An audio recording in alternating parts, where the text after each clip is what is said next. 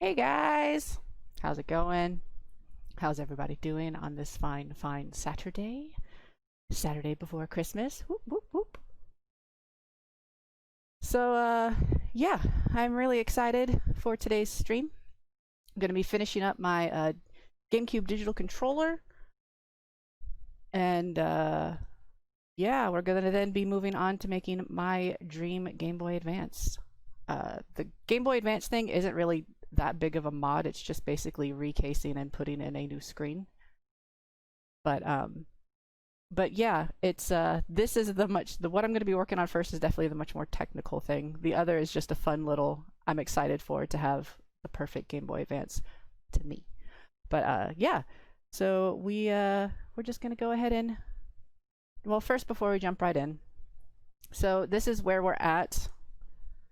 I took it back out of the case from last time because I need to do some repair work. When I put it in the case and close it up, everything except the start button and left is working properly. Start button normally doesn't work at all. Every once in a while I get it to work. The left button wants to trigger left and up. So I think I know what the problem is with both.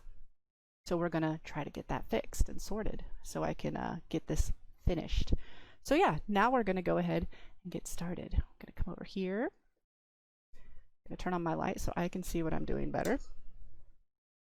Except I have it pointed so it's in my eyes. Let's not have it in my eyes. That's better. Okay, so first of all, I need to shorten. What I'm planning on doing is I'm going to shorten all the wires that are connected between the two boards. I think it's just too much wireage is getting in the way.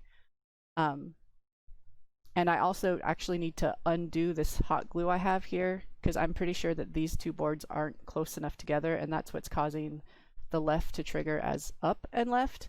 It's not quite, this isn't centered correctly basically, so it needs to be further up. But so yeah, and that's going to be kind of tricky because I have wires all through the hot glue, and why hot glue isn't always the most secure thing to be using, it can be a pain to get off, especially if wires are involved. Do I have a small screwdriver? So first I'm going to try to get that hot glue off without damaging all of the wires. If I do damage the wires, I mean they're too long to begin with, so I can probably fix it.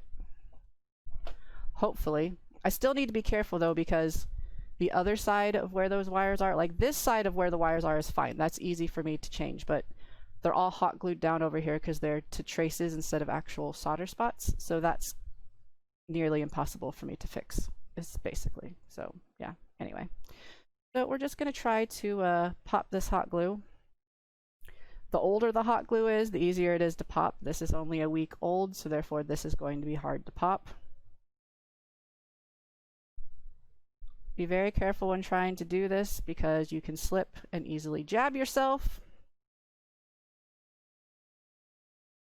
One of the things, I actually have my hot glue gun going already because it sometimes helps just to heat up the hot glue with the tip of the hot glue gun. That could be one way to get the wires out of the mess at least.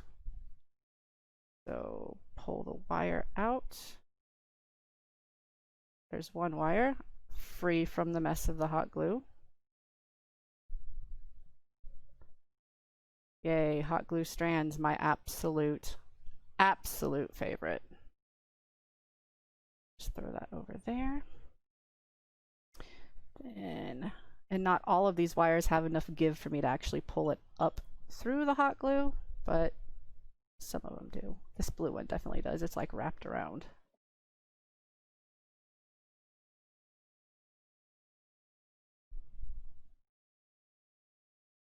Nope, that does not want to give. I do not want to force that. Get off of my hands.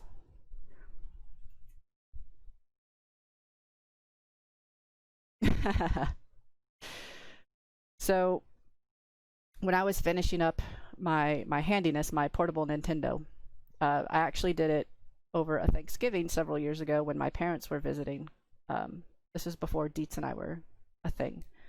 And I was finishing up, and I was something wasn't fitting right around the screen, so I was using an X-Acto knife around the screen, or a razor blade, and I slipped, and it went through the front of the case and into my finger, and my mother could not understand why I was more upset at the fact that it had gone through the case than the fact that it had completely sliced my finger open. And I was like, this will heal, the case will not. Yeah, it would have taken hours and hours and hours to fix that. So my handiness has a scar on the front of it, has a battle wound. It is meant to be on screen. Why is it not showing? 1 second, let me fix that. Where is it? Why are you not showing? None of my stuff is showing from... There we go. I just needed to reset my stream element stuff. Thank you, wife. Good shout. I hadn't even noticed. There's all my stuff.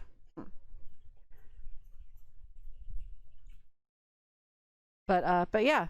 So my handiness has a battle scar. Trying to do this carefully without ruining anything. Come on. Just come away. It's almost wants to let go. Almost.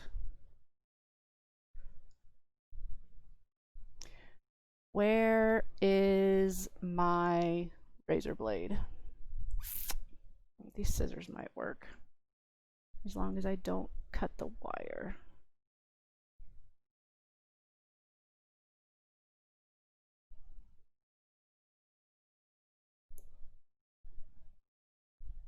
Except these scissors are dull.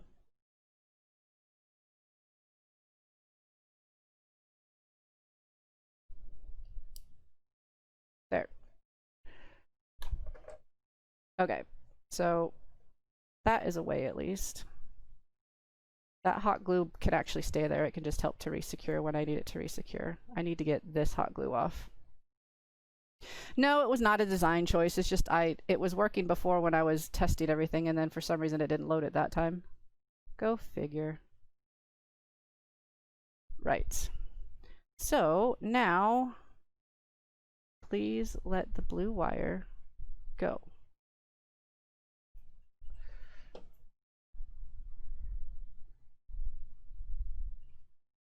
There we go. That's the blue wire free, but it's stuck to me now.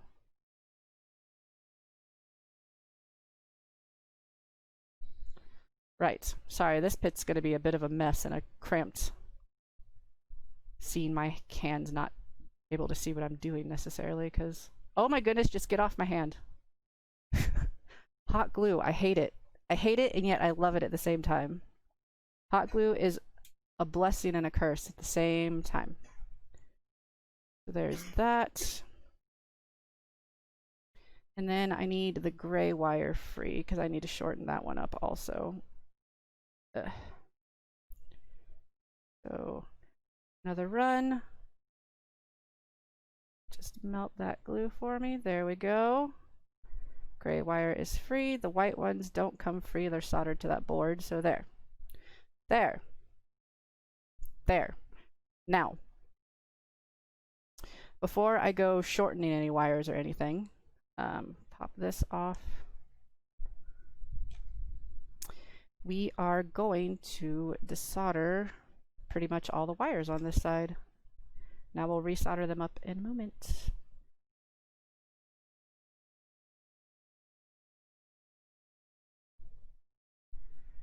This is why I had to make sure that I had this, because it has the color of what each one goes to.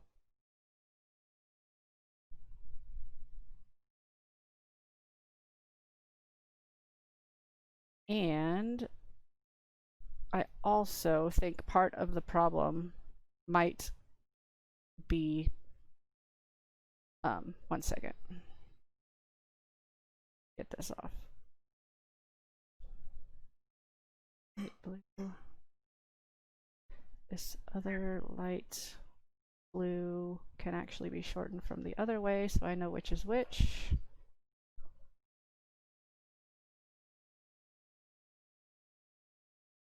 That way, and the start, come away.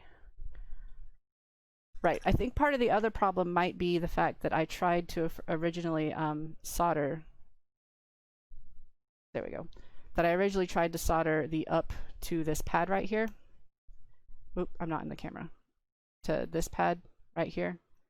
So I think that the rocker on the D-pad might be hitting that little lump of solder when trying to go left and making it not hit right. So I need to get that completely cleaned off, which my desoldering braid has not been working well for me, so this might take a few attempts.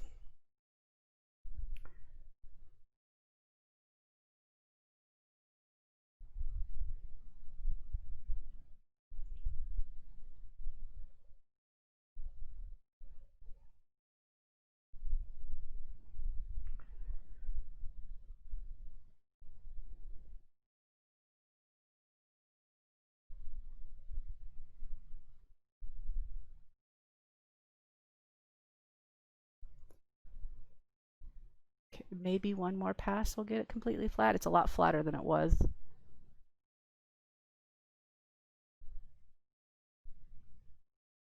There we go. That got it.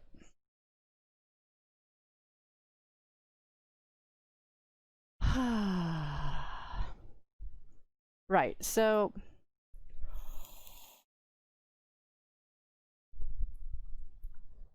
before I go shortening wires or anything again, we are going to lay the boards in, which I need the buttons in it for so it's laying correctly. Here are your buttons.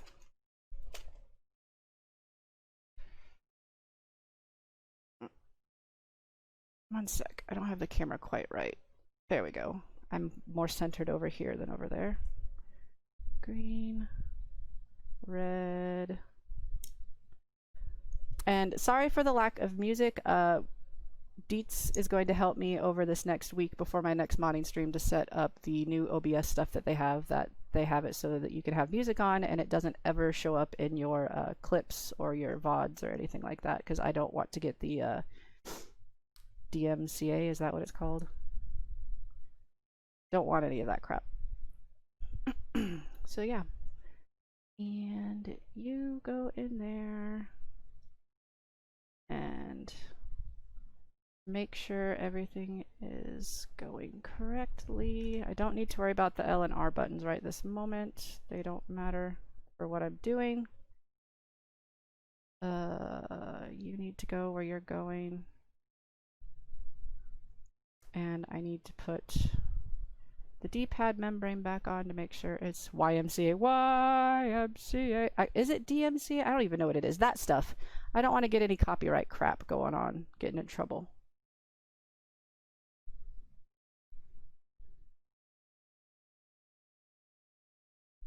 Okay, and then we need to fit this in, because what I want to do, I could probably also shorten up the wires over here, because I think the X button is also not really pressing. I think that blue wire that's way too long over here is in the way some, but that's not my top priority because the X button is not really used and not really necessary.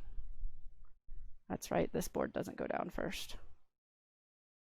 This board goes down first.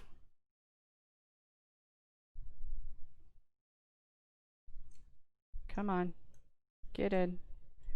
You go in, and I need to peel off that hot glue. It's all sorts of in the way of the board meeting up properly, which is part of the problem.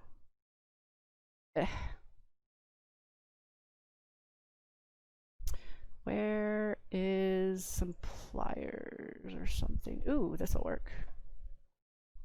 Come here, you.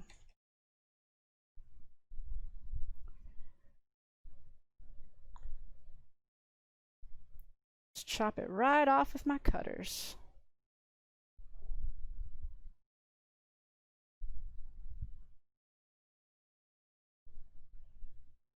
But not your finger. Don't get your finger in there, which I almost did. Almost.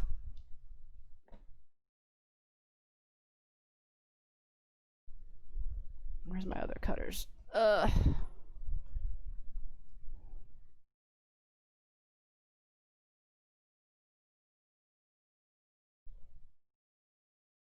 think that's about as flat as I'm going to get that.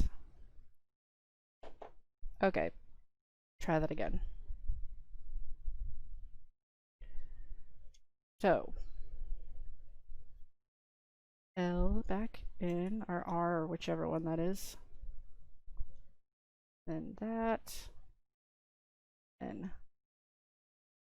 part of the problem is, are those wires actually in the way of the board? Going up all the way? They are. You go up under. I think go down where you're supposed to go. Go up over there. Let's see if we can see if that's lined up properly without everything falling out. A little too high.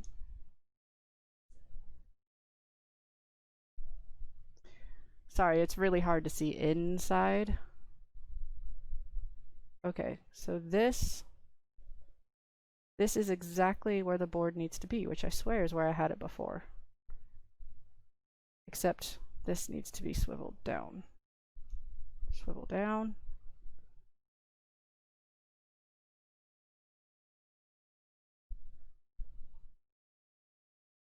Matches. Okay, so before I try putting the other board in, we're just gonna very carefully go ahead and hot glue this back together.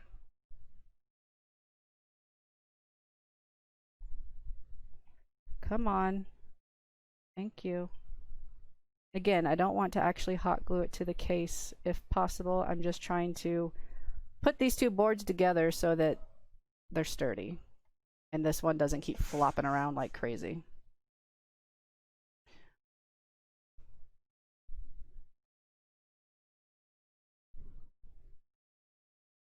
Need that to dry.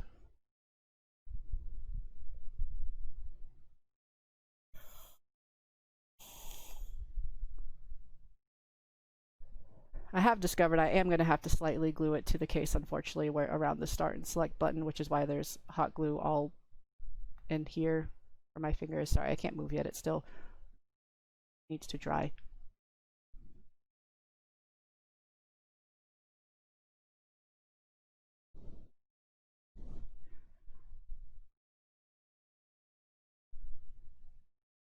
Yeah, that's not dry yet. As it stuck to my finger. I'm trying to not blow down the microphone. Alright, so that should be that. But we aren't done in securing boards and stuff. So this wire just go away. Go up there. And then the other board goes in. If my fingers will cooperate.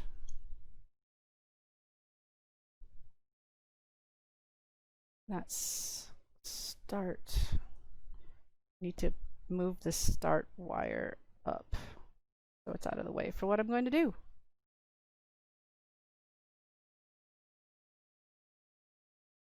Click that into place. Come on.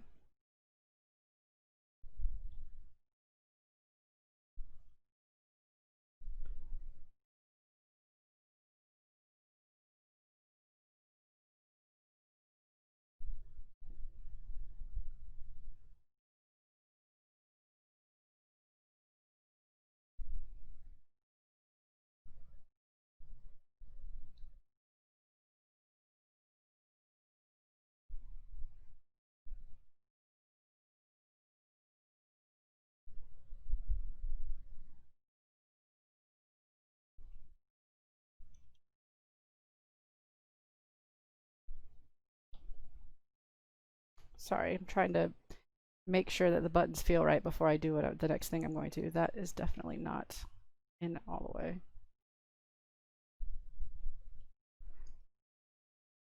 Something's not right. Did they move? No, they're in there correct.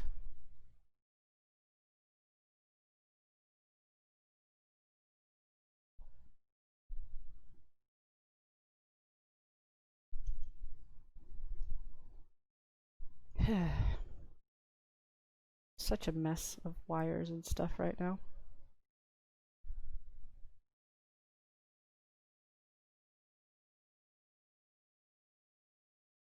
Why are you not fitting like you were before? What's going on?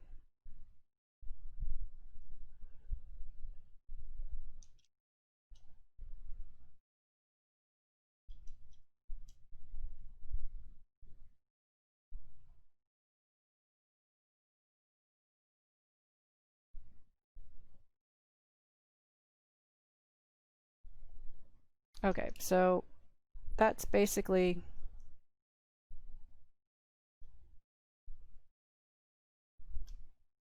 part of the problem is these boards, how they overlap, I believe. I don't have much I can do about that, unfortunately. But I am going to put these boards very, you can still have a button press, but they're very loose over here. Can you hear that? Buttons are very loose. But they're getting pressed down as far as it'll go. That's in all the way. I guess that's just how it was the whole time and I never noticed. Okay, so I was getting the wires out of the way because I'm going to go ahead and glue these two boards together so I don't have to keep like doing what I just did, basically.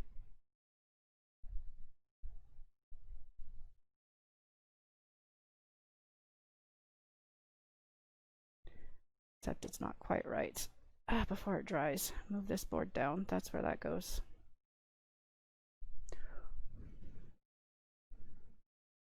Let me just move that up while I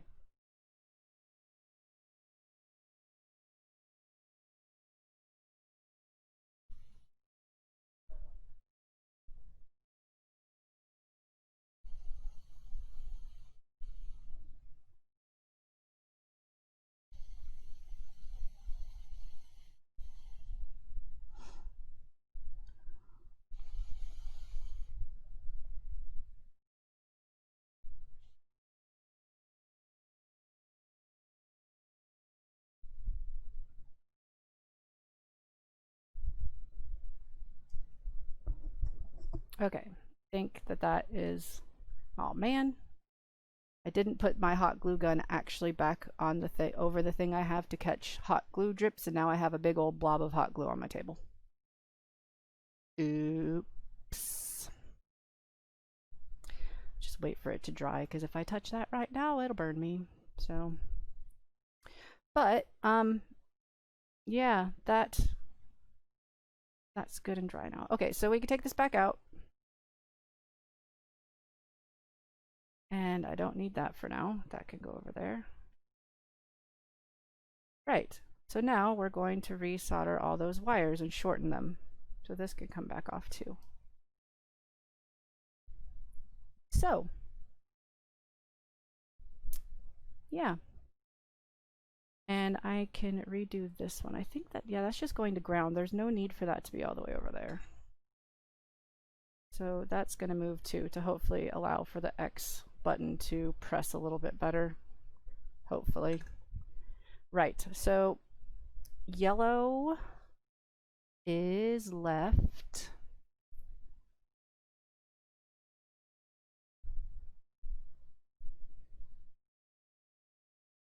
So this yellow wire, let's see, we have, what's the dark gray is L. Oh, that goes up to up here. Okay. L doesn't need to be shortened all that much, just a little bit. Left, come across, and it's going to go. This one's left. So nope, I don't want it to go that way. I lied. I don't want it to be near the button press. So it can come down this way.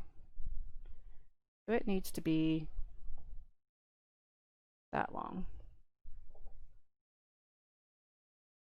right there. Yellow. And then we have the dark gray goes up to left, which goes to right here. So that can be cut to there. Oop, by wire.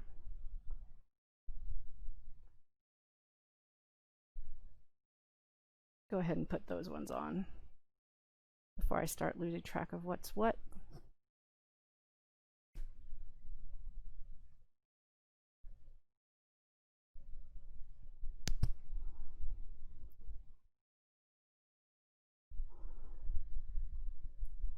Excuse me. Tin up the wires.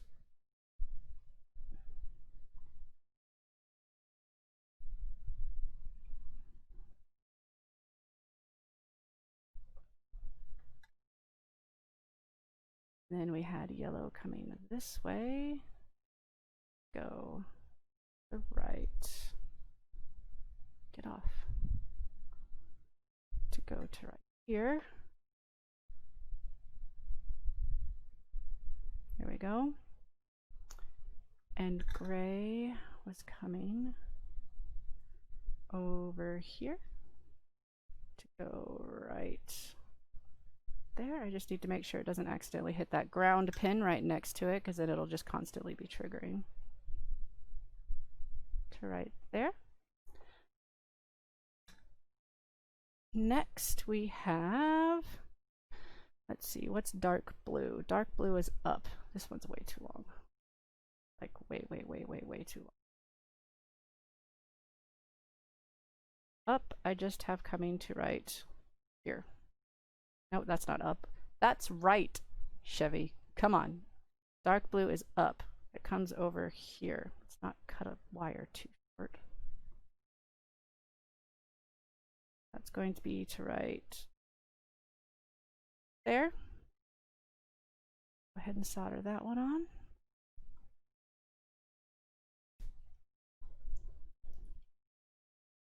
Tin the wire. Excuse me.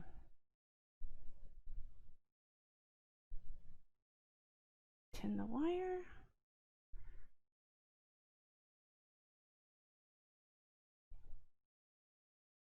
And then it goes over here, just like that. Whoop, bye, hot glue gun.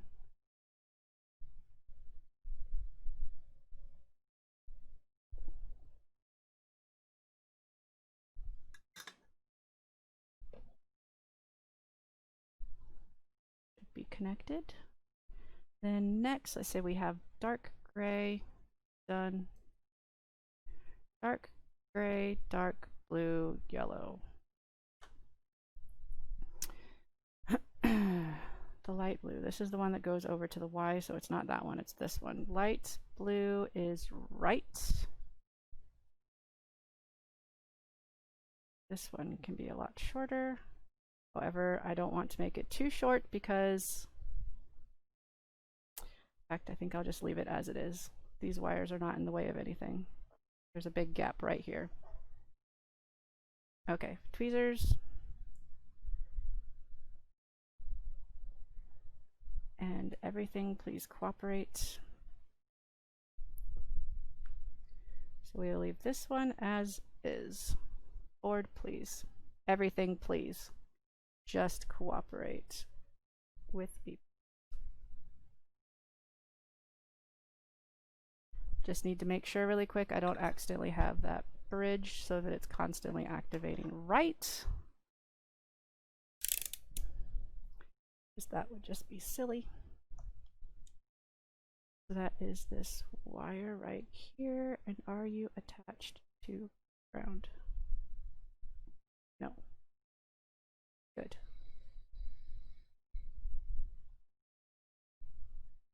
Put that's supposed to be connected because it goes that way. Perfect. Perfecto.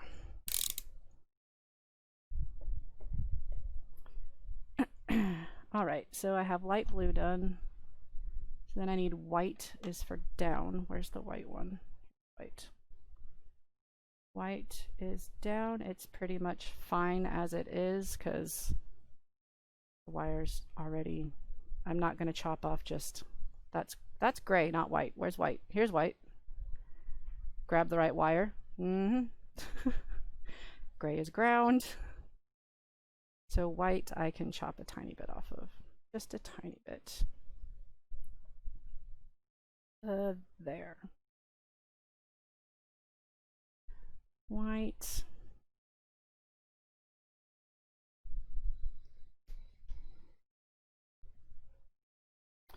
And then tin that up.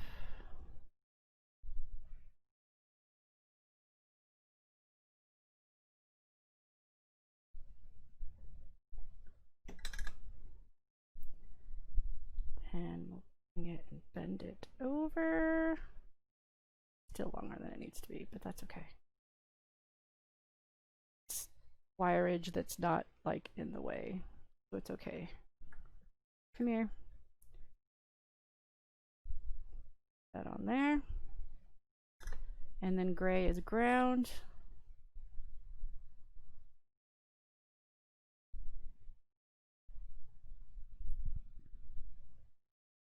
Again, this wire is probably not in the way of anything, so it can just stay the length it is.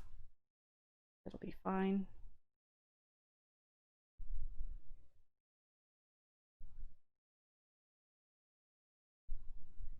Ouch. To retin that wire for some reason, don't know why. I guess it pulled out of all the solder when I desoldered it instead of staying tinned. Whatever. Yay for mini fridge. Welcome back, XP.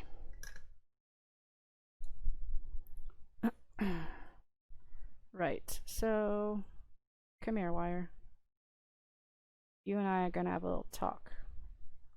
You are going to bend down right here, right where I need you.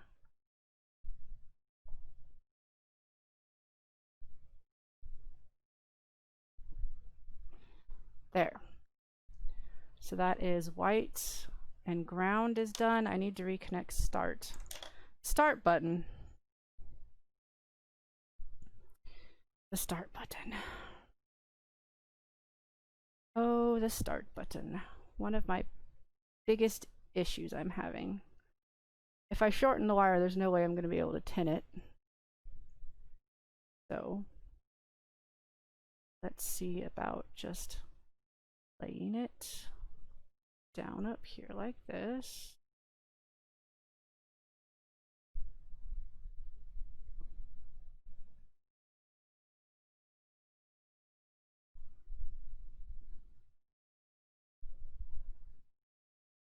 Are you gonna stick, or are you just gonna slide around?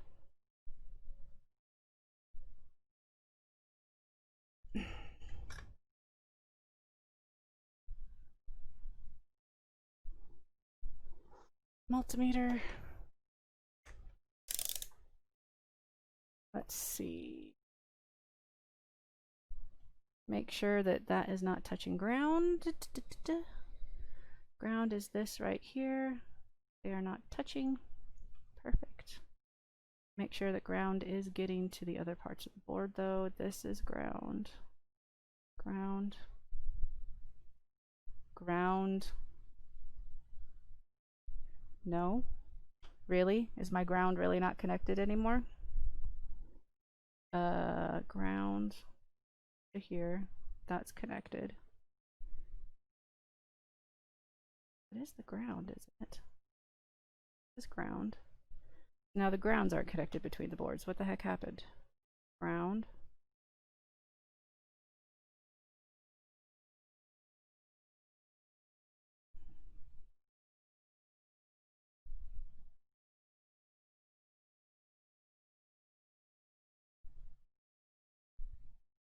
Why is it not getting ground over on this part of the board? What have I done? Or is that why I had that wire there? It was reconnecting grounds together. I see. I see. All this time, I didn't think that's what it was doing. Been too long since I had started this. So, since I want it out of the way of the X press, we can bring it down and around and do it this way. And that will reconnect the grounds. And keep it away from the X button press. So there we go. Going to be fun to do without burning myself. Super fun.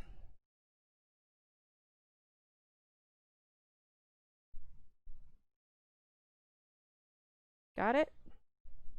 Did you accept it? Let's see. Let's see if the grounds are now connected. So we have ground way over here.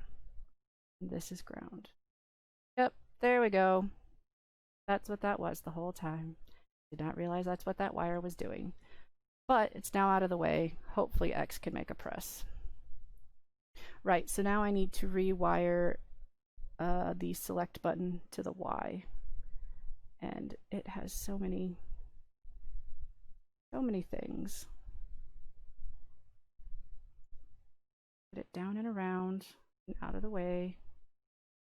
And right there.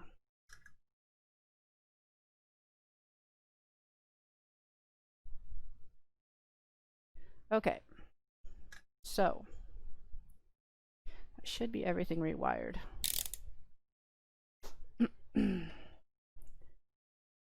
Got the start. Okay, I'm going to take a picture because I keep meaning to take pictures, and I'm hoping this is the final form of the board. Hoping. Here's hoping. Camera.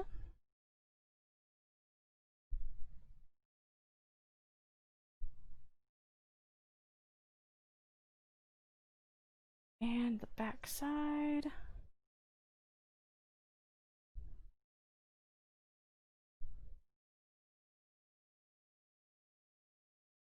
Right, let's try to fit her together.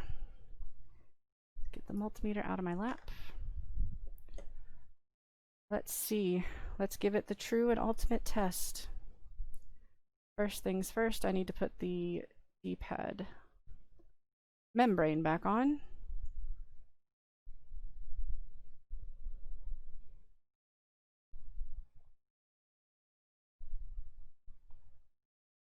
Come on, go. Press, press, press.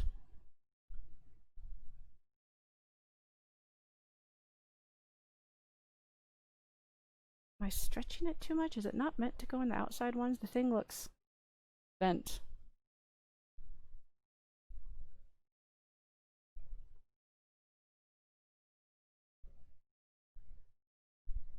No, that's the one that it lines up with, is the outside one. Okay. Okay. It's fine. It just looks stretched in the middle, but it does line up the how that those all hit the actual buttons. So all right. Okay, so let's try putting this back in the case.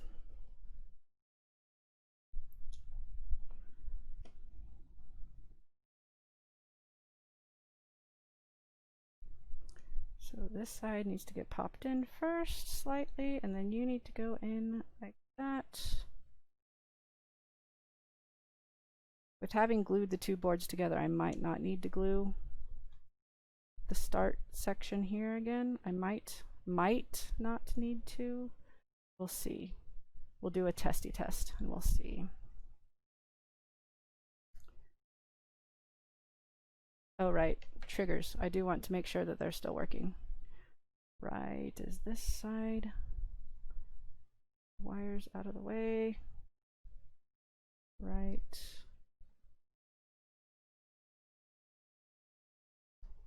There. Get out of the way, wires. Press down.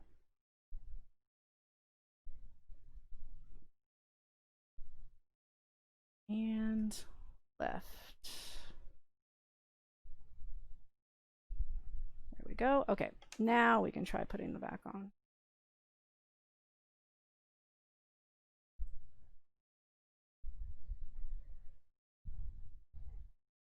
Make sure there's no wires getting closed up. There are not.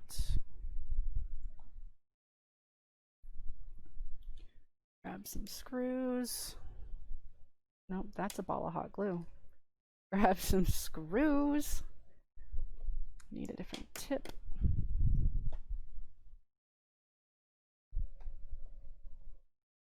Come here.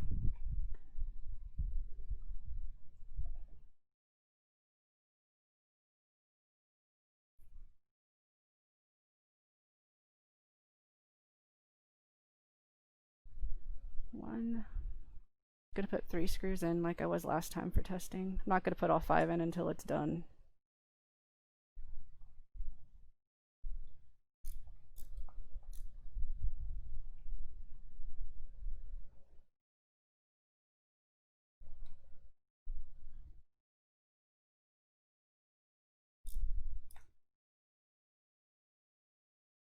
Come on, this side of the case is not.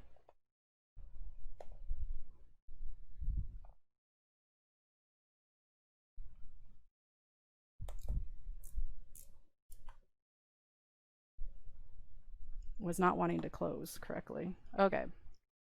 So let's see how buttons feel.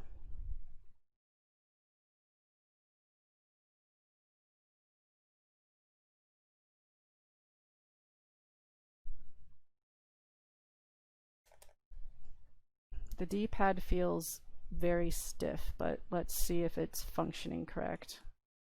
Everything seems to be making button presses. Okay, so TV turned on. Let's get this plugged in. That did not turn the TV on. Turn the TV on.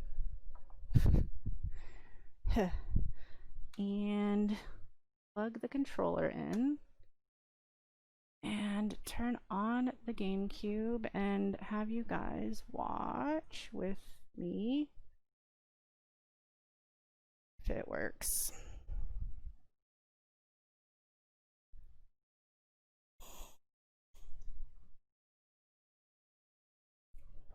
Right. Z button's fine. It's still pressing left and up at the same time. Make sure that that is at the right things. There. Select L and R. Go back out here. Does start work? Why is the start button not working? I don't comprehend what is wrong with this. Let's see about the other buttons. Make sure they're still working. B button's working fine. A button's fine.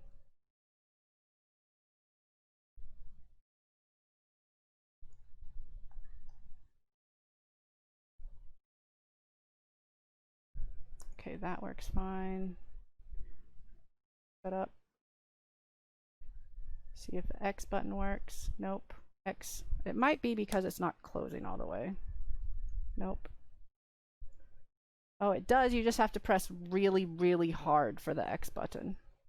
But, yeah. Let's see. Make sure that select still works. Yep, select works.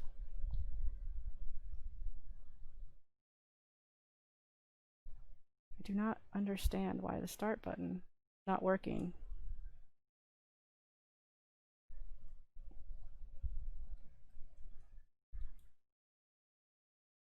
Like, it's not like I'm not pressing it in hard. I'm pressing it in hard, and it's not doing anything. So all the other buttons are working still, just like it was before.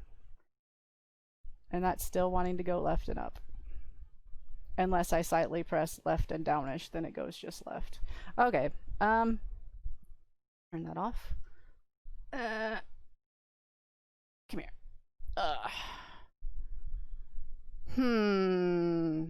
I really thought that that was going to fix it. That's annoying.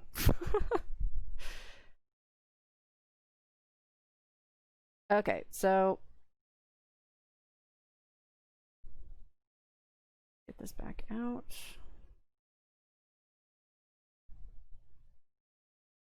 Like, I really, really, really thought that that was going to fix it. I was like, the wires are just too long and they're getting in the way.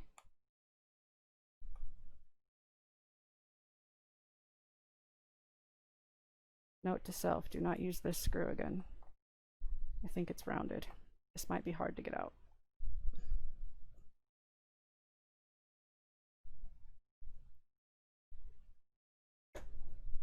Okay, do not use that screw. Put that over there so I don't use it.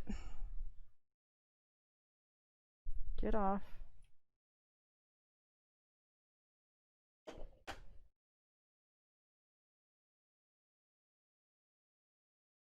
I am going to just make sure again that I actually did wire up start correctly. We'll plug it in without it being in the case. Make sure start is working. Because it's something to do with when I put it in the case, generally speaking. But just to make sure that it is working. Boot it back up. Here, so you can come over here again. Make sure it's working with me. Don't fall off. Power. There it is.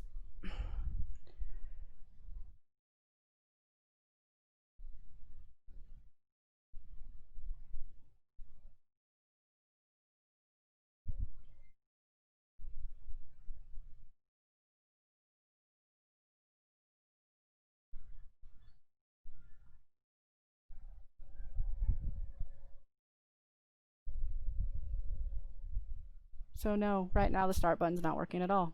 So it might just be that I don't have it soldered right, and I do have it plugged in. See, I have it plugged in. Let's see. And when it's out of the case, left just goes left still. Doesn't go left and up. What is it about when this is on it?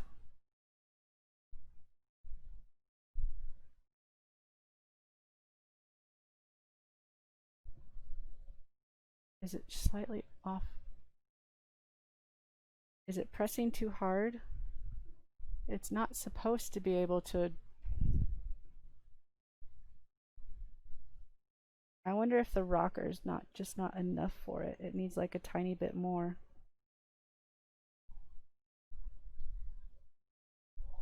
Okay, anyway, the start button is not working. So that means that the soldering job is not good, probably.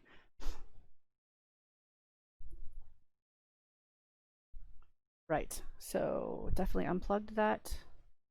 Either that or I have damaged this wire, which is possible. It does look a bit damaged. Put this in my lap so it doesn't fall.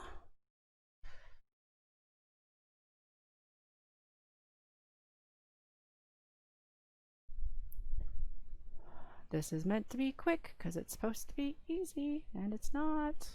Seriously, I have a huge glob of hot glue next to my hot glue gun. Like, huge glob. Oops. Okay, so get this wire back off. Actually, the wire, I think I can see what the issue is. I'm gonna have to shorten the wire and just this wire has basically, it's got issues.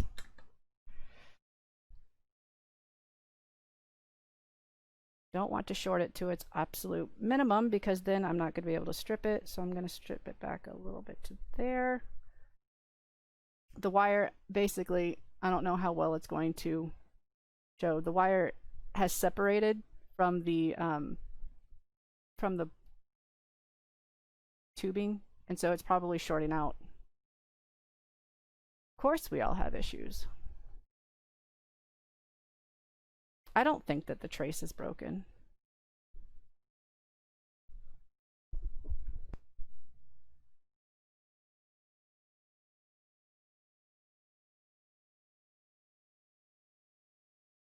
However, trying to get to this wire now to actually solder it on is going to be very hard.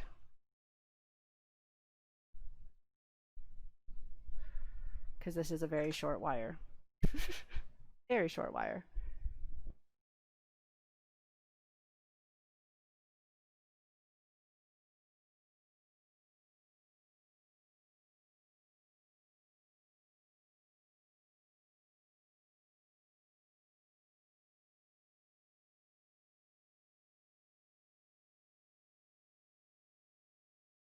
I think I got enough of it off that it'll shrink back. Because I also didn't just want to pull at it with my teeth, because that will, that can pull it out from the other side, and that's not what we want. There we go. Yep, that was enough. Okay, so there's just enough. If it's not going to focus. It's not going to focus at all on the wire. There's just enough for me to solder some, to tin it and get it up there. So let's go ahead and tin that wire.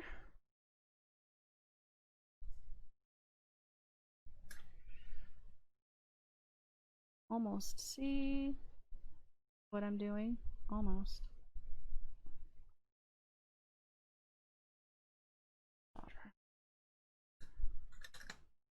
Okay, so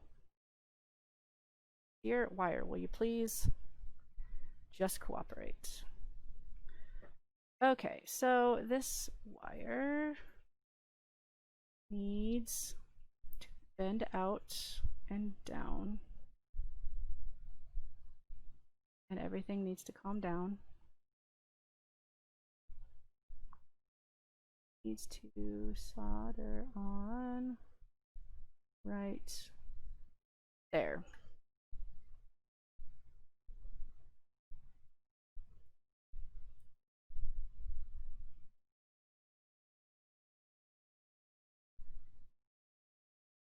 Think that made a connection? Let's get out the multimeter and find out, and make sure that I haven't accidentally attached it to ground. Whoop. Stay over there. Let's see. Make sure I haven't grounded it out. So no, it's not grounded out. Jeez. Good Lord, will you stop eating the wires and get yourself a decent pair of wire strippers? Kappa. No. Thank you so much for the tip, XP. I do need a good pair of wire strippers, so yes, I will use that money towards getting me an actual set of wire strippers. Believe it or not, I've never owned any. I mean, I have some really crappy ones that came in like a car kit, but they don't work for these kind of wires at all. It made me jump also. But okay, that appears to be connected now. But yes, I will put that towards me getting, because I was actually, I was thinking the other day I need to get an actual pair of wire strippers, save my teeth and stuff. Yeah, let's see if start works now. If it works. Sans the case. Oof. Ah, there goes the whole board. It's done now. It dropped on the floor. It's dead. I'm kidding. It's not dead. These boards are a little bit more tough than that. Oh my goodness, all the wires. Stay.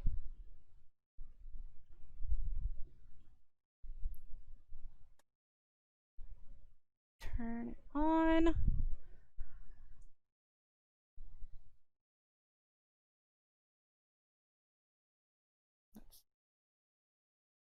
Okay, let's see if start functions again. Excuse me. Oh yay, it's on the camo background. I don't know if you have to wait till it says start.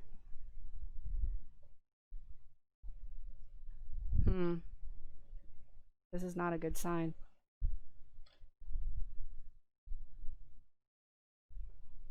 Yep, start is just plain not working now.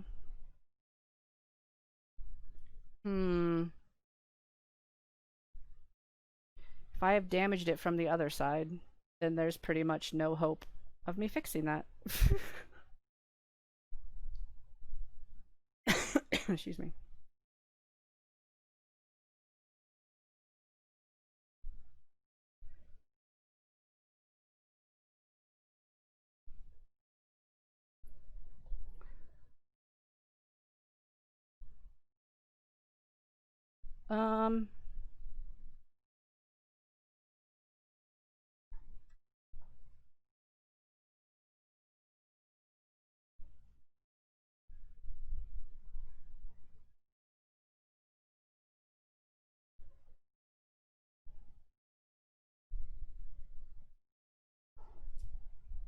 One sec.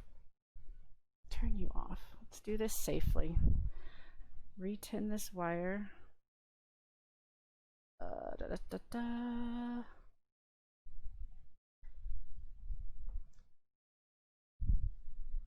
I don't even have any way of getting where the other side of this wire is.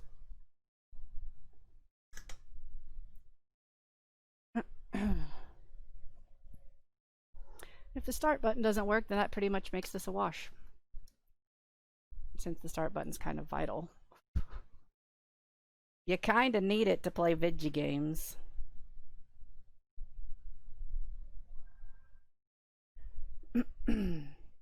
Okay.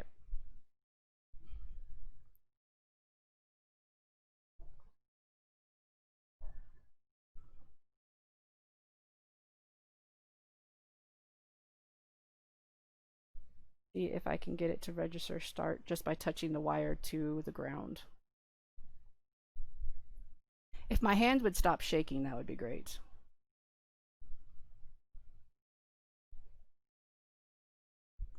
So no.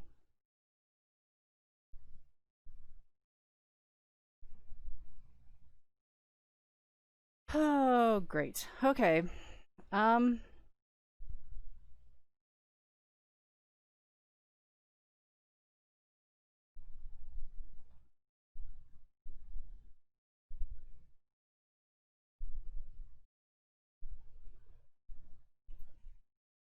Damn it.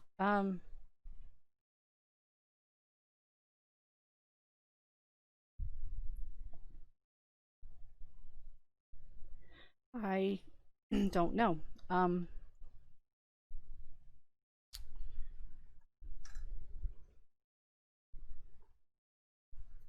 Jeez.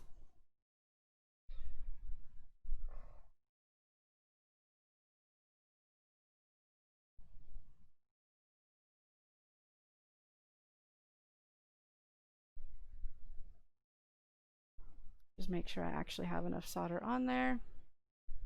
That it wasn't that it was a bad connection.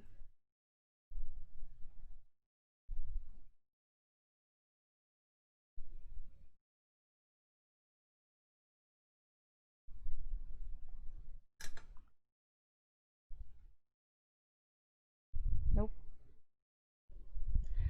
Nopers. God damn it. It is plugged in. There you go. It is definitely plugged in. That's not the issue this time. Why can't anything just work for me?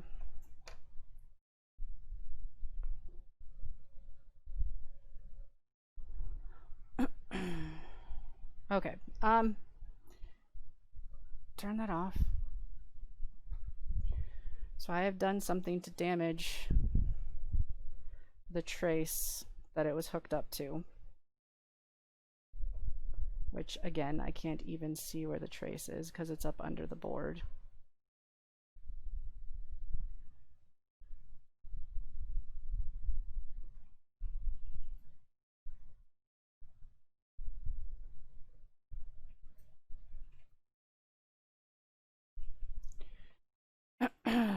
Okay.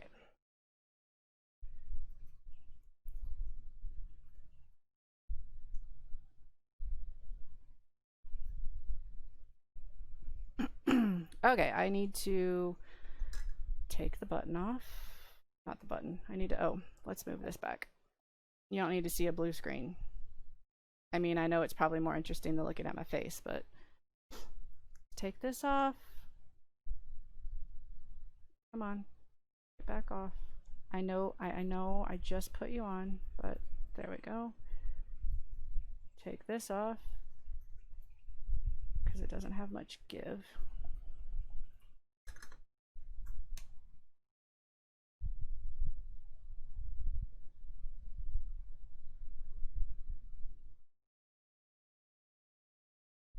Yep, yeah, the wire's completely broken away from where it was. However, I have good news. Good news, everybody. I can fix this.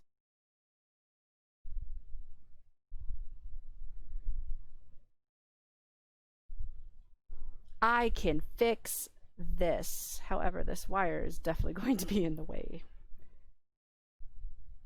That wire might just live there forever now.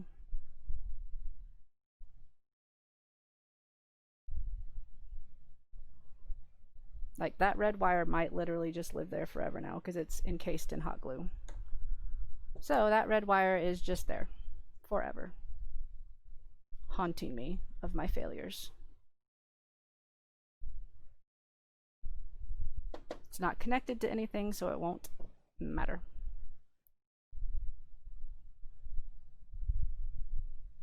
All right, so I do still have an option. It's okay. We'll get it done.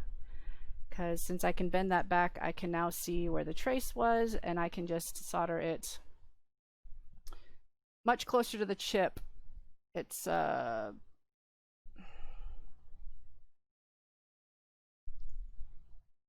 focus, which it won't. Focus. Hello? Going to be this tiny little trace, the very first one right there, right next to the chip. Because then when this board lays back down, it still doesn't cover it up. So it should be able to do it there. Just a little closer to the chip than I like to get to, generally speaking.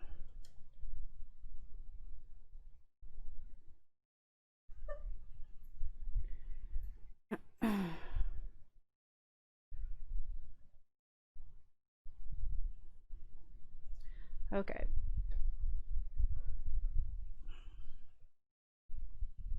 And it's going to be very hard to scrape away because everything is in the way.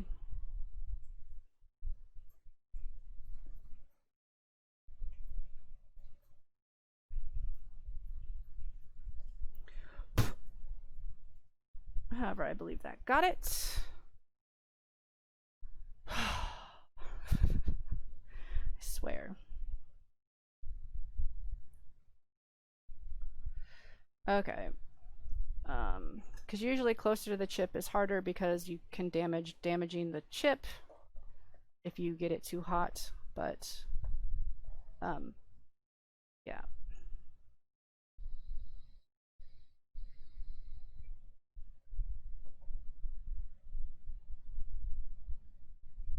But I think this is still far enough away from the actual globby thingy that it should be fine. Should be.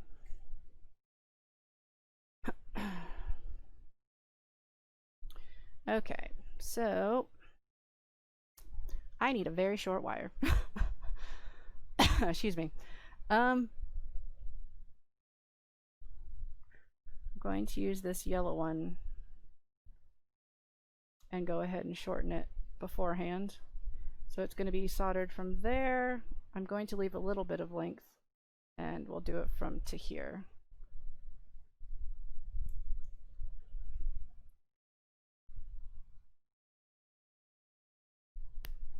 So start is now yellow.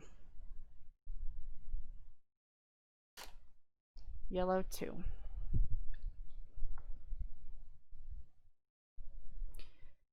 This wire tinned.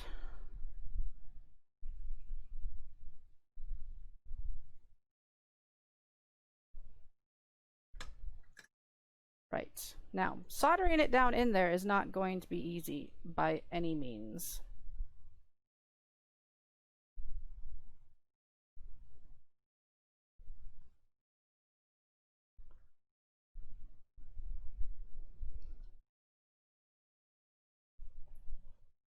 In fact, I might need to get my wife to help me.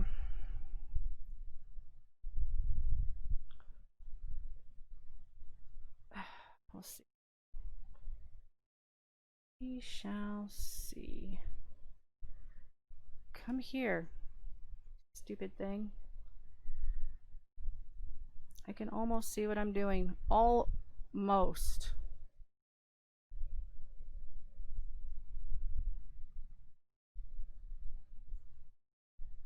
I really wish my hands would stop shaking.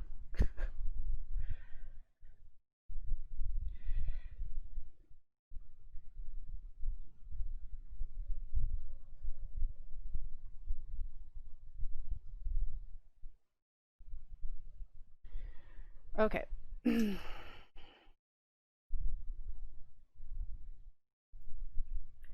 bend that back a little bit. I need to test to make sure I actually have it on there, obviously. What am I looking for?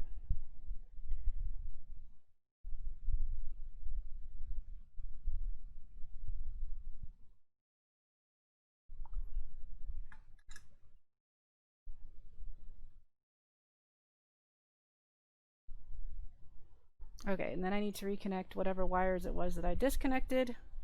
I disconnected this blue wire.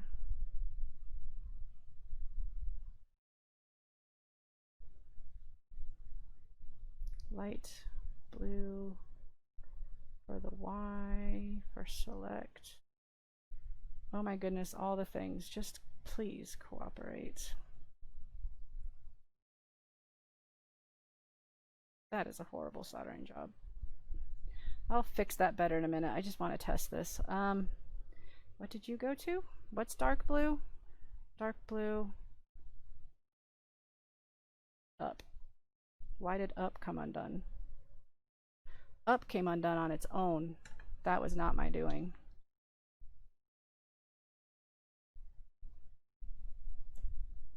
And it completely ripped the trace. Awesome. We're having things go great, guys. Super great.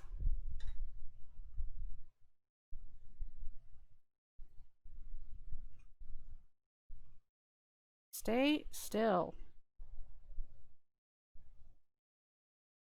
Just have to move it down a little bit more. Hopefully the wire will still reach okay. It should.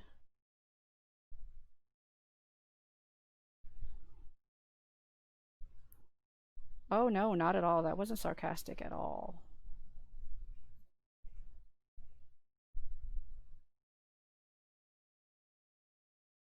Okay, that should be okay. Right. Okay, let's see if start is working.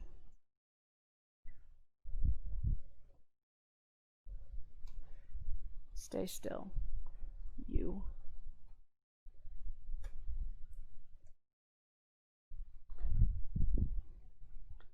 This was supposed to be such a quick first part of my stream, and here we are almost an hour and a half later, still trying to figure this out. The joys of this kind of streams. Excuse me.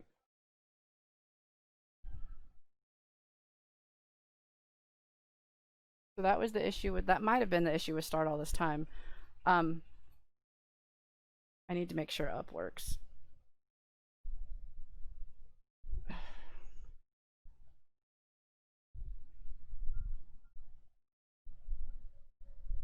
Oh, it just doesn't want to go up because it doesn't want to let you go back down. I see. I was like, why isn't it working? Okay, okay, okay. So, turn that off. Come back here. Start is now working. That's good. That's one thing. But now there is the matter of re-securing it and not destroying everything else. Get some hot glue up in there to cover the trace. I need to cover it better than I did last time. Come on, hot glue. Don't let me down. Get in there. However, since this board has to tilt, now I need to tilt it down on it.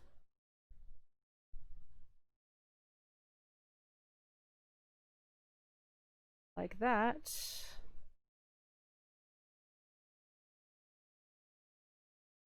I might have to end up trimming some hot glue because it's sticking up higher than the...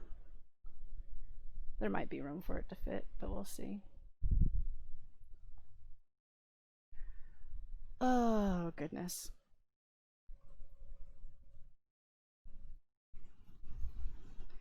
Before we get any further, now once this is dry, we'll test to make sure start still works, because if start doesn't work after this, this is pretty much a complete wash.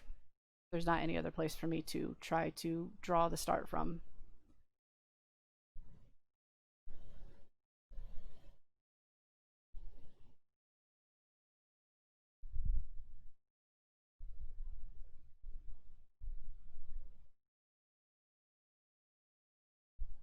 I do need to resolder that select though. That select is horrible. Get off there.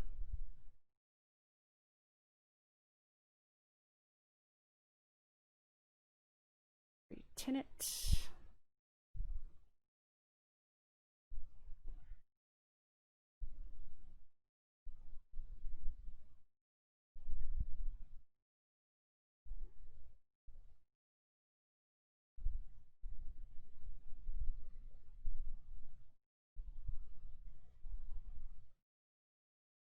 That's better.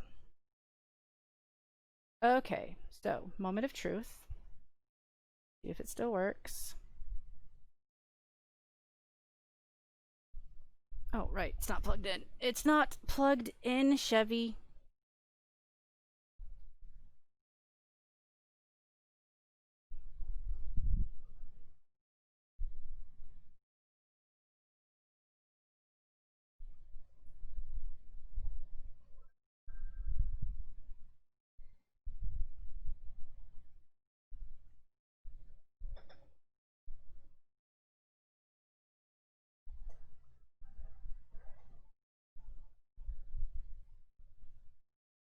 Okay, start button still works. Make sure the select button works. Since I had to rewire it. Yeah, nobody cares. Like, literally nobody cares. Will you shut up? Yep, okay. Cool. Cool beans. Now, before I even try closing it up and trying the start button again, I still need to try to figure out what the heck it is that's making the left not work properly. But I can turn this off. And have this come back over here.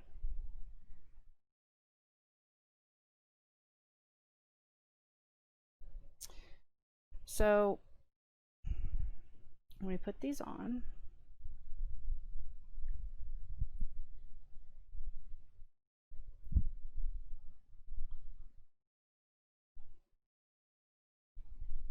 now that's probably going to end up being in the way for the up. Hopefully not. We'll find out when we plug it back in, but now it's actually warping it up so it doesn't, I don't know if you can actually see because of all the things in the way. It lifts off from the board. Doesn't sit flush now because of how I had to wire up because it ripped the trace off. It should still work. Should. But we need to figure out what's up with left. So I don't understand why left keeps like messing up. Don't know if the rocker isn't enough in the middle. Because it works fine when it's out, and it was working fine when I was using it there. For some reason. Unless I think I see what it is. Because of how I have the up button soldered. I think I see what it is.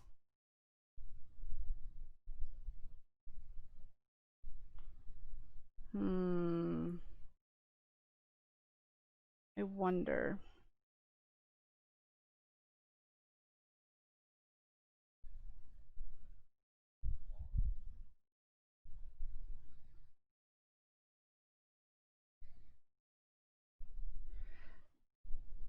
Yeah. Pretty sure it's because of how I have up soldered on. Like, I think the wire is just slightly too thick, and it's making, even though it's not doing a button press, it's making contact with that. Like, it's bridging a contact when I press left. At least that's what it looks like. Trying to think. I put these in the outer ones. What if I instead bring this wire? Let's try something. Come here, you. Let's try something. They go in the outer ones. let's try popping this through the inner one and go back to this one here. Maybe. Let's see.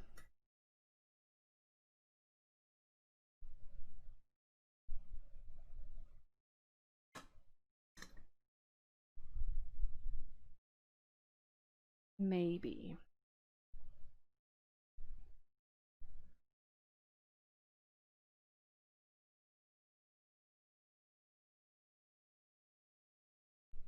If I can grab it now that there's a wire there also.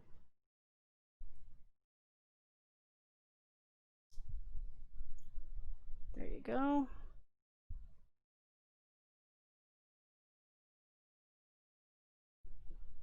Let's see. So when this sits now, you press left. Does not look like it moves the up very much at all.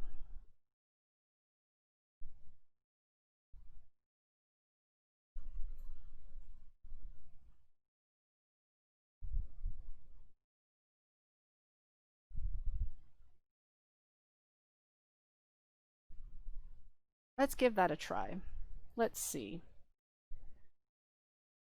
The only other thing I can think then, if that still doesn't work, is to try extending the middle pivot a little bit just by putting a dab of hot glue on it so that it has more travel between, and then it won't accidentally be pressing one of them down with the other one, possibly. We shall see. Let's see about trying to reassemble this thing.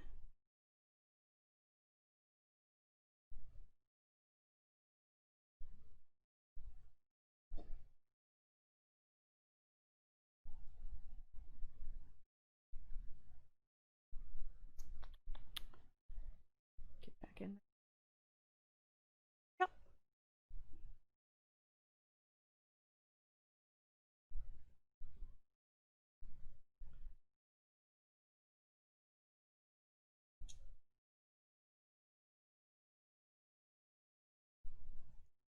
Right. Board. Put in the left side first, and then the right side. Come on. Okay. And press down.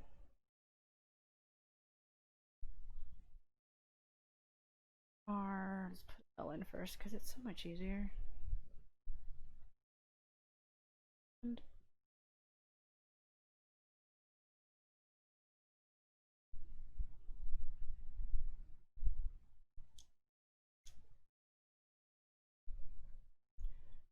back out of the down.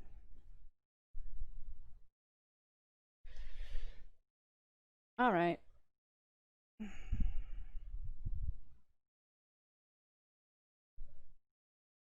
Come on.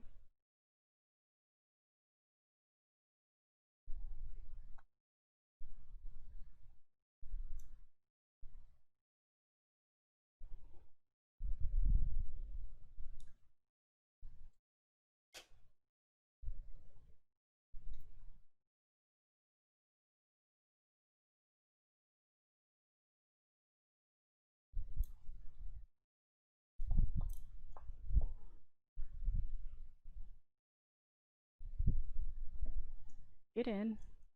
Get in the hole.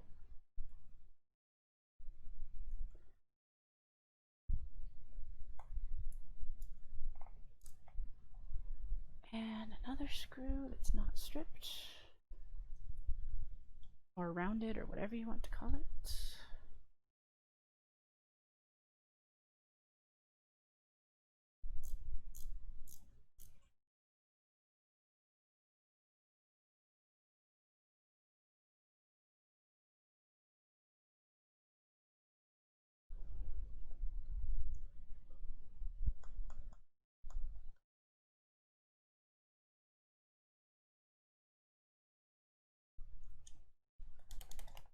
Okay, let's give that a go. See what that's like.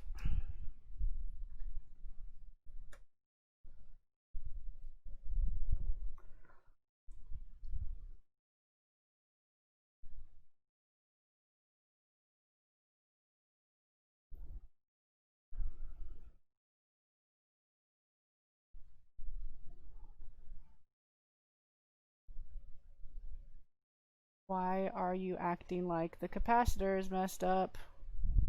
I have damaged one of the capacitors for the C-stick.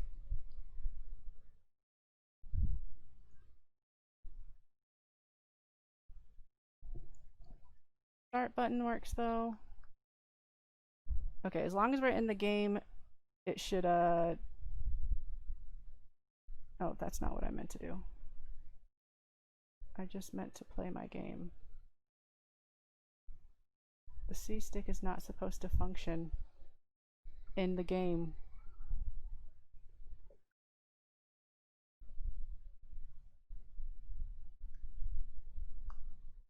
I'm having issues with still going left and up. Start works now though, and now I need to fix the resistors. Okay, I'm not even going to. It's too hard to function when the C-stick is acting up. It's probably when I was pulling it up, I just accidentally hit one of the resistors. Like, the resistors are in easy places to get to, so it's not a big deal. It's just annoying is all.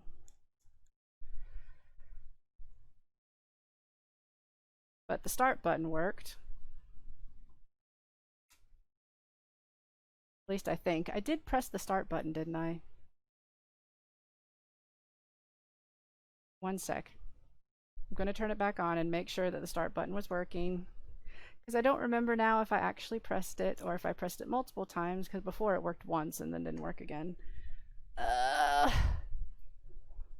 Just have to not touch the D-pad.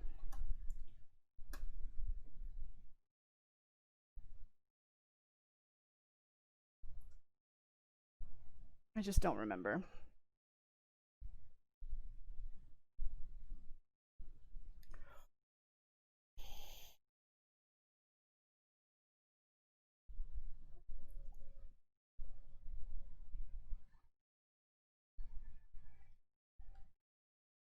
Yay! Yay! Yay! So, okay, we are getting somewhere. The start button now works.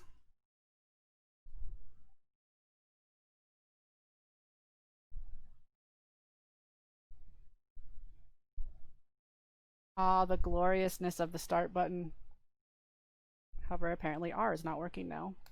Or L. Okay, so I got a few things I need to repair. L and R are no longer working. Awesome.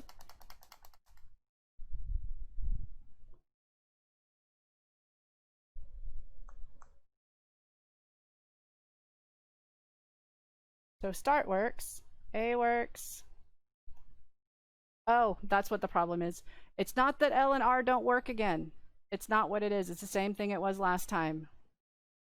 I have them it's back on the wrong setting, but since the C-stick's going crazy, that's what it is. So it's fine. At least I'm pretty sure that's what it is. Let's see. Let's get back into get back into here and let's see. Yep, that's what it is. I have the settings set incorrectly. That X button is just, you have to press it really hard, which might fix itself some when I finally put in this last screw over here. You just have to press it really stinking hard. So if that's closed up and tight, that might help that some. But so yeah. Okay, so it's just I need to yeah. It's going to be a capacitor. It's probably just gotten knocked. So I need to fix that, and I still don't know what's up with the D-pad. I'm going to try putting a little bit of hot glue, though, to see if that'll fix that. Okay, so we're getting there. We are getting there. Start works. So that is something. L and R do work. They're just right now select buttons. Yeah, probably when I was doing all that pulling at the boards to try to get the hot glue apart so I could reattach the start button, it probably just knocked one of the capacitors that I have to, not the capacitors, the resistor that I have for the C-stick. So we're getting there. We're getting there. We're making progress. Just not as fast as I want it to be.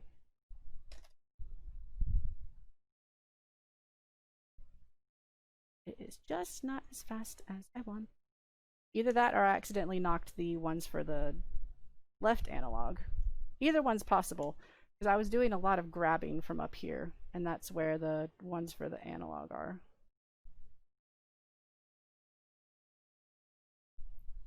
And that one feels really loose.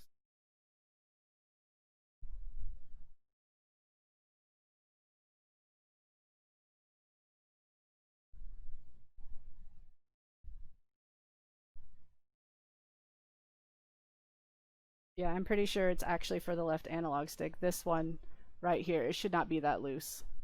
It's come off of the ground side, which is easy. See, look, I just pulled it out. Ground side is easy. That is no problem. It's if it was the other side that would be the issue. Okay. Okay. That's also very old solder from when I did this before. Stop it. So I need it.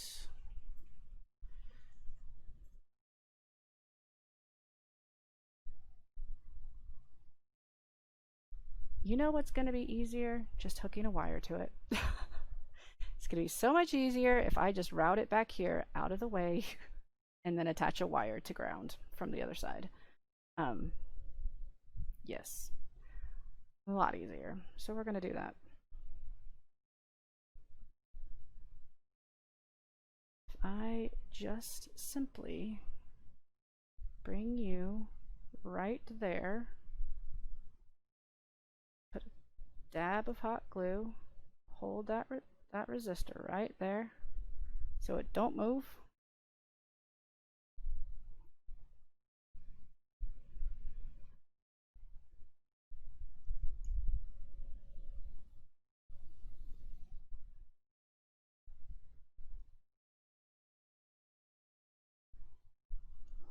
And then a bit of wire.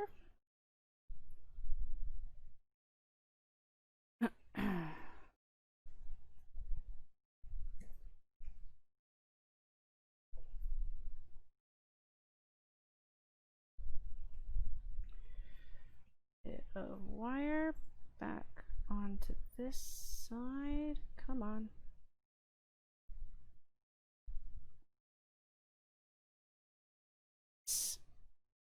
Kept it on too long. It heated up the hot glue. So one thing about resistors, they do heat up quite a lot. So if you use hot glue to hold them in place, that can happen. It's okay. I'll just put the wire on this side. This. And then we'll put that back down in the glue.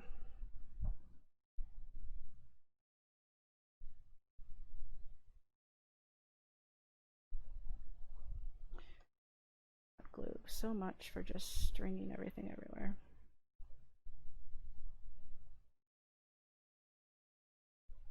There, like that. And get rid of that hot glue strand.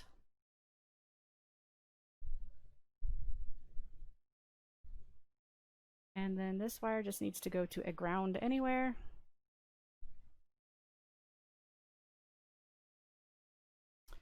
How it's oriented, the easiest ground is going to be right over here where the select and start has it, that where this ground is going. I'm just going to attach it onto there.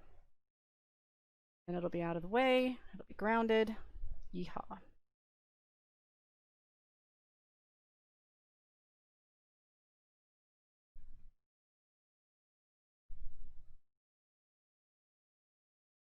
So a little bit right there. Get the glue off from around the end of this wire.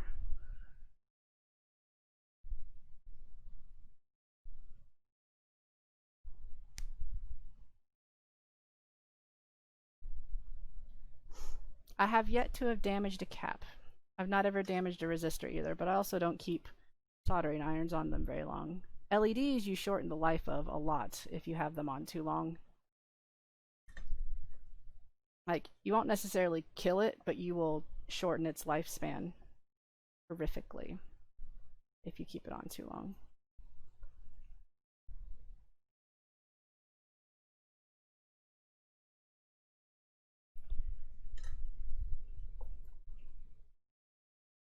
There we go.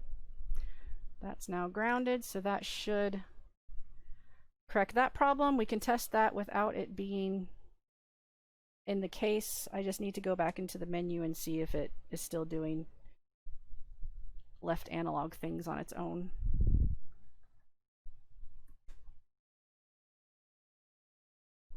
Especially when my hand is around it. Oh, sorry, camera. All right, I need a button. I need a button to press with. First, we'll go into the menu.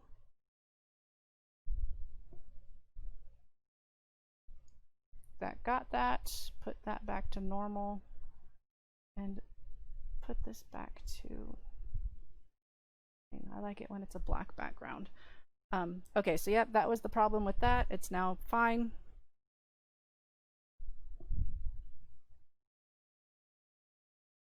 Just to make sure, we'll go run around a tiny bit to make sure it's not still activating weird things. Start. Except we have to listen to this stupid thing talk again.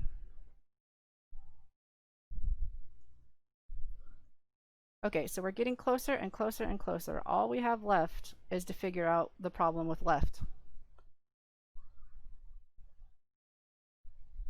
That is all that is left. Like I said, it works fine when it's like this.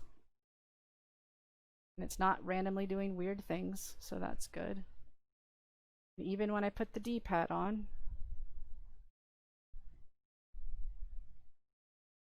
it's still fine.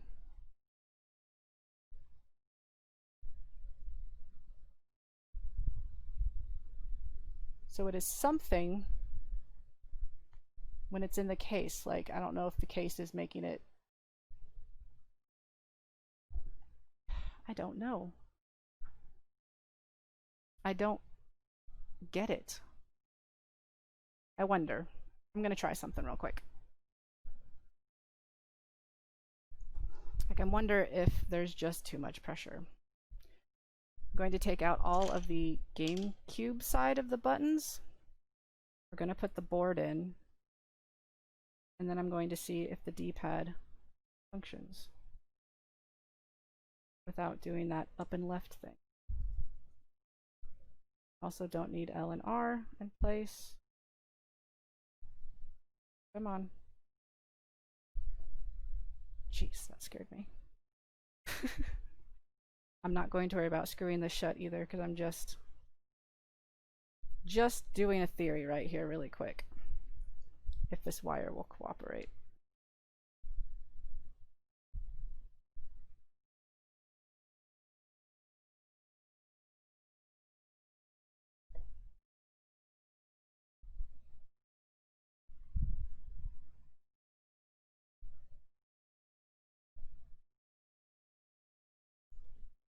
Okay, so let's plug it back in.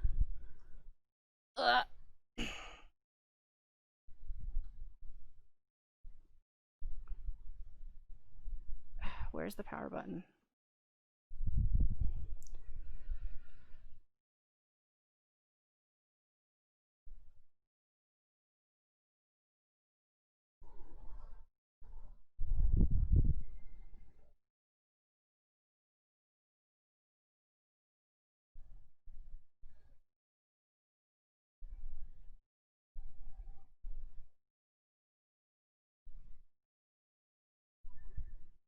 Now the start button's stuck. I could feel that stuck. There. I think that got it. Yeah, that got it. Not going to be able to continue the conversation now, am I? Plop that down in there.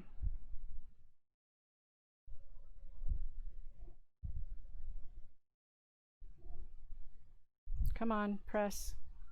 Thank you. Okay, let's see. Nope. So it's definitely not. I wonder if I loosen up some. It's the pressure. So it is the pressure. I was correct. It doesn't do it nearly as badly. if it doesn't have, if it's not held tight. But that's problematic because you got to have the case closed.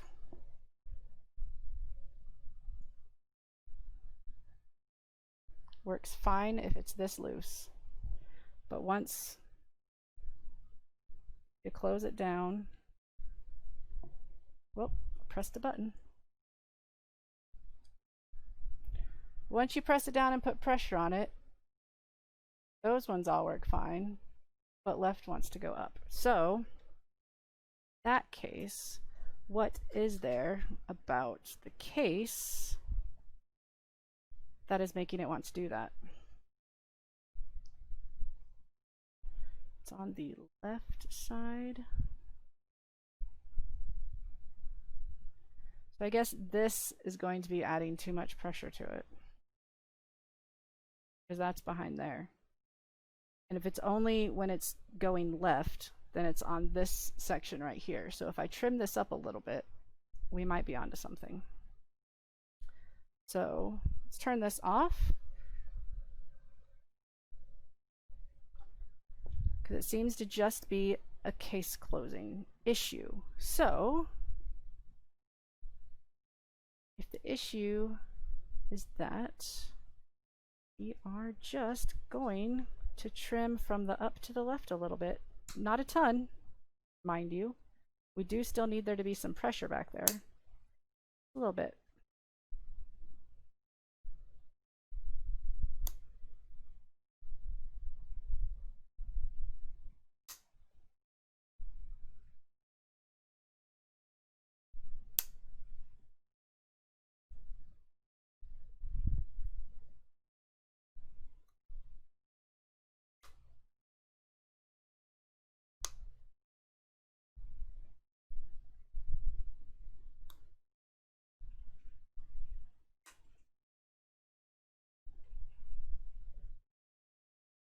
Okay.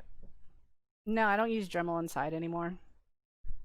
That would also take a lot longer to set up getting the Dremel out just to trim that little amount that I trimmed. Okay, so let's see if that was enough.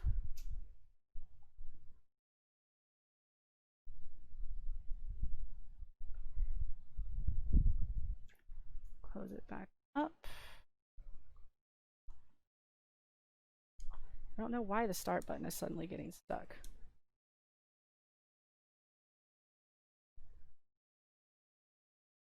Okay, start it back up. Let's see if we're on to the right track at least. Yeah, I have a Dremel, it just takes too long. And it's too loud and it's not for inside. Oh, nope. I don't have it plugged in. Don't turn that on.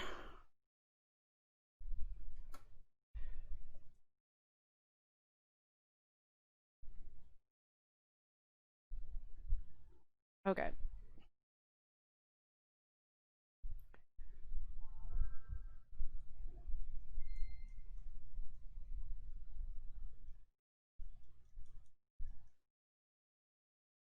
Come on. Let me in the game. Again, I need that little thingy. Pop that down there.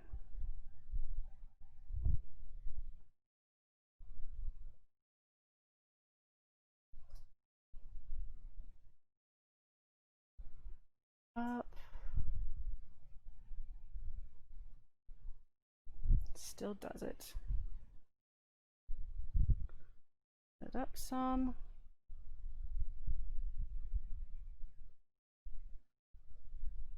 Hmm.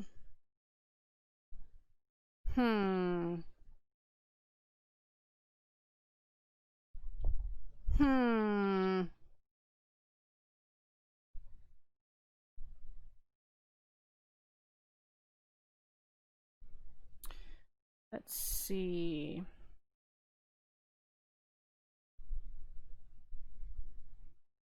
Okay, so I'm gonna trim that back a bit more. We're gonna go down this way a little bit this time.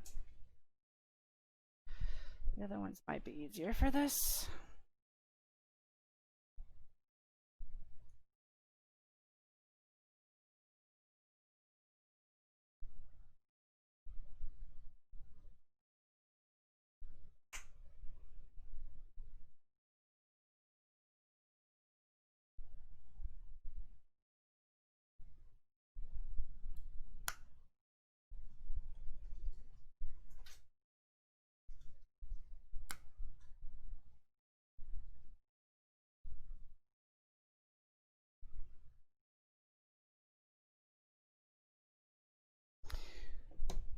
This is hard.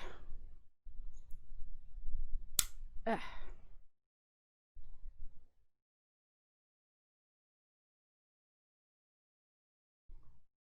Now that I've taken a good chunk out of a quarter of this thing.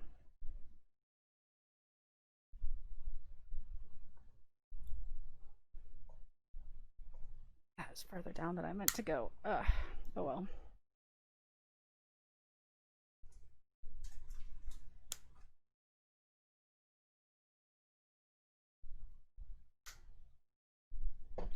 Okay. Again, let's see if that has had any impact on it at all.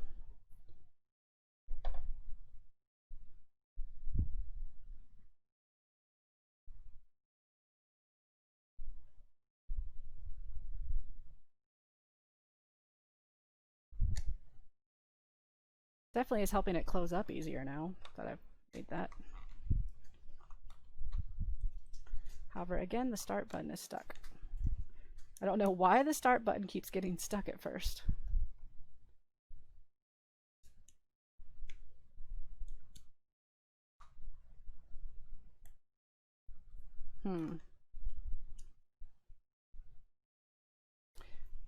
Work on that in a second. Anyway, let's see if that helped at all.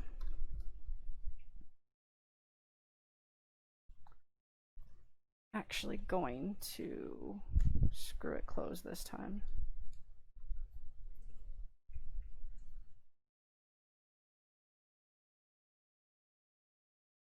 And then I can adjust how tight they are. Maybe I can just get away with not having it screwed together all the way. Screws in there, just not tightened all the way.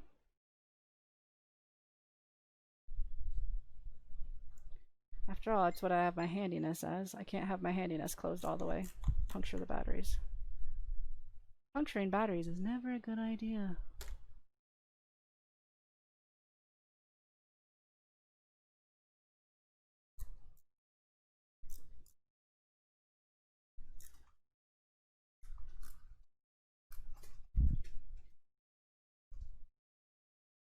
Okay, so the start button is sticking again.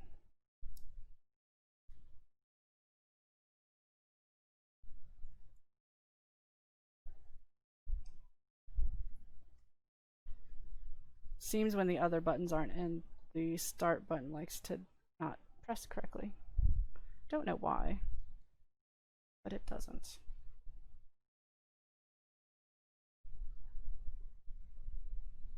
I just want to test out left. That's all I want. Nope.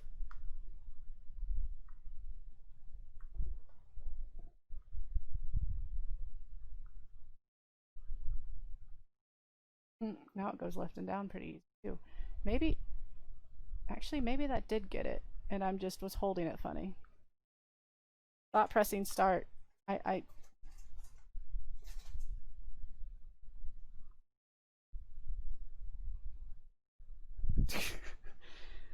it keeps pressing start because it's too tight.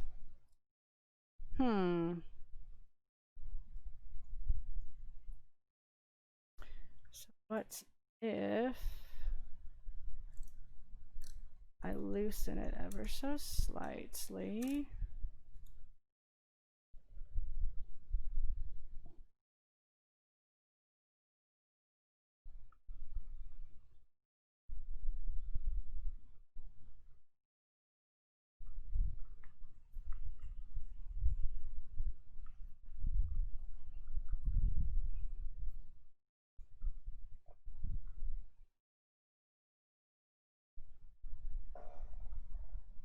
I think that just might be the key.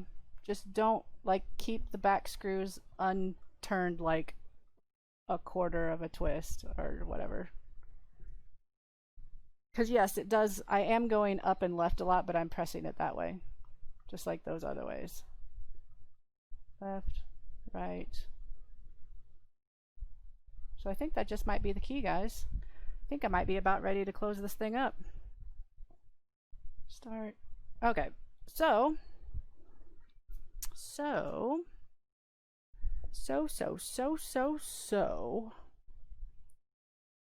In that case, we're going to unscrew this.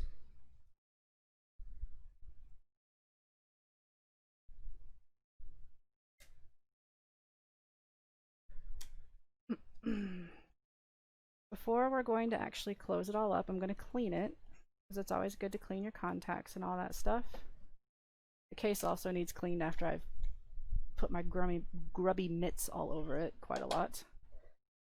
And then I do need to figure out about how to sort the wire in correctly so that it's not showing outside. Stop it. Okay, so first things first, we're going to clean the case, especially because it has the old spot there where it was. So we are going to move a bunch of stuff.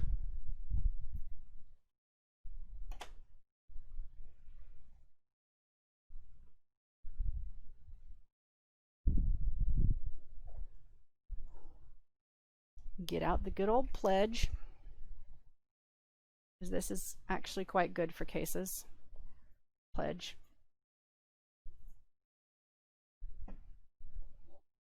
Give it a good rub down. Plus it makes it smell nice. Nice and lemon fresh.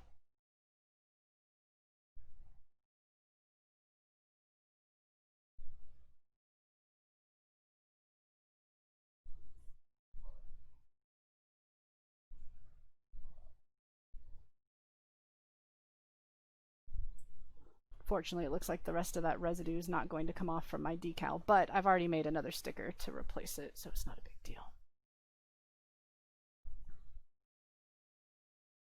There's that. And then the back needs good spray down too, because it's got serious fingerprints.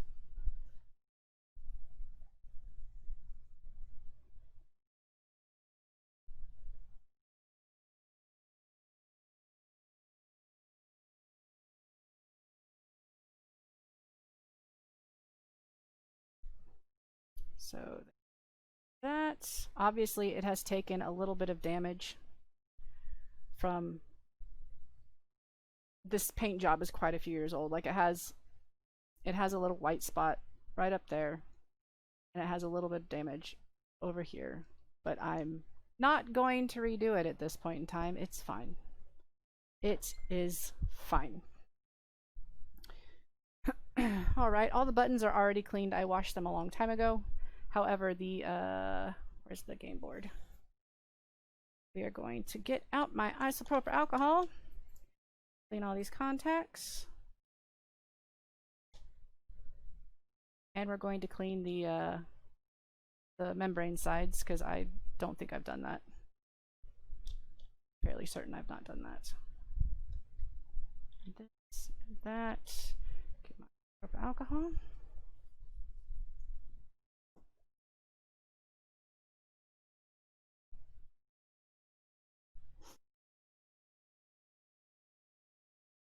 And just clean all the contacts. That has hot glue running across it. Just a string of hot glue randomly running across it. Make sure to get that. Oops, see, they're definitely a little bit dirty. Make sure to get this up here.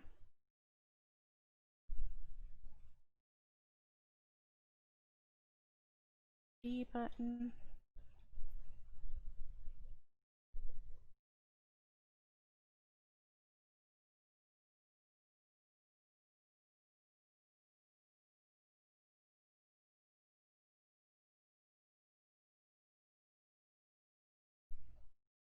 Come here. Pretty sure I cleaned these ones last time, but it doesn't hurt to clean them again. Just be careful on this one, because I have random things. Oop, they're still quite dirty, so that was not a bad thing at all. And get that trigger button. There we go. That's the board done. So now let's get all of these membrane contacts.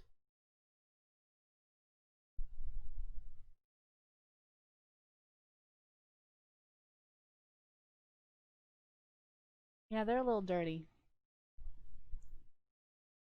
You can tell when a button has been pressed a lot. I don't know if I can get it on camera. You see where it's shiny, you can see the pattern of the board. That's means it's been pressed a lot. The one that I've just been working and cleaning on, not on there anymore. You can see it on the others. So we're trying to get rid of that shiny effect, because then they'll have better button presses.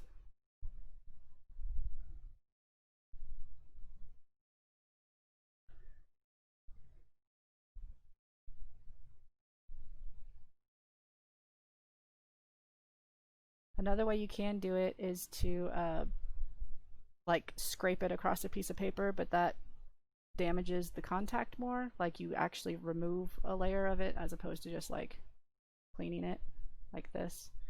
Didn't get it all on here.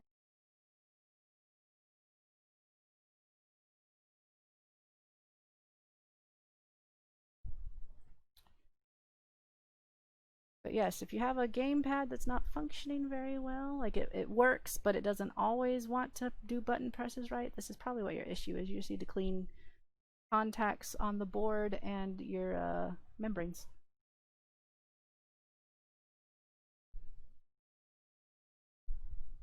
There we go, that looks much better. Next one, these have like never been used, but I'll do it anyway.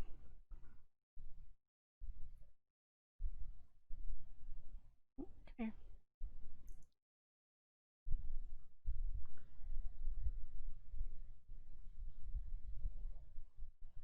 Yes, they have been used. I could have swore I bought this new. Maybe this is a used one I have.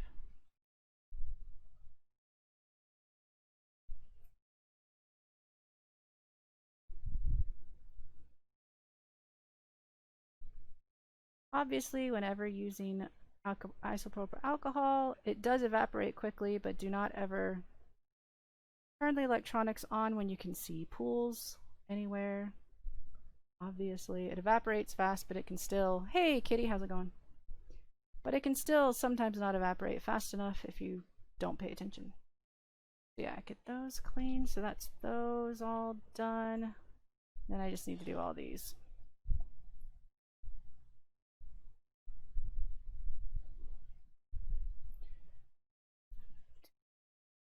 Z button.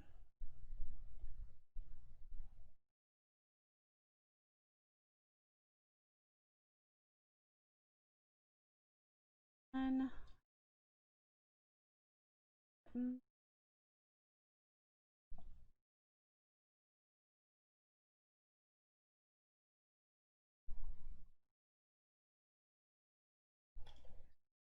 Connect.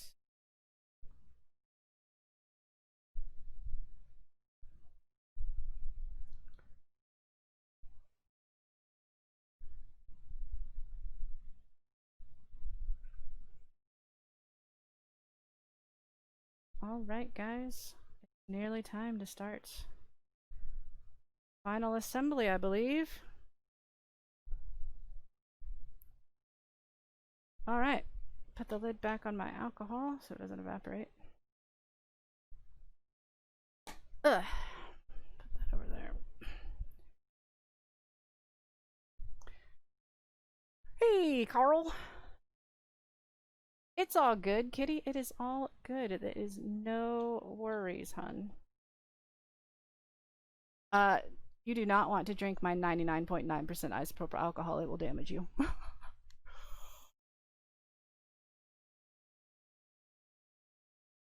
I did say alcohol though, but yeah, you don't want to drink that. Let's get a towel. Come here. Get my towel down so I can do this without like damaging the case any further. All right. Put that 0.1%.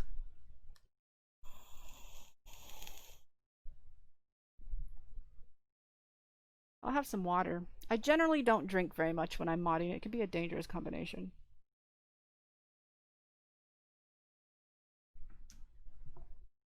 All right, we need to put all the buttons back in. Like I said, the buttons were cleaned years ago when I first started this process, this project. So the buttons are clean. I'm not gonna re-clean my buttons. They've been sitting in my toolbox for years, so they didn't even get dusty. X, Y.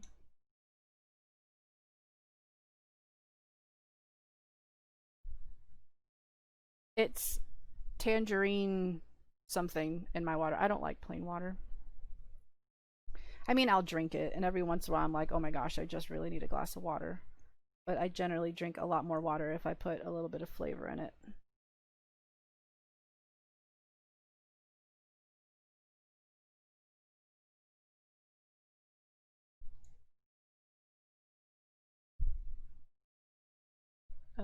Get the D in there, the D-pad. All right, I need to put the D-pad membrane back on the board because it goes on the board.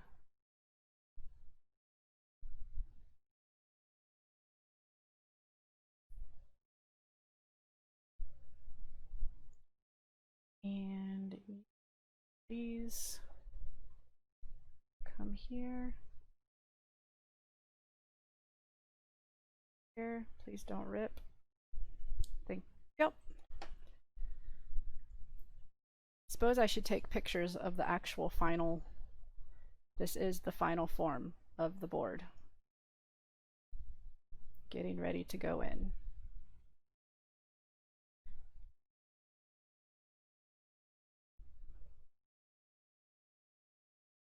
Dear wire, could you not? Could you just? Could you just?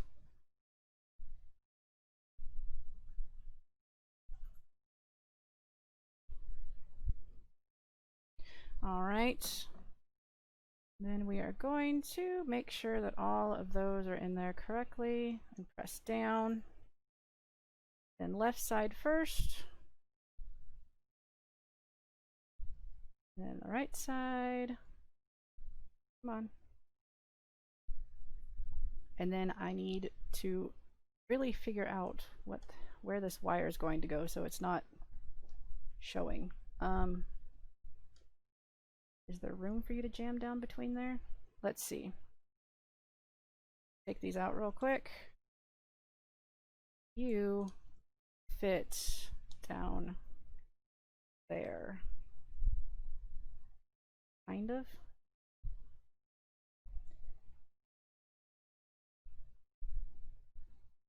If it untwisted, it would probably fit down there a lot better.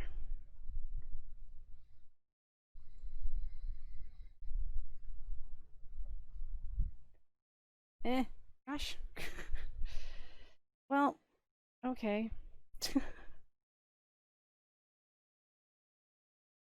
So yes, it can fit down there. It's just going to be really tricky. There.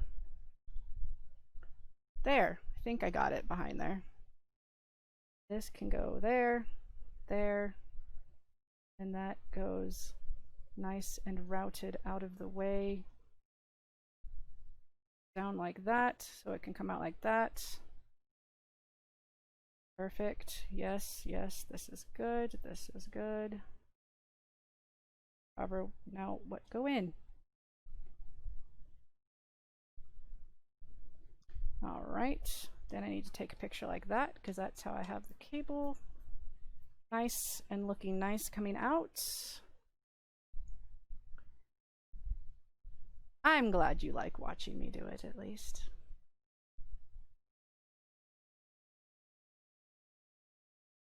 Picture. Then we need to put in the L and the R buttons. L button goes over here. L button. And those wires, yeah, those wires are definitely not in the way of the D-pad. Good, good. Good, good, good. Move a little bit. So I can get this back in there, and then they need to move back the other way so they're out of the way. of the screw post. Make sure everything's out of the way of the screw posts. Everything is out of the way of the screw posts. Everything's pressed down.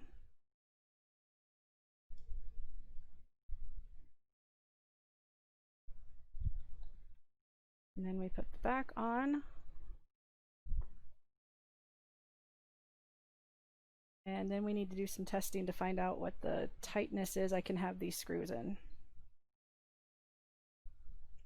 We're going to start at tight, and then we're going to loosen up screws we need to until that L is working properly. And I just put a new thumbprint right on the back of my controller after I just polished it off.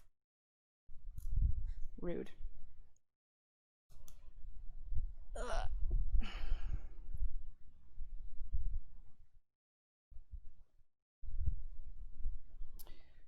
Screw. This bottom one might have to go without because it seems to be closing up the start button section too much. Let's see. Maybe it doesn't when both boards are in there and everything's in. Yeah, no, that press is fine. Okay, so it was just when it didn't have all the rest of the contacts in there for some reason. I've never actually put screws down in these ones. I don't even know if they'll fit. Nope, I didn't make the hole big enough. Me? Yeah, I didn't make the hole big enough when I was making those. But it's fine. It stays closed with just 3 screws in. It shouldn't be a big deal. The X button's going to be the one that's going to be the issue. But again, the X button isn't necessary. But let's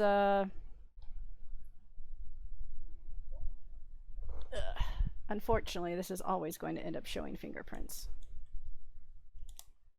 But okay, so let's test her out again now that she's closed up. Make sure she's still working.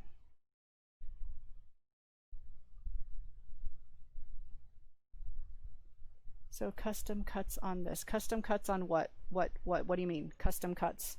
The whole thing's custom.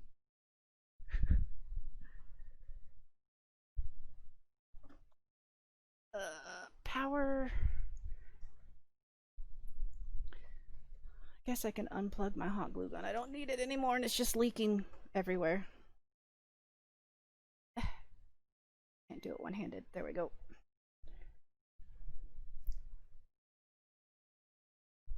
Like it's not an older old you just redid. The controller. Oh, the controller is 2 different controllers cut apart and put together. There's a GameCube controller, which is all the brains of it because it's a GameCube I'm playing it on. Like, and then it has half of a third-party Super Nintendo controller in it for the D-pad and the start and select button. Start works.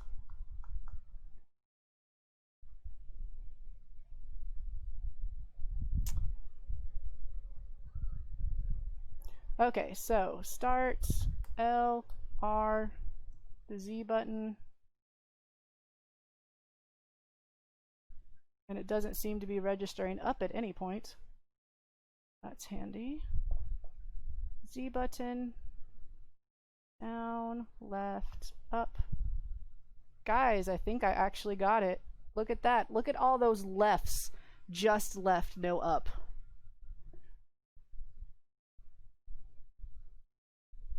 And this is with the final closing it up. Look at that. And the start button works. We already did that. Select works. Guys! Guys! We did it! We did it, Twitch. That's select. The only one that I don't think is going to work properly, which again doesn't matter because I'm only going to use this with the Game Boy player. So I think the only button that's not ever going to work properly is the X button. Congrats. See, the X button is not... If I press it in really hard, it'll work. That's because there's no screw back here and I can't fit it. I'd have to resize this hole and I'm not about to do that. Because that's all custom made filler on the back of a case and it'll crack if I drill a hole in it. So it works. And again, all it is the select button, which I have the select button here. I have a, no, I'm sorry, that's the start button. I have select button here. I have select button here, so I don't need a third select button. And again, it does work if I press it in really hard. So I'm going to say this is fully functioning. So yeah, we got it. We've got it. That means the only thing left is to slap the stickers on it, baby. So we're going to turn that off. And that means when I finish Majora's Mask, which is going to be soon, and the next game is one of the Oracle games, I will be using my own custom-made controller to stream those games. Yeah. So, we have... Oh, babe. Deets. With... Could you get me the tape? I meant to have it. I need to cover the tape that we do presents with, just the packing tape. Is there more in here? Woo. Woohoo! Thank you so much for the video, Boo. I didn't say thank you earlier. I'm sorry. That was rude of me. Thank you so much for the bits. I'm just extremely excited right now. Okay, so we have 2 stickers that we're going to put on this. I originally had a decal right here, and I've moved on from making decals, and I have a sticker. If that'll focus. So this is going to be the sticker that goes on there. Thank you, love. And then for the back, I always, with any project that takes any amount of actual work, I always sign and date it on my logo and put it somewhere. And I'm going to put it on the back where the label normally was for this. So yeah, that's what we're gonna do right now. And to protect them, I'm just gonna cover them in tape because I'm classy like that.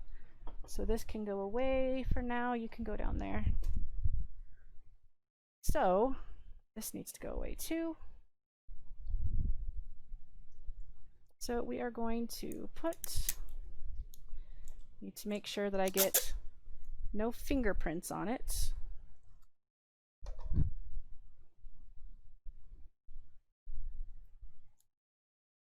And not cut my fingers. That would be good.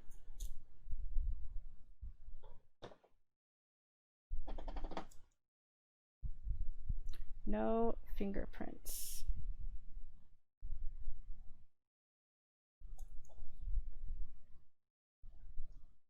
There we go.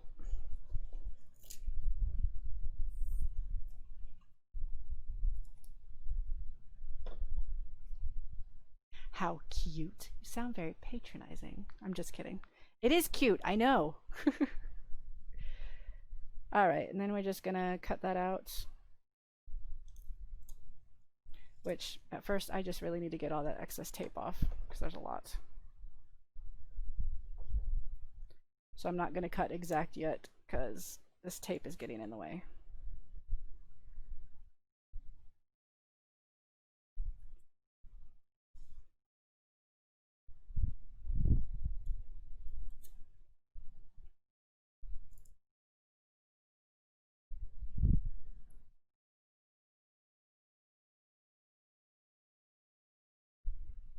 A circuit to make my labels.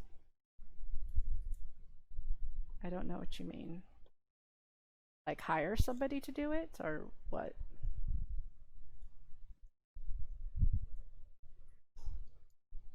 Okay. I always make all my own labels. I made all the, for my handy P&P, I made every single cart label, which took me hours and hours and hours to do.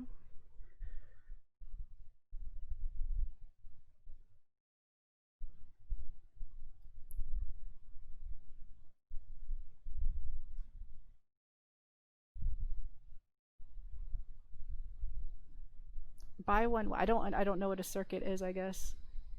Like the only thing I can think of what a circuit is like the circuit inside of a PC or something, like inside of an electrical thingy.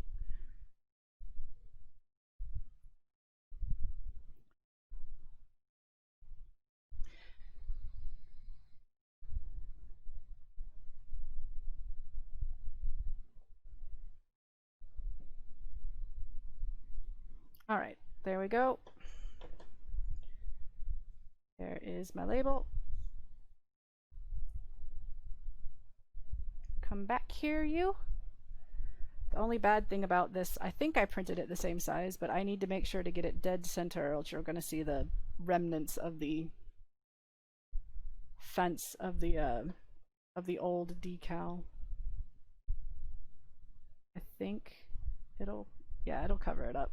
I just need to place it. I need to place it really good.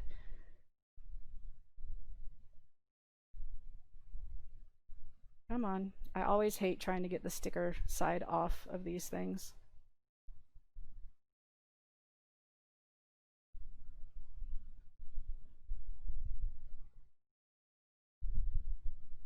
Come on, don't make me ruin. I only printed one.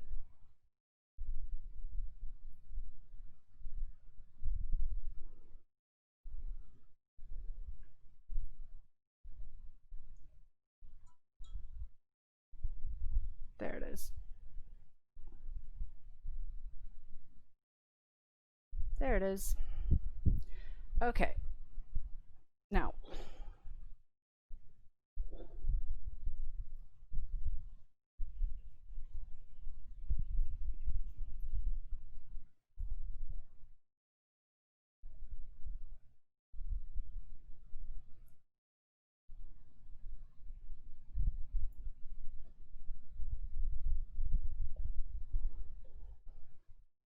it went down a little low on one side, but if I pull it up, it's going to just mess it up. That is my label. Take a picture of it.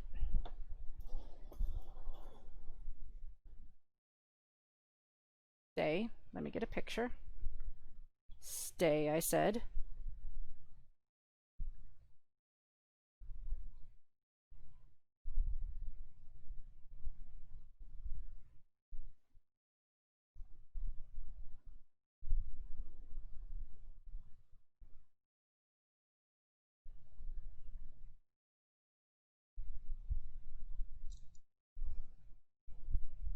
All right, and then the other one, which I need to write on first. Ugh. Which I need an actual flat surface because this table is not flat. It's bumpy.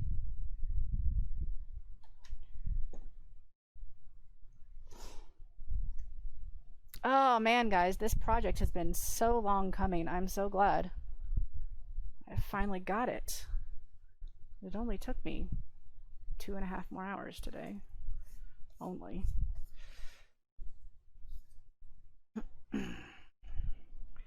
And I need a pen. Pen. Trying to remember how I sign these things normally. One moment. Let me just go grab something so I can see how I normally sign these. I'm pretty sure I sign my name.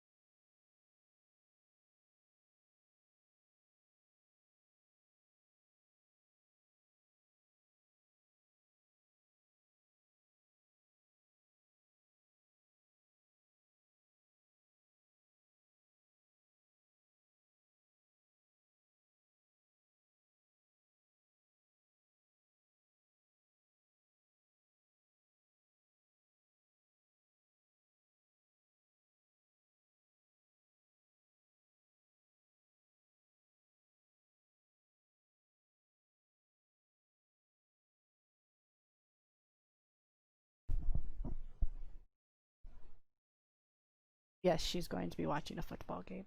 Okay, so I say my name. I'm Lovable Chevy.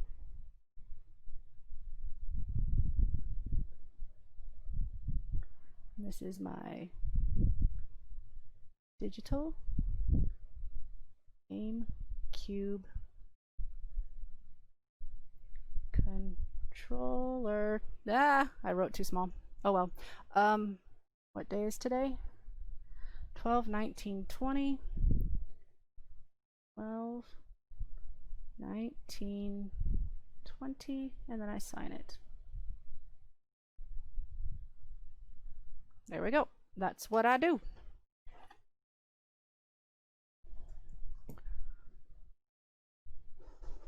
And then I need the tape again. Where did I put it? Oh yeah, the controller's on it.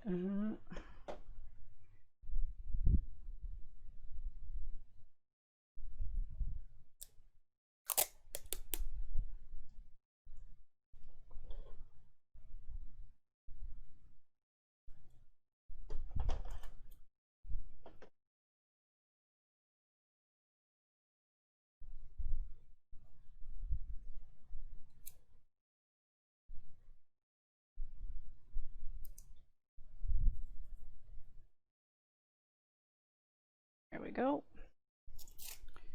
And then my writing will forever be protected.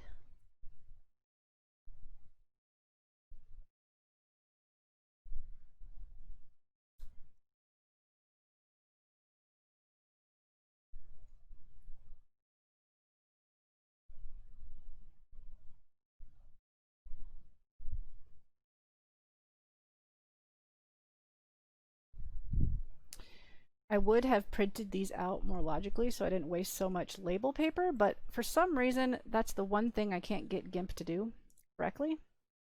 Like, I tell it where to print it on the page in the print setup, and it always prints it in the upper left, no matter what. I could tell it to print in the very bottom right, and it'll print it in the upper left, and I'm like, really? Really? So I had to print one and then cut the entire strip off and then print the next one.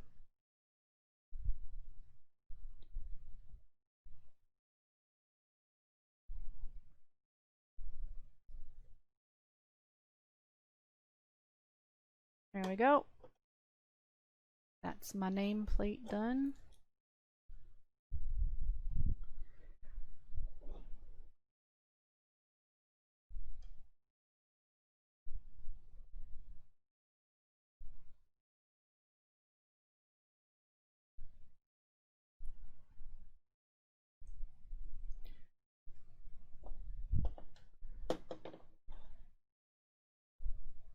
Oop, that's upside down. Let's not put it on upside down.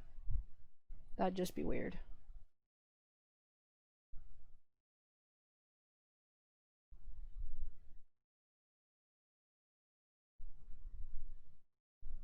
There we go. There we go, guys. That's her done. That's a wrap. Grab a picture.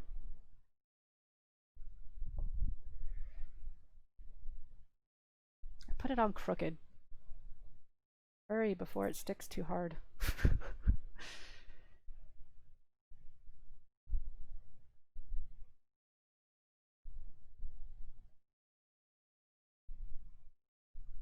There, that's not crooked.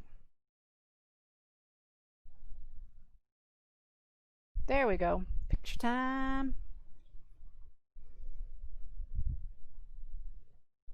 Get it where it doesn't show the glare. That's that. That is that done, finally. So that is the GameCube digital controller. Again, it is made to look like, one sec. Trying to remember where I have up. What is on? Wow, that shot that piece of plastic far. It was on my keyboard. Digital worry.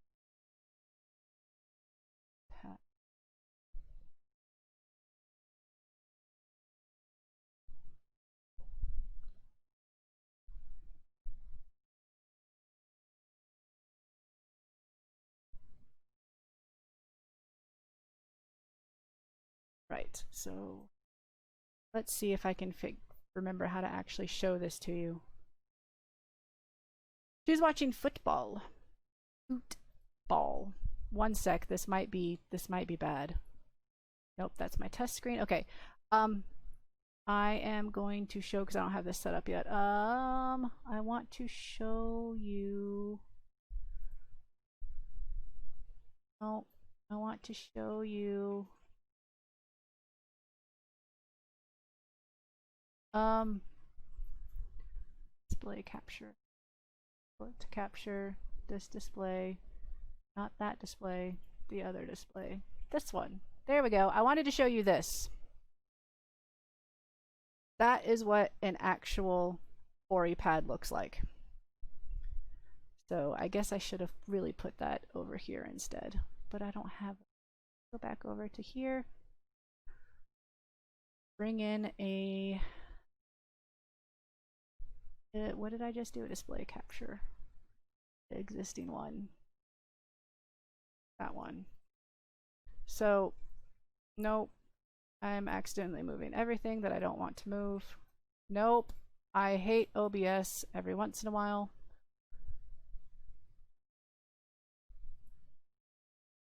Yes, you. There we go.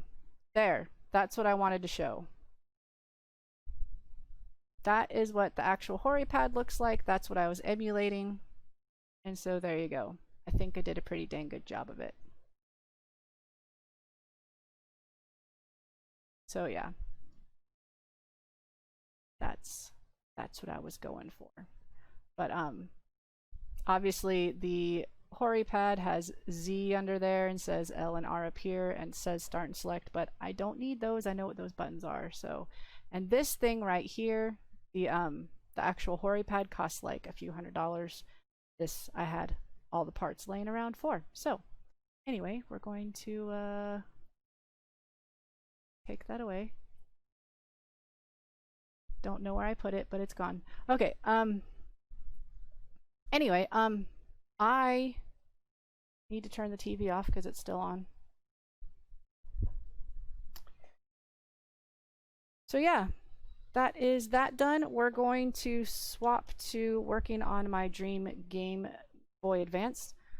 But first, I am going to take a short break to stand up for a minute and to go to the restroom and stuff. So, but yeah, again, woot.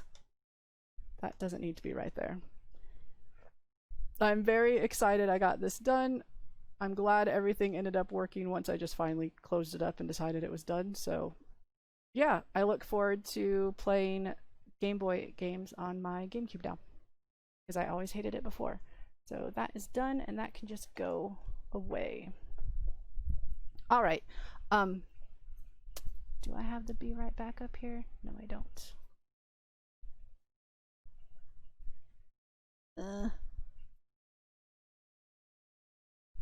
I don't remember where I pulled it from. Anyway, I will be right back, guys. Don't go anywhere. We still got a lot of fun to do. Be right back.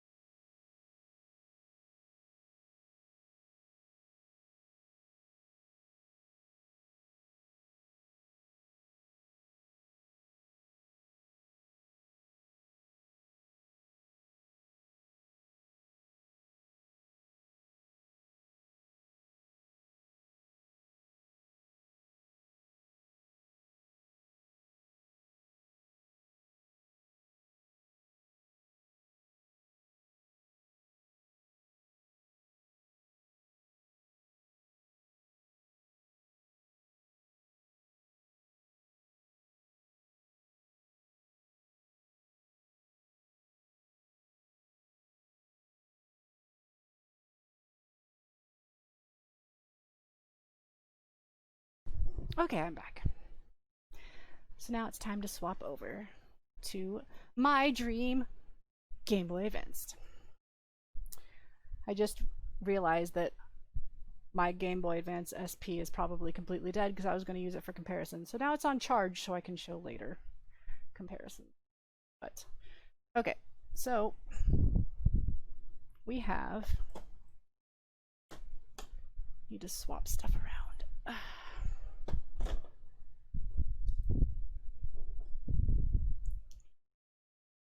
Go over there. Scissors can go over there. This screw can go in there. This is trash. The trash can go now. These little wires. Sorry, just doing a tiny bit of cleanup because I have a lot of stuff on my table. A lot of stuff. Won't be needing hot glue. I would really like this hunk of hot glue to come up. Ah, there we go. Got it. Got it. That can go over there. And that can go over there. Right. Okay.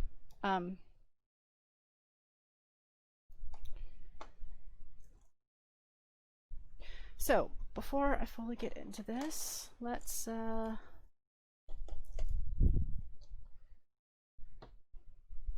get the game out. So I have a game.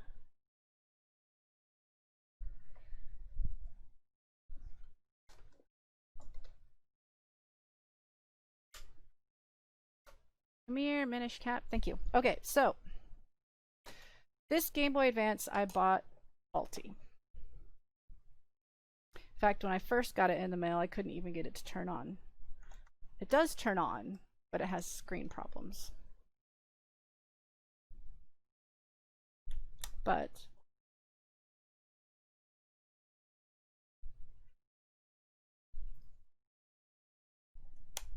okay, so I'm not familiar with these. Where is it?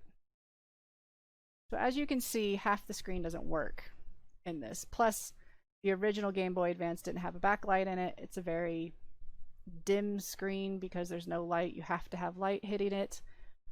But it's the most comfortable format for holding it in. Like, you don't feel cramped. The SP is clamshelled. Again, mine's on charge, but you're a lot more cramped when you're holding it. And there was also the Game Boy Micro, which was just like that big. It's teeny tiny. So this is the most comfortable to use. The only thing I don't like is I hate start and select on this side. I always try to use them with this finger. That's why all my personal portables have them over here. So, but yeah, I'm gonna tear it apart. We're going to clean it up. I'm gonna swap to a backlit IPS screen, which is going to be fabulous, and recase it. I'm going to be going for the prototype look. A silver case with orange buttons. And I'm also going to be modifying an Xbox One battery pack to be a rechargeable battery kit in here. Xbox One's controllers use 2 AA's, so this is fine. There's no problem with this. They are compatible. I just need to cut the case to make it work.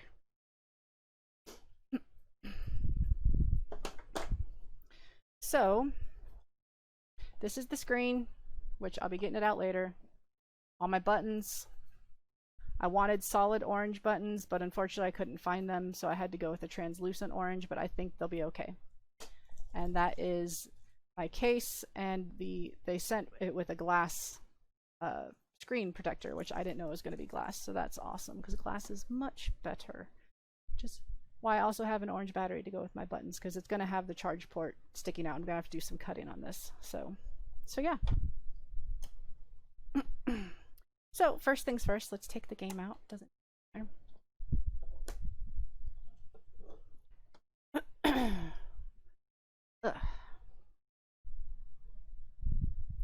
Even though I'm not using this case, I still don't need to scratch it up. So first things first, we are going to remove all of the screws. Let's bring this over here so I have some place to put the screws. They sent me screwdrivers too in the kit, so that was nice. even though they're crummy ones, but I'll use it for the tri-wing instead of finding my tri-wings.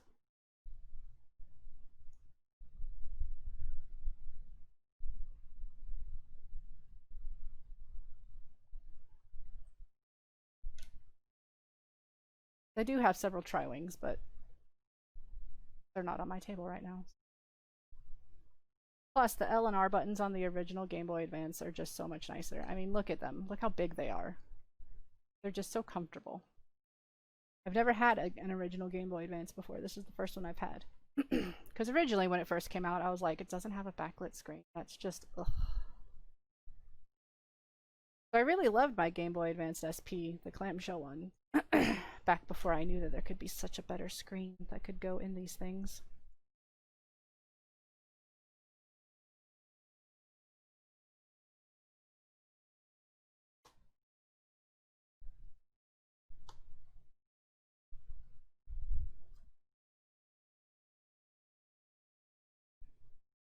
It's my first original Game Boy Advance. I have two SPs, and I've also ripped them apart, so.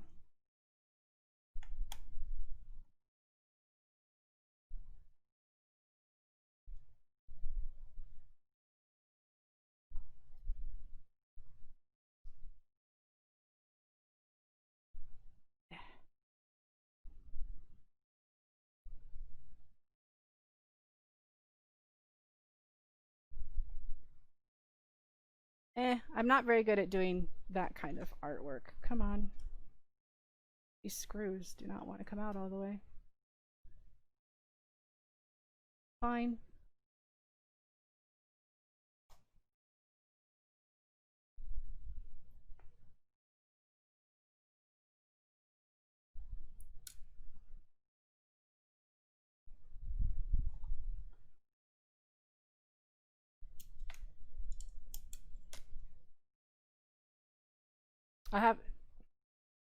There's definitely a bug carcass in here. Awesome. I am not going to be needing any. I'll just go on this side.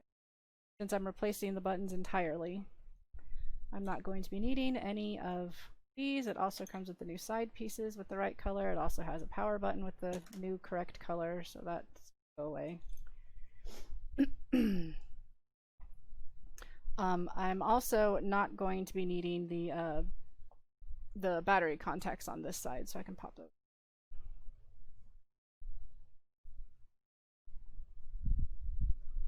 If I could find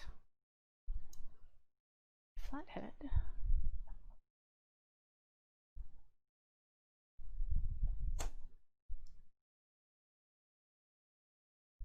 But yeah, I won't be needing it because, as you can see, this doesn't have any contacts on that side. It's just that side. So I don't need them on this side because it's going to be going in this way. This.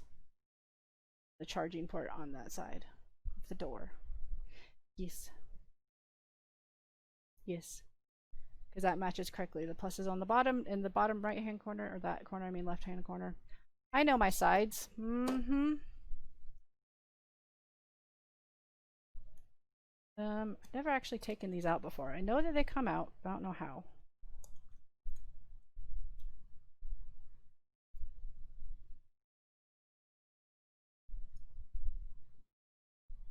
There's also a bit of corrosion on here. Excuse me.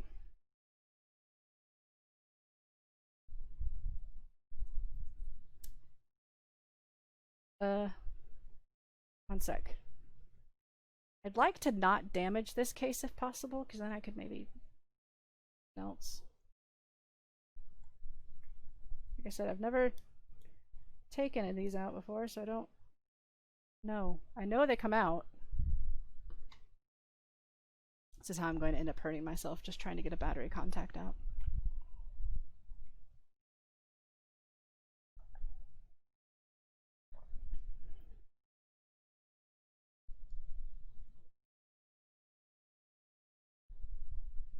The guy that I watch always makes it look so easy. So very easy.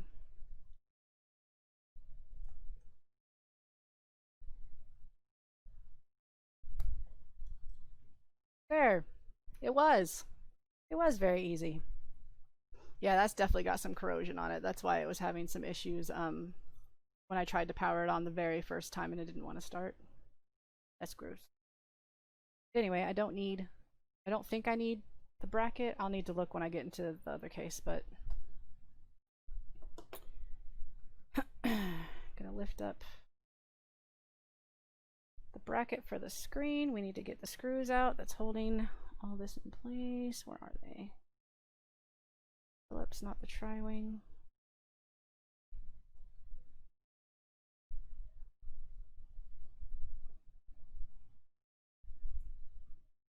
Tri-wing. Phillips.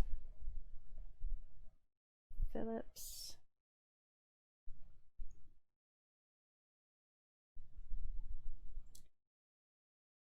I swear that there's a third one on here. Maybe not. There's a lot of bug carcasses in here. That's gross. There we go. Do not need. This is everything I'm going to need from that one, because that screen is not going to be used anymore. So first things first, we're going to give it a scrub because it's gross. Come here, isopropyl.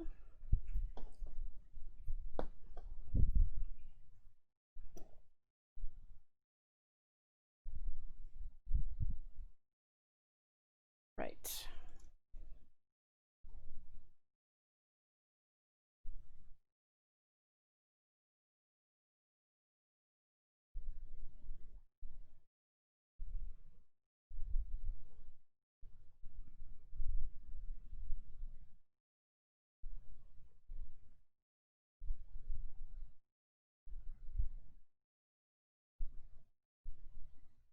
Yes, it definitely needs a bubble bath.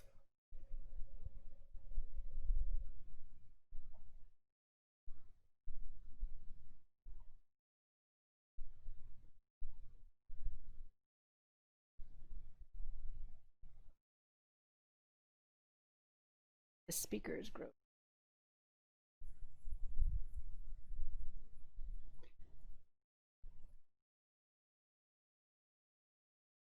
Speakers have a tendency to get gross because of the grill, obviously. It has holes to let the sound out, but it lets the dirt in. Obs.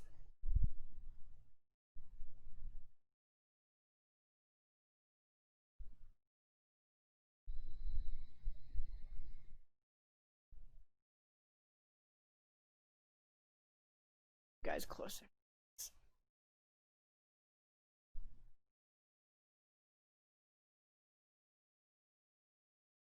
There we go. Right. Then we're going to out.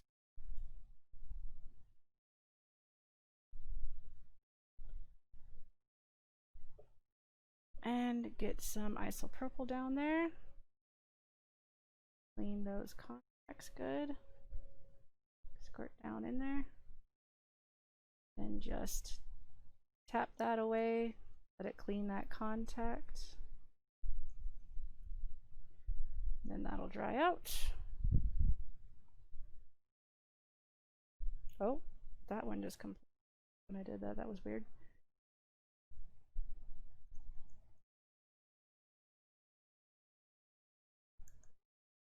All right.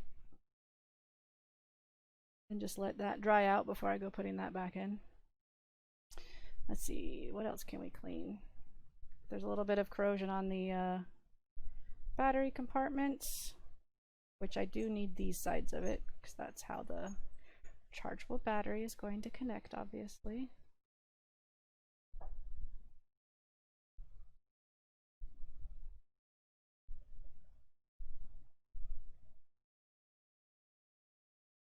It's not too bad.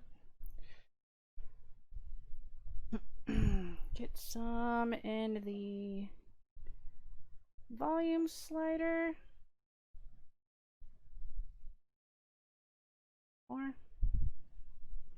Down in there, give that a clean. Also clean the outside of it. I see it's a bit fuzzy looking.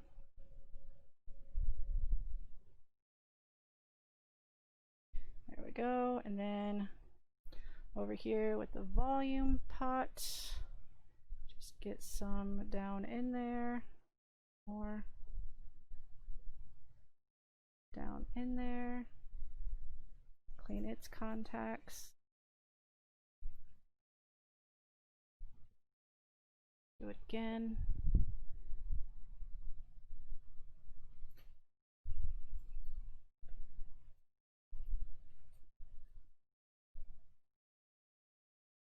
Okay.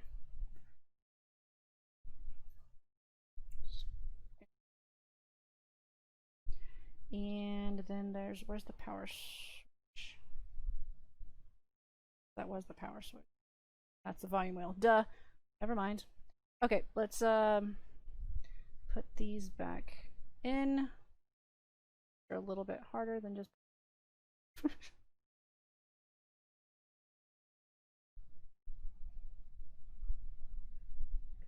but it is doable. Because I've watched people do it. Which means I can also do it if other people can. There we go.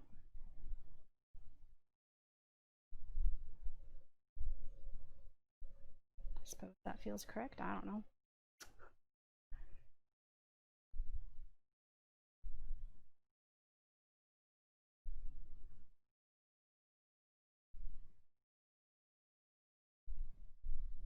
Oop. Stand back up for me, please.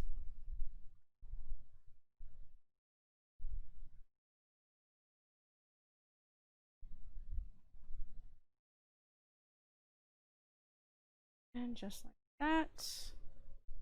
There we go.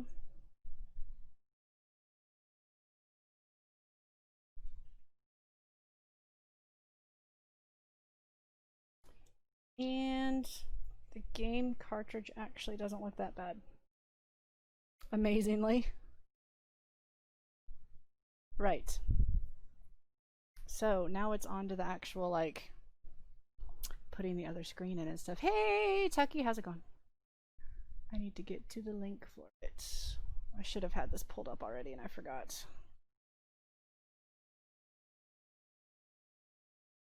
Sure.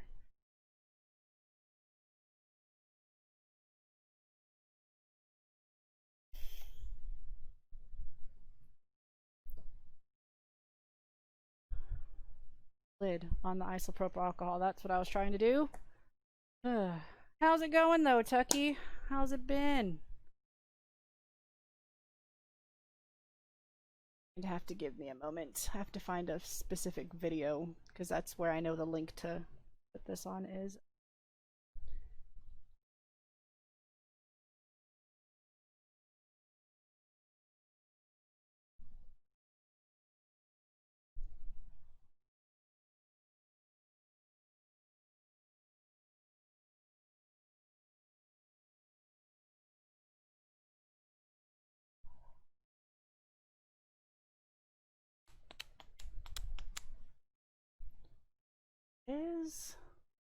Don't need to watch the video. Shh. Just need your links. God, that is what right there. Okay. Excuse me. So we need to get the new case out.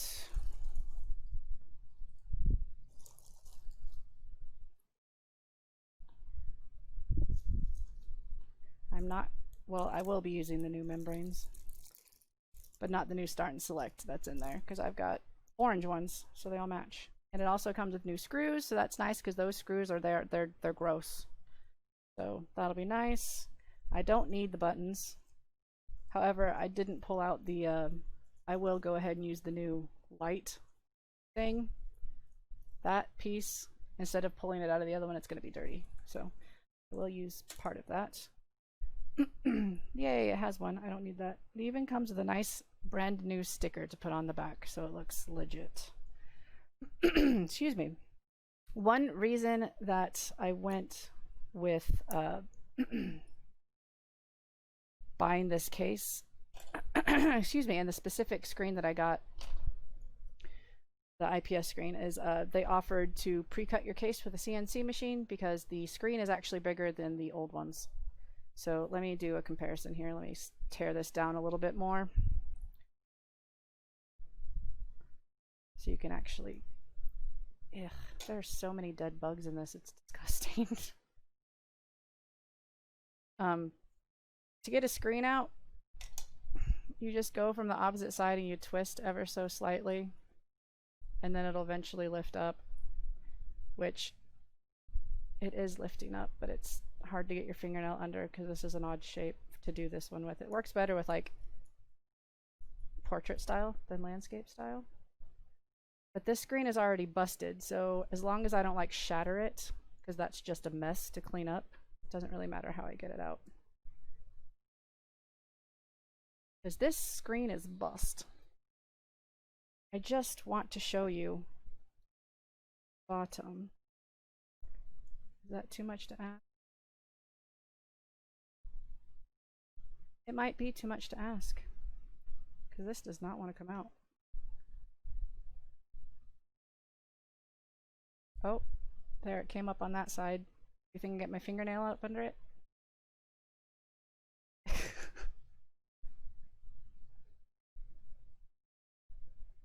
Takes more than... Did socially distanced yard visit Boston?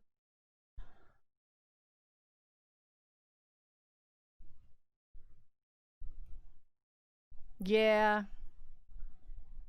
Yeah, that can be difficult. Okay, I need...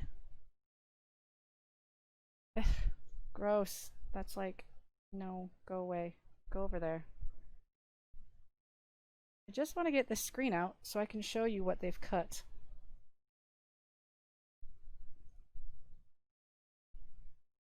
Thank you. Good grief. Right. Anyway, so this is what the inside, don't mind all the bug carcasses, the inside looks like. Like, you see how much plastic is over here and stuff. This is the one that they have CNC'd perfectly to cut, fit the screen, which I would never be able to get cut perfectly. They have removed pretty much all this plastic right up here. They removed some plastic that's down here that's underneath this sticky thing. So yeah, I just got that because I would rather have a straight screen than just be like, no, I can do it on my own. So, because yeah, if you don't get it just right, your screen won't be straight, and I kind of like to have a straight screen. Call me crazy. Call me crazy. Right, so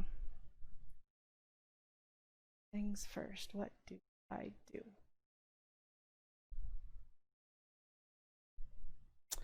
Get all the screen out. That over there. Let's scooch this a little bit. Battery can go up there. I don't need that right now.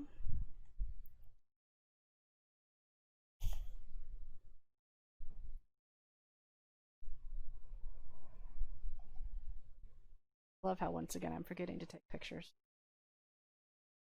Let me take a picture really quick of me having disassembled the grossness. Bloop.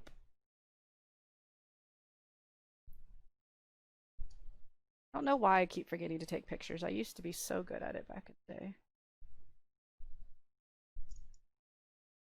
Nope.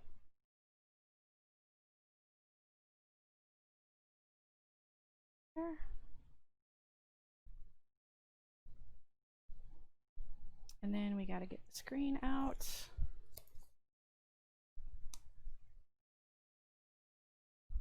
No, this is not, I'm not anymore doing anything with the GameCube stuff. I'm now making my ultimate Game Boy Advanced. I finished the controller for the GameCube earlier. It is right here. I'll show you. I'll show you what it looks like at least. I'm not going to plug it in. We've had it look at the TV so much. I just got done making this. It is a digital GameCube controller. For playing, I'm going to use it for playing Game Boy games on my GameCube because I have the Game Boy player. and I don't like using a Game Boy Advanced controller, or not a Game Boy. I don't like using a GameCube controller to play GameCube, so I made me a digital controller that got rid of all of the C sticks and has a good D-pad.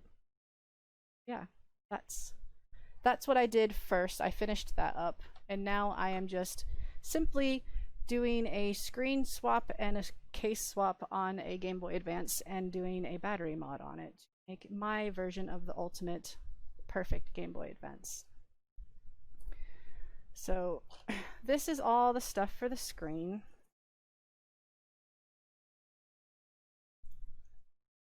Of course, it taped itself back down.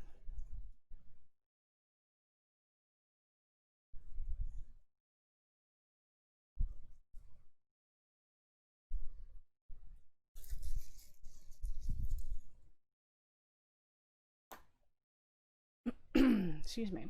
They even send you the wires you need. How nice. Very nice. This is my new screen. It's going to be backlit, and it's going to be much more clear than any of the backlit screens that they have in any of the Game Boy Advances.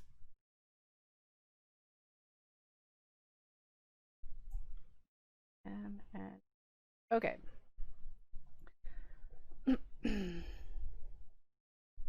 Right, so first things first. Actually, let's take a picture of all my screen stuff. Screen.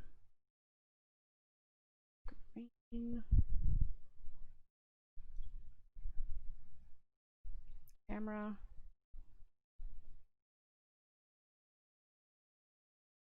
There we go. Picture fired.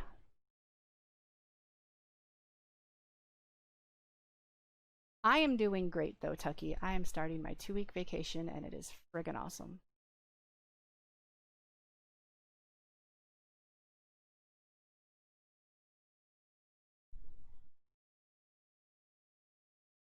I am excited.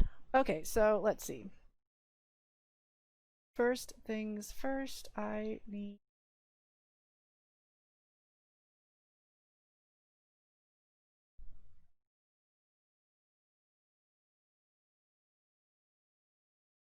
what? Step 1.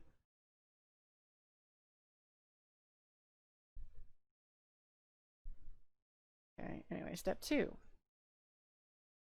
Apply a strip of double-sided tape along the ribbon cable.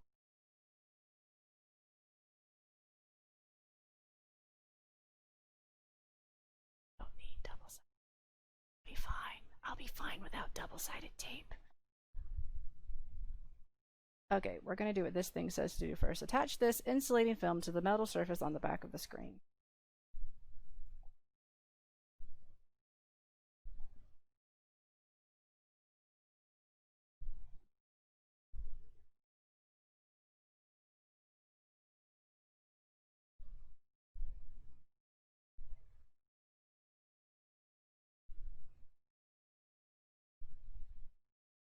There we go. There, I'm done. There we go. I have a working Game Boy Advanced. Thank you. Thank you for coming.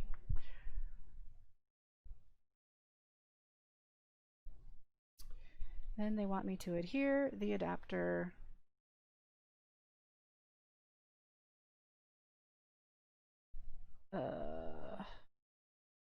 going to be going this way because this comes over, attaches into Lego brick thingy. Let's line it up right. You can almost see what I'm doing. Almost. Come on. This should not be this hard. There we go. Lines up like that. They want me to tape it on here. Where's my electric tape? If you were me, after you just bought new electric tape, where the heck would you have put it? There it is.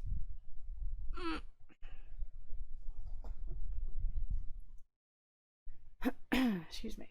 So it wants me to have it lined up perfectly like that, but with double-sided tape. That's not going to happen. I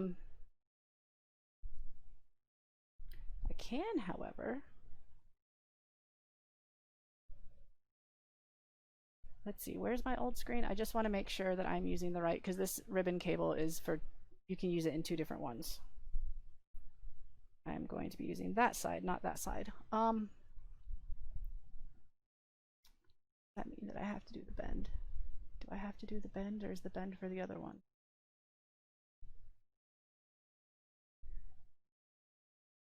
I'm using the 40 pin side. I have to bend it. I want to bend it. Rude, I don't want to bend it. I'm going to have to.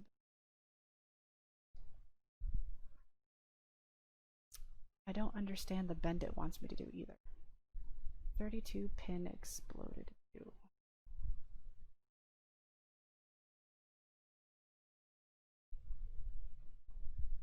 I'm confused.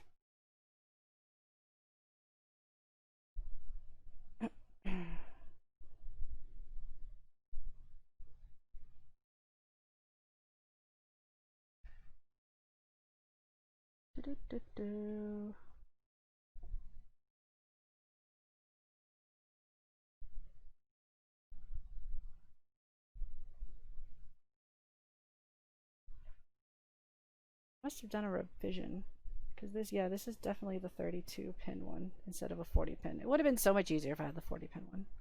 That just goes in there. But now I have to get this side up there instead. And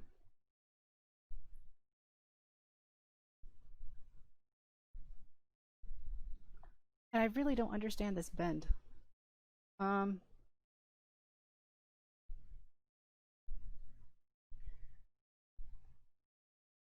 Okay, we'll come back to the bend part.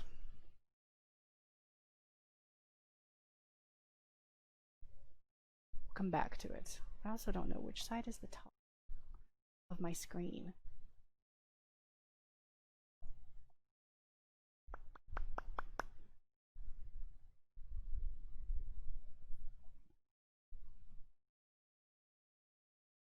Excuse me.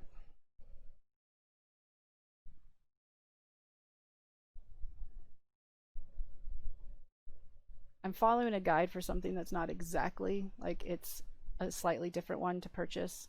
Like, the steps are mostly the same, but I'm still getting myself confused.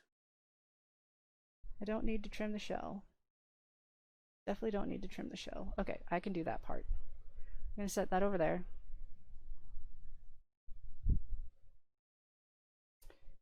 It's trash too. This part I understand. This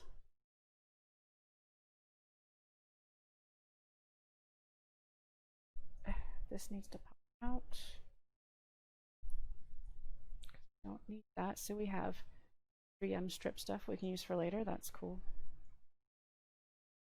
This goes, come on.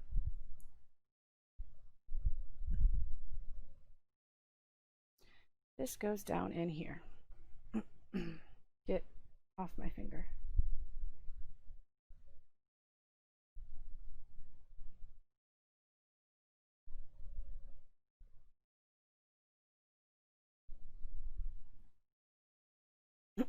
Excuse me. There we go. So that is now installed. Yay! One step down. And then peel off the front side of the protective film, which is easier said than done once you've got it in there.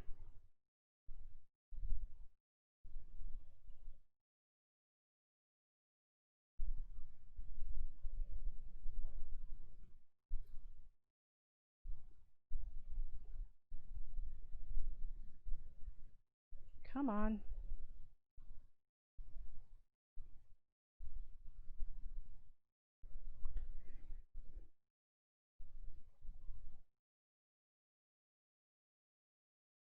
Come on. Hard to do when there's like no finger space down here. Nope, that's ripping it.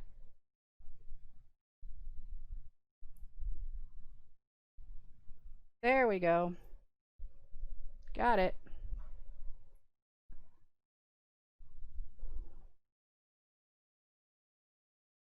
Move the protective film from the LCD. wants these plastic brackets somewhere. Okay, so before I remove the I shouldn't have removed that yet. Oh, crap.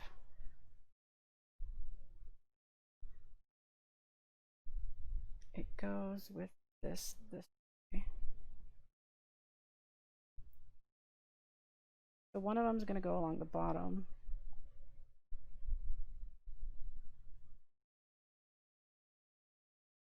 Dang it. I shouldn't have removed this yet. Dag nabbit. That's not centered at all. Trying to put protective film back down after taking it off. Yep, that's what we're doing here. There, it's not perfect, but it'll at least let me like mess around and see where I need to put these fillers. Okay, so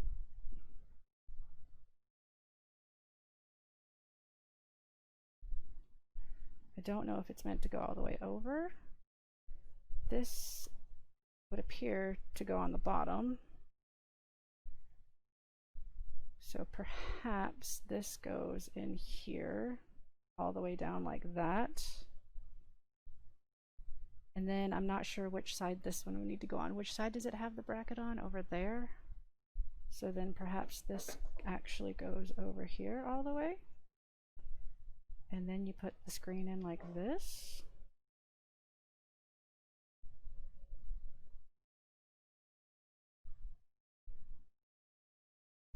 I think that's what it's wanting me to do. I think. Wait, that would make sense because this is the side that has all of this crap on it. Okay, yes, okay. I know what I'm doing. I know what I'm doing now. Have no fear. We can pull this back off. Go ahead, and this also has, I think, sticky. Nope, it's just.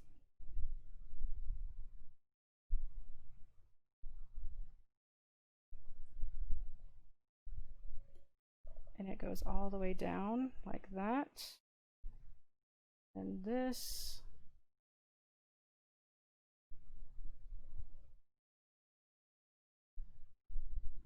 These aren't cut perfectly, so I don't know which way it goes.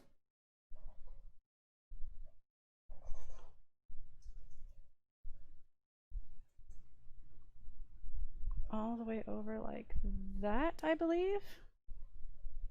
I think. Yes, maybe? Maybe yes? Take off that protective coating. And then far over as possible.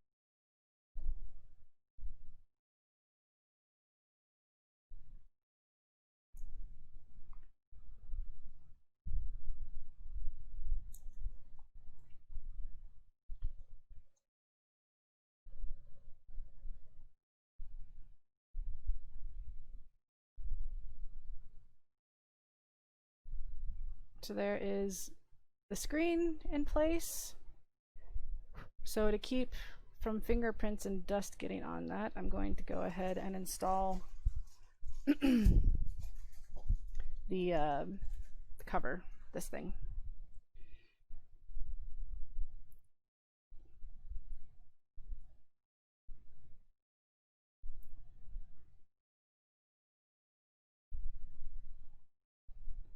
Don't pull up the sticky side. Just pull up.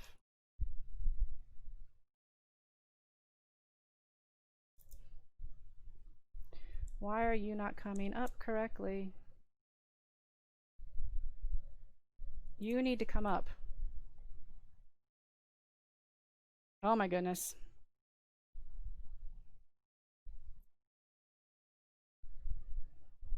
This is what happens when you buy cheap things from China.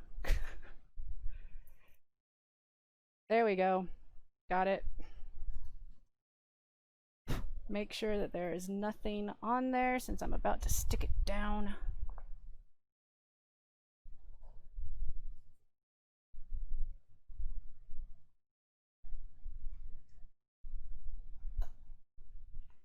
Part of it might look slightly scratched because it does have this plastic protective cover on it right now.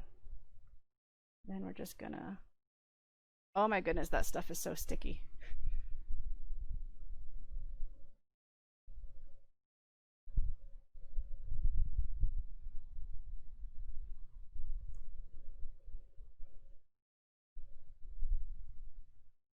Slightly smaller than the hole, that's upsetting. We'll just leave that there, but I think I got it centered for it's not quite large enough, so it's not like it's a big empty gap over here and not over there. But yeah, so that's where we are right now. Right, so back to over here where I need to figure out how to bend this stupid thing. What are you doing, baby? Cleaning my ear, Mama, right next to you.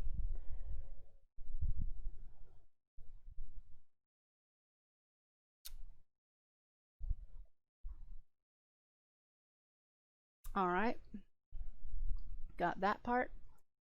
Soldering the brightness controller. So, right here, these 4 little pads, that's how you can have an optional brightness control. I'm gonna put in the brightness control because I want brightness control. So I finally need my soldering iron again.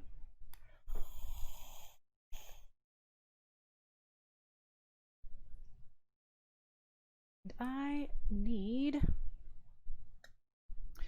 all but the ground one. So I need L, R, and select. L. Soldering onto ribbon cables, you definitely have to be quick and careful because you can easily melt the thing. It's a lot easier when they have solder pads though. There we go. Those needed to be tinned up. So we got that. Let's see. Then I need to, I'm going to need to bend the ribbon cable somehow, but I don't know how that bend is, but the board's already held in place. I don't know why it wants you to put double-sided tape on it. This is gonna have to bend. Don't know what I do with this side though. What was that bend again?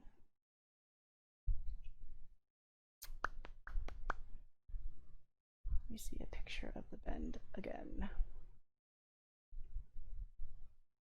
course I couldn't just easily have had the one that was easier.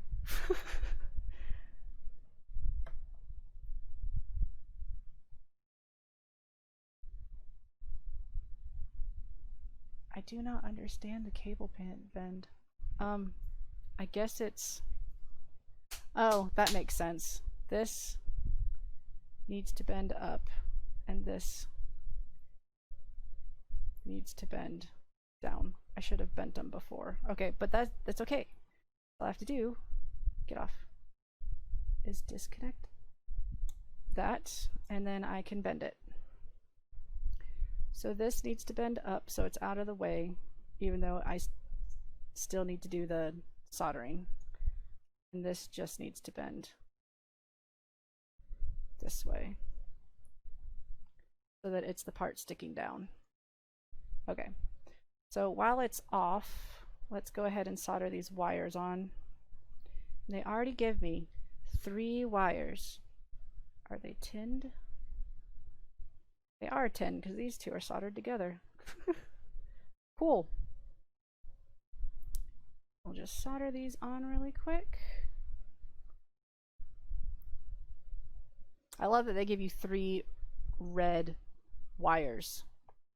I mean, I can keep track of which one's which, but it would have made a lot more sense if they didn't give you 3 red wires.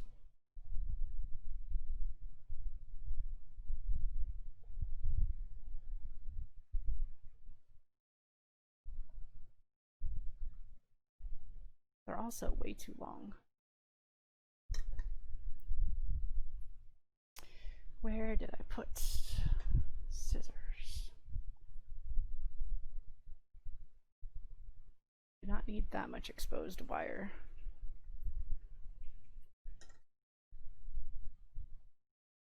Ooh, Ethiopian food. Nice. In fact, I'm going to shorten this one because it's just too long. It's ridiculously long. Like, look at how long the exposed wire is on this. That's just... don't need that much. In fact, having that much can lead to problems. So, I'm going to shorten them.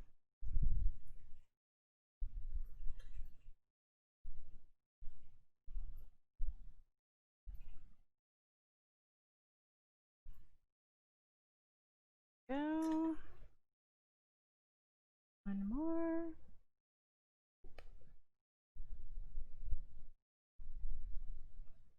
Shorten that one. Not that that's a big deal.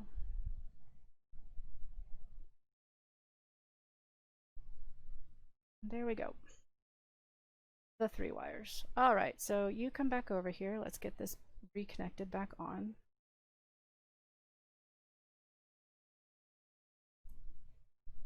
It goes perfectly up under there.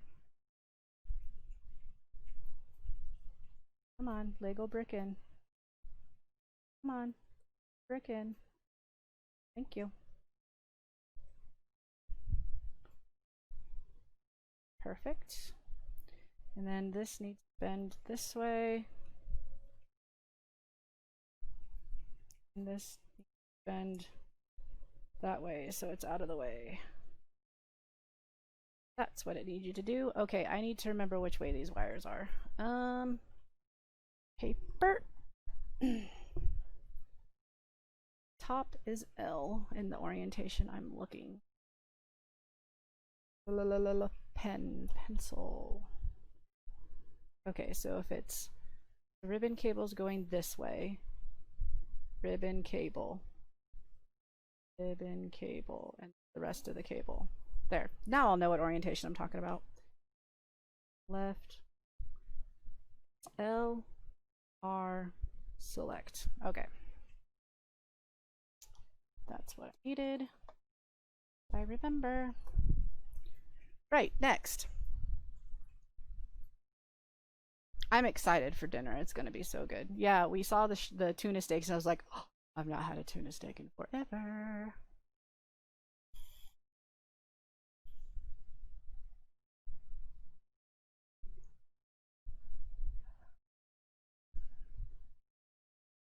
That needs juice. Okay, so I've done that, did that. Don't need to do any cutting. I've already installed the screen. And okay, so this is where we start. Excuse me. Let me put more juice in my vape before I try taking a hit off of it again. And then you hear me cough horribly because burnt coil.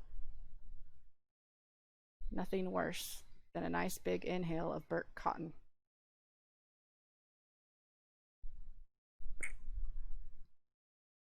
Right. AC. Hey, pretty girl.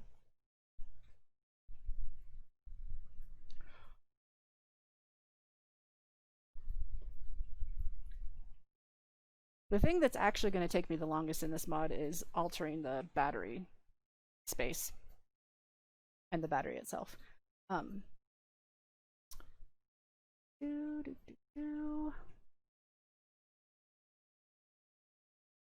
don't know why I took the battery contacts out of that one. I need the, or did I take them out of? I need to get the battery contacts out of this one. I don't know why I bothered taking them out of the other one. Duh. Oh well. I'll get to that in a moment. I'll get to that in a moment. Not a big deal. Okay, so I know that they both go to, the L and R go to the left side of the L and R buttons. So go ahead and get some solder on those. That's left top one. Ouch. And this left top one right there. And then also it's supposed to be the TP2, and that's on the other side, it looks like. Oop. TP2. There's TP2. TP2. Right here. TP2.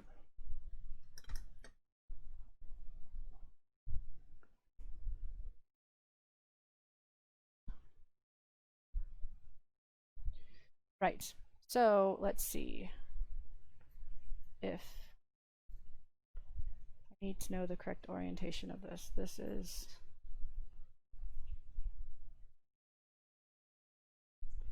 goes in this way. So these wires are so stinking long, it's ridiculous.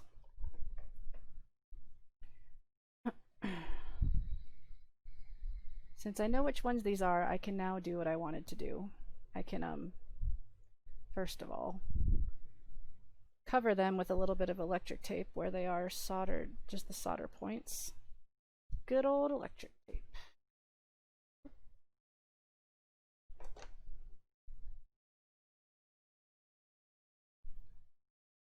Just like that. And then I can tape down this bent piece.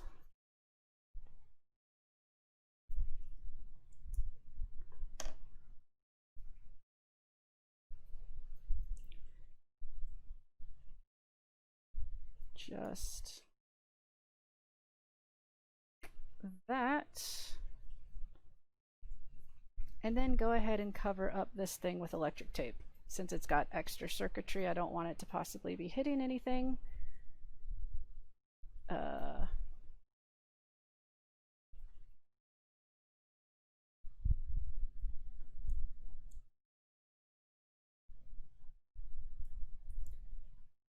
Cover that up.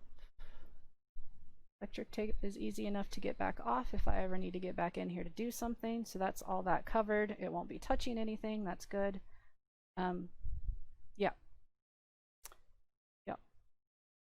Here when this comes into play. I don't know if there's going to be room for it, honestly. I guess I could always cut it away where the ribbon isn't and put it on this side. Anyway. Anyway. So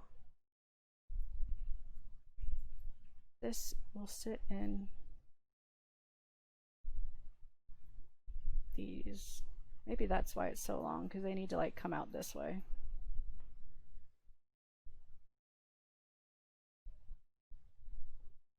Nope, one of those needs to go the other way. Which one was it again? Left. If you're holding it, this is left. Left is the top one.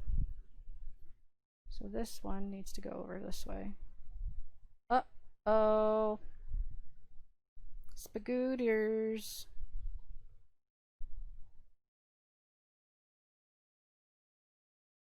Good thing electric tape comes up easy, like I just said. As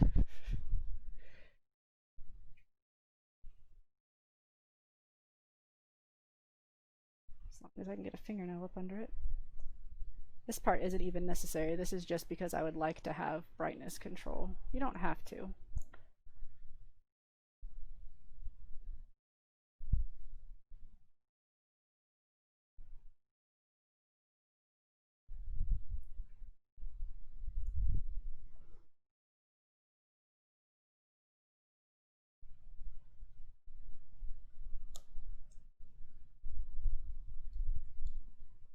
Come on.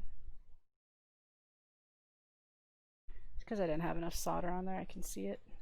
I can see that from her.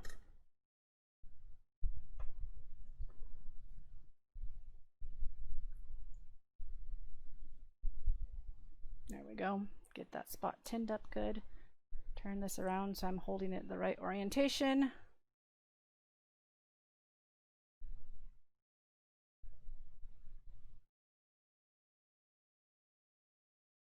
Please stop moving.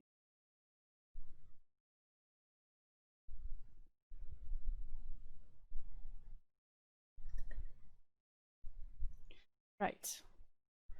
Reapply all of that. Go back down. Up.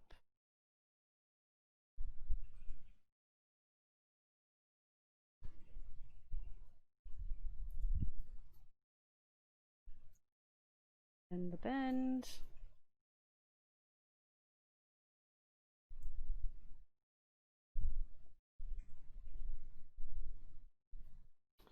And then the length.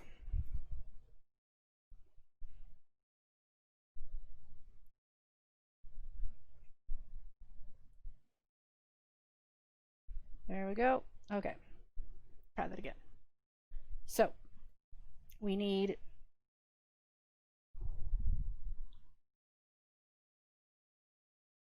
the L to come over this way. And the select also is on this side. Select was the bottom one. That needs to go this way. This one come down around this way. Like so. Or can it just come up through where the ribbon cable goes, and then I can just adjust them from there. Case. This might be harder to keep track of which one's which. Ugh. Ouch. Why did they send 3 red wires? Seriously.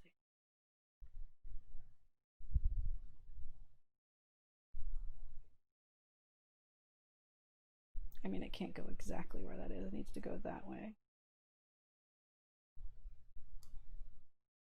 Why aren't you? Sit back down.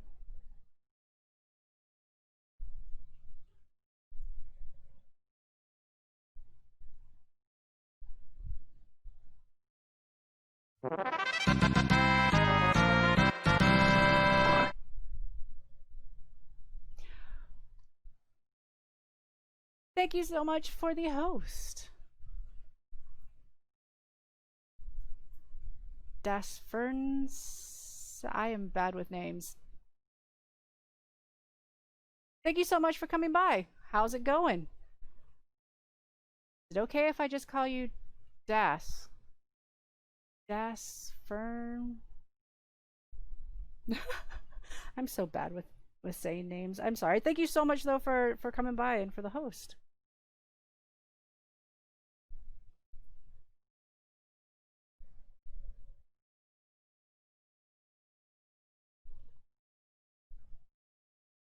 Why are things not lining up and going in? Is it all just the speaker over here? It's for me. This is my idea of the ultimate Game Boy Advanced. There we go. And now the question, do I remember which wire is which?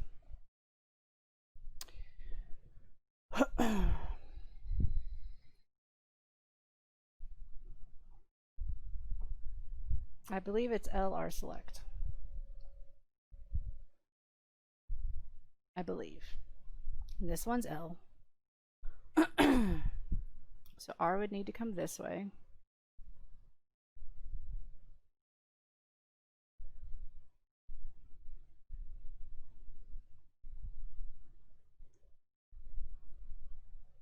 I basically just want to get lengths of wires to make sure I have them long enough, and then I can figure out to make sure I have the right wires and on the right side.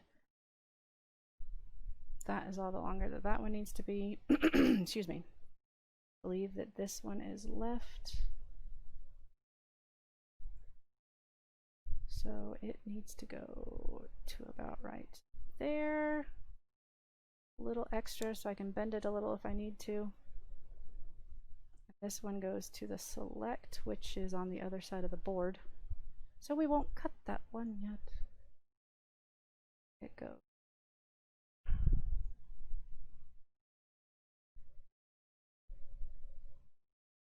Right above the, so like right here. Cut it about that length.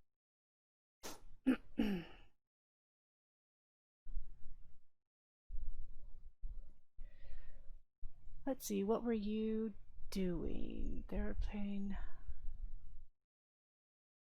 Apparently I don't have my my thingy set up right for that because it's supposed to say what you were doing last. What were you streaming?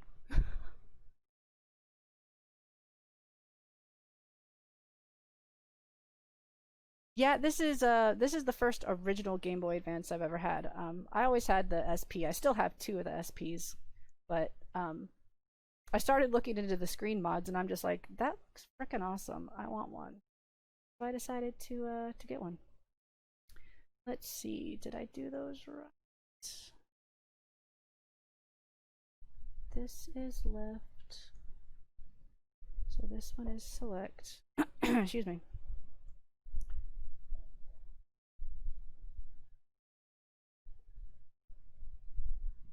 Getting this one on select is going to be annoying.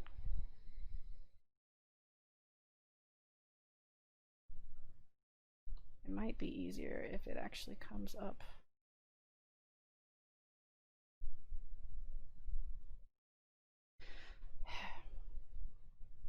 Let's just get it soldered on and I'll figure it out.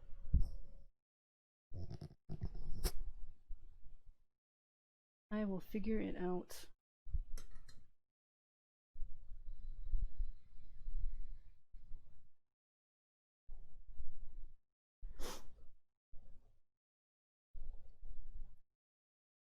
Right.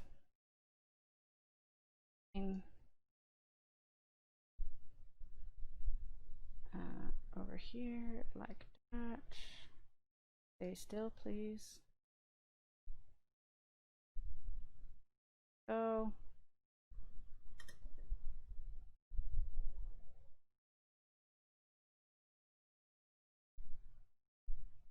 I guess as long as it just stays away from the... Fine. As long as it stays away from the button presses, which it is.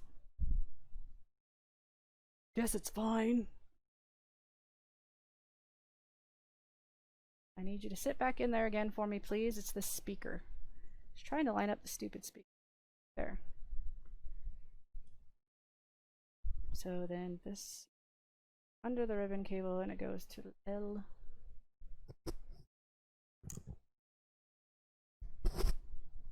Sorry, I didn't mean to hit my mic.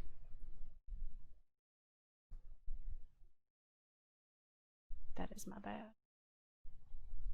Hi, Wagwan. How's it going?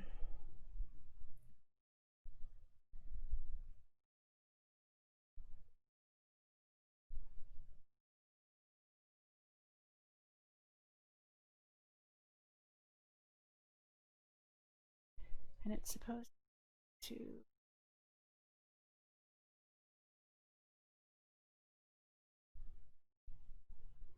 Which one did I tin up? Do the switch.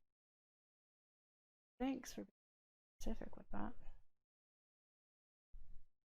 Look at it at the orientation you originally soldered it up to. The left top one. That's what. Kind of like to just like get it to a testing stage right now and make sure I've got everything correct.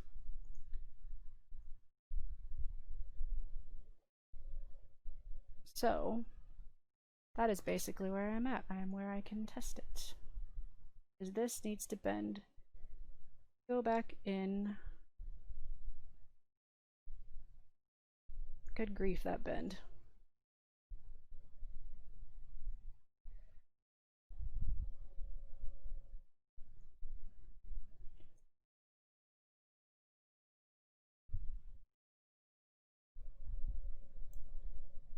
Go in. Push you down. Push you down.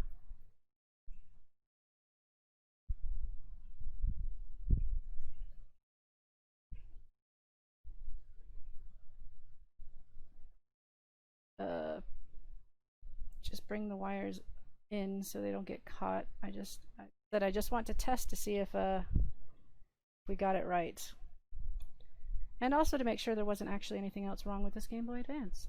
That it was just a screen issue. Since I didn't test that further.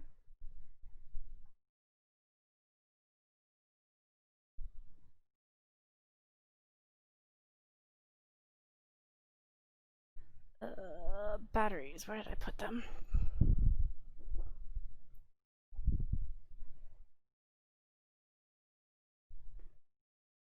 Batteries. I don't remember how I left it on or off.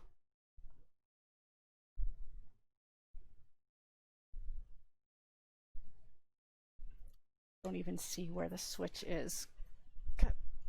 Come out. Oop, that was a good one.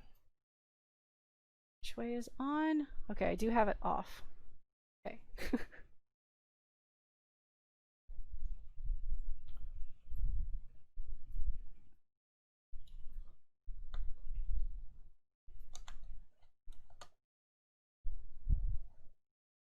Well, let's find out together.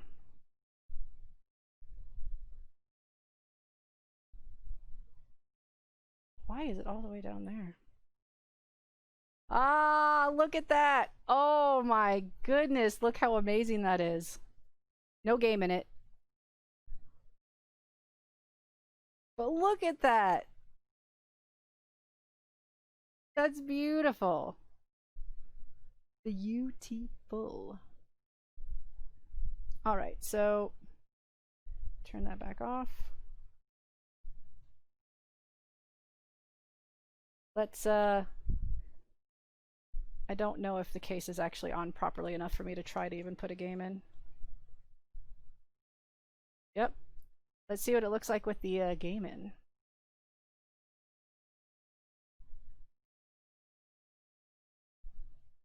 I obviously can't test the brightness stuff right now because I have no buttons in.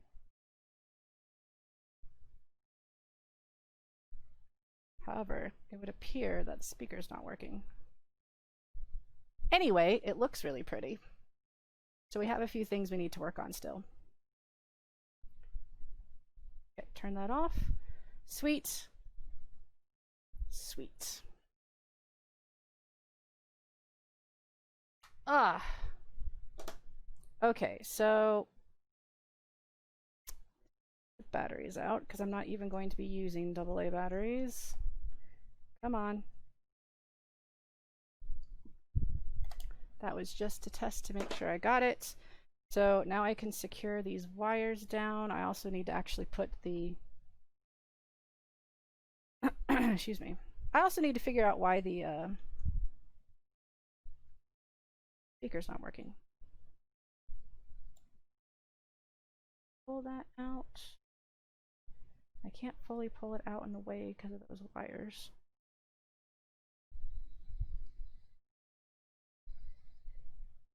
I really need plastic. Come on. Thank you. Right, now that these are hooked together, why are you not working, speaker?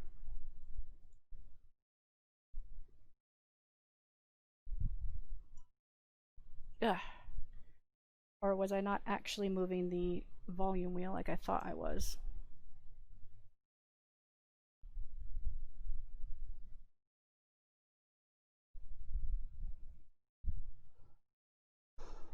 Whew. Goodness. I'm not sure where this is supposed to go. Like, there's not, I don't think there's room for it to go in there. Guess I could try. See if it squishes together with that. That would also help insulate it a bit. And these wires. Okay, first things first with the speaker. Let's try reflowing the solder. Which, that's not a good way to do that because the solder points are on the other side. And back over again.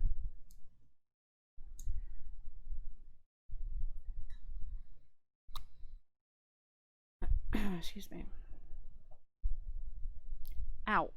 I hate when my solder spits at me. Reflow that.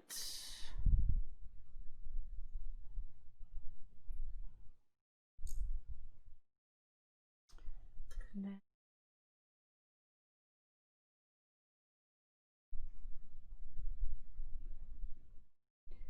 I do have other speakers, but I don't have one this size. So that would be weird. Oops. Well, that wire just came up. Hard to... This is all just at not good angles for me.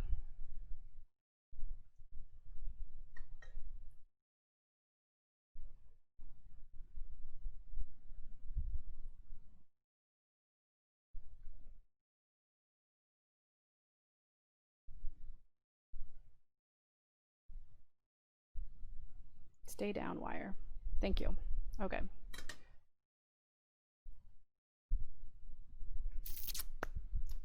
Right. So I forgot to take a picture of the screen working, as always. Let's see if that got the volume working.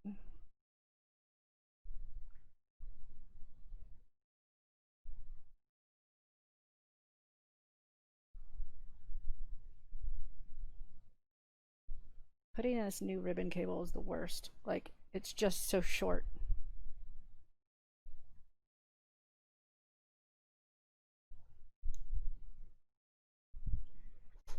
Excuse me.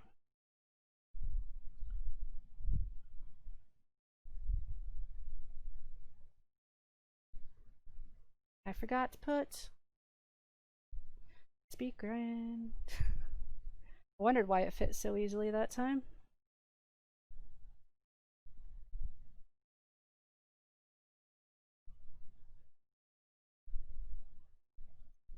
Now what are you stuck? Oh, it's from all the padding I have on there. Duh.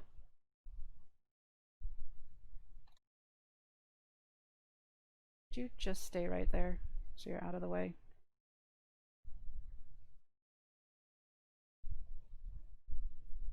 Okay, need to see if I got some volume or not.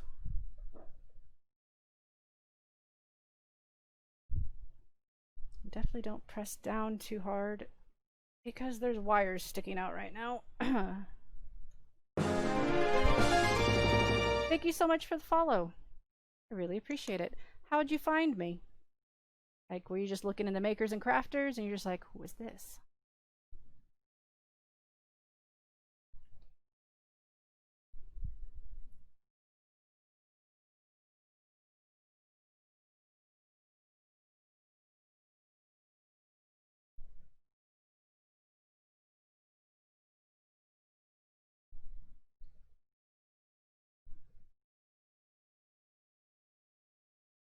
Speaker's working very badly. So I might need to reflow all of the... Wagwan, thank you so much for the follow. It might be, the pot needs to be reflowed. Let me actually see really quick if it's working okay through headphones. Rossi McFly, thank you so much for the follow. I'm not going to be able to hear for a second because I need to unplug these headphones and you won't be able to hear me, so 1 second.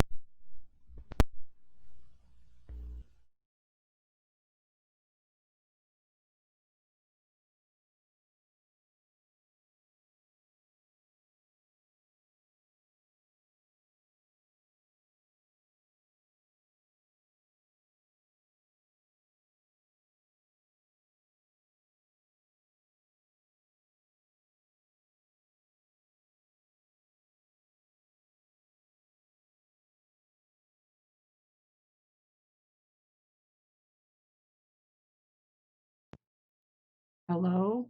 Can you hear me now? Yeah, well, Sorry, it decided to, since I unplugged it really quick to do some testing over here, it decided to change which headphone source it was using. Sorry. But I don't know if you can hear that at all. It's picking up one of your It is. webcam mics. It's picking up what? I don't have any of my webcam mics on. They're all muted. It sounds really weird. Close it up your mic again. It's definitely picking up on a webcam somewhere. Hello? What the heck?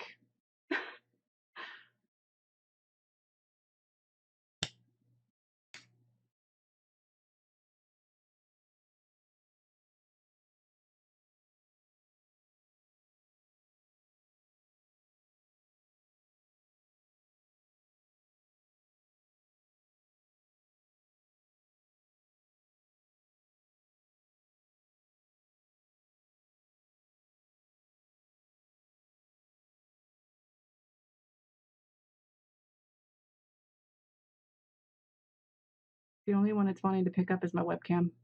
Huh?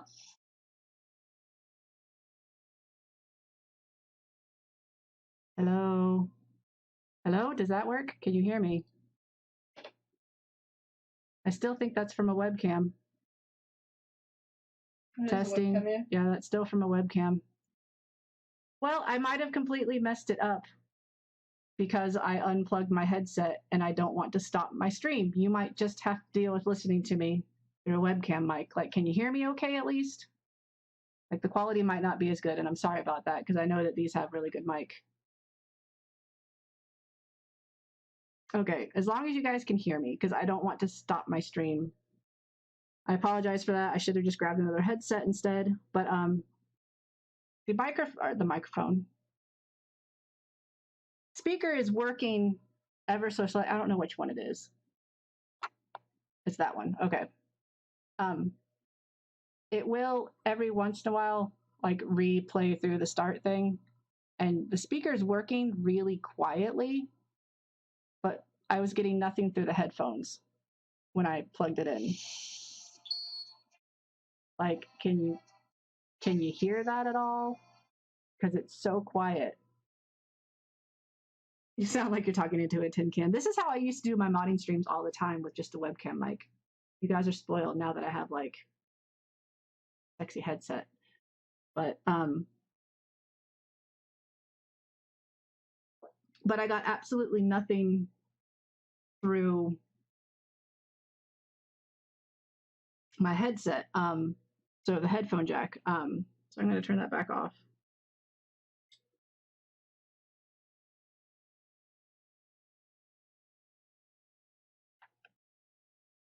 And I already cleaned the, no, do that the other way because of the ribbon cable. Duh. Stupid ribbon cables.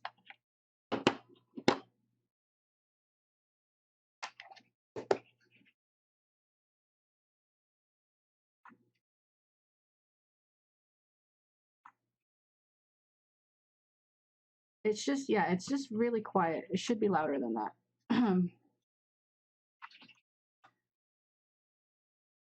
So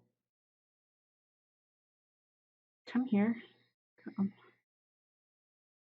And for now, this is all going to have to be desoldered because I can't have these all together. Forgot that I can't test the brightness. I don't have everything connected. Never mind. Get off. And get off. Still don't know why they sent all the same color wire. Right. So possible I didn't get this cleaned well enough before. So let's try that again. We're also going to try reflowing all the solder.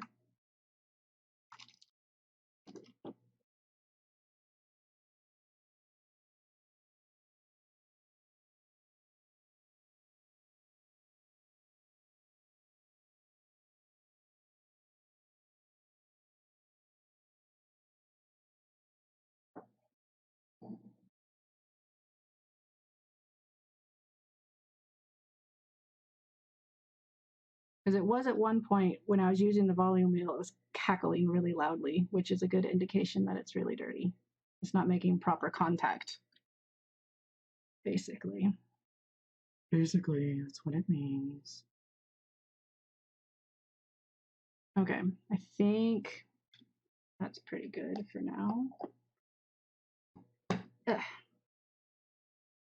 Let's reflow the solder on all of the contacts for this.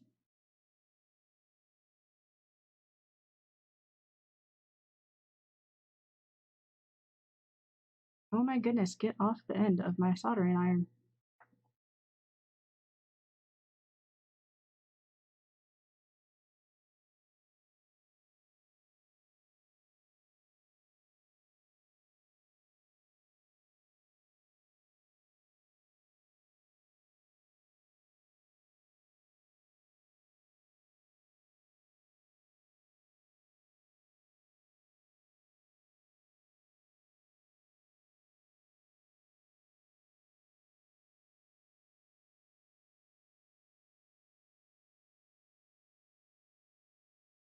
Okay.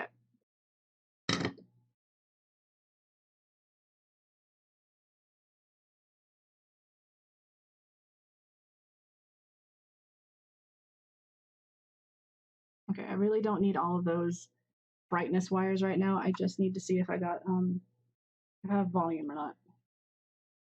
See if that was enough.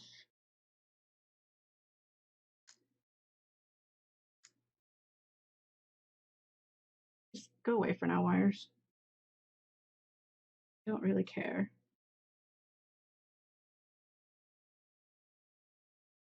Grr.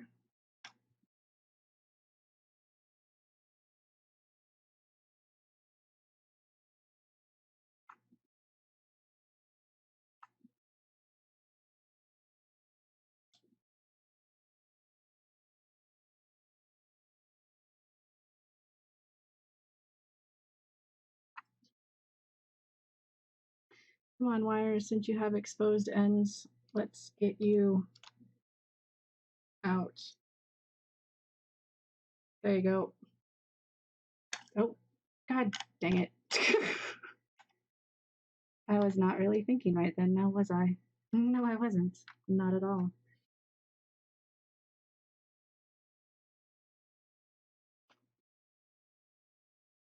What are you sticking on now?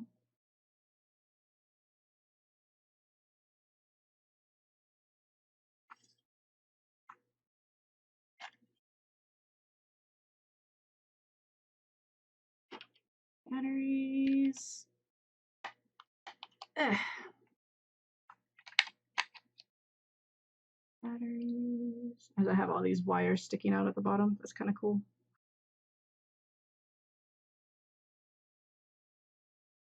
And power.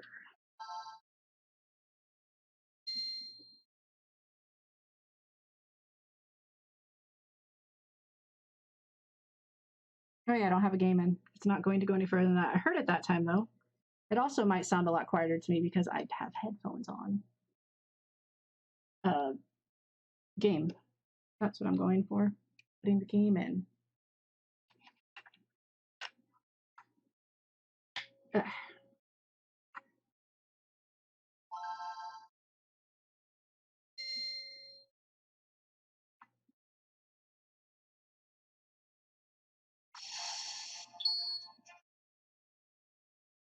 Yeah, that's a lot better. And then it gets quieter. Perfect. That seems to have done a good. Now the other test, since I've already unplugged this once, it won't matter. Let me see if I can hear it through the headphones.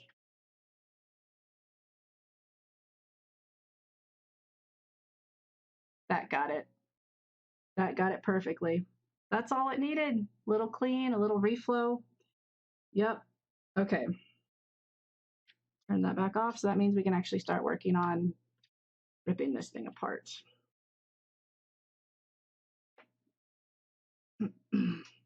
Yeah, the speakers in the original Game Boy Advance aren't super loud, but that what it was doing the first time was not right. But that got it. That got it. All right. So we can reassemble this part, and then I can start working on the battery, which is going to take a while. Get these wires all where they're supposed to go. Now I don't remember which wire was which, of course, because they gave all the same color wire, of course. Okay, so we have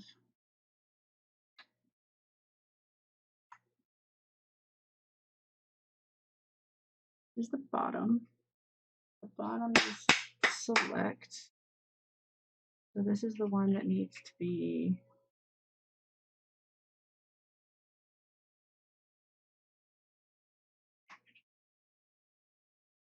I don't remember which orientation I had it going. I had it going like this. Or select. Like right there.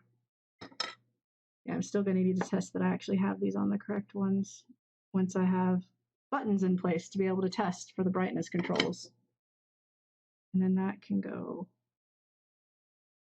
it goes like that, so then that goes away. Longer than it needs to be, but whatever.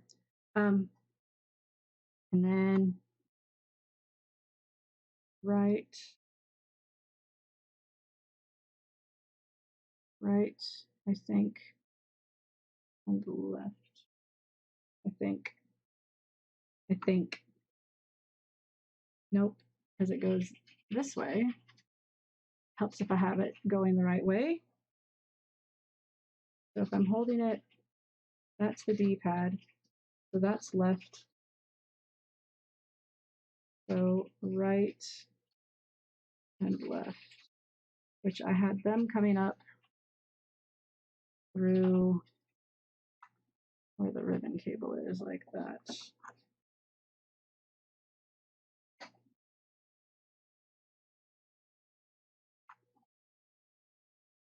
Come on. Come on, speaker, get back in place. No, I don't remember which one was which. You know what? Left and right aren't that important. One of them will make it brighter, one of them will make it dimmer. Doesn't really matter. If I'm honest. That wire is not going to matter. It's out of the way. It's not in the way of anything, so it doesn't matter. Right, I have new screws. New screws. Go ahead and screw the board down so it can stop flopping up. So these are supposed to be the Phillips. These look longer than the original ones, so I don't know if I'm going to use them. Unless those are meant to be the case ones and they replace them with Phillips ones. I think that might be the case. Yes.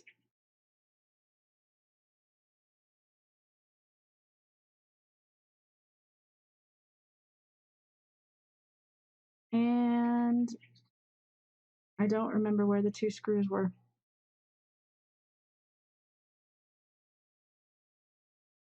Where's the back of the case? It's not what those ones are. So it's not that, that, or that. So it's that.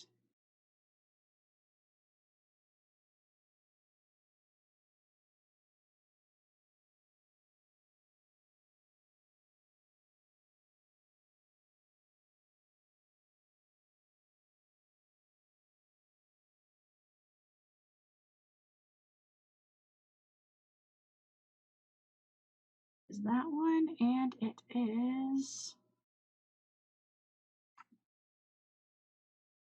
again, it is not this one, that one, or that one.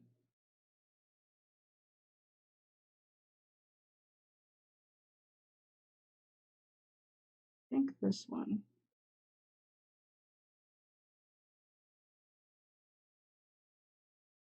There's only two screws that I undid on the motherboard itself.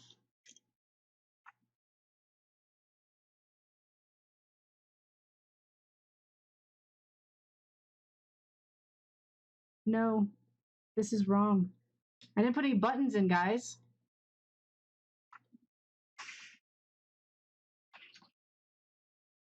I'm getting ahead of myself.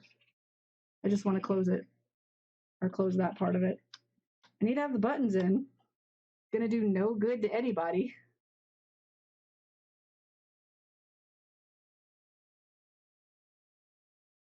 Hardcore mode. Lol. Got excited, okay? Gosh. Right, so that can go up there. Don't scratch my case, please.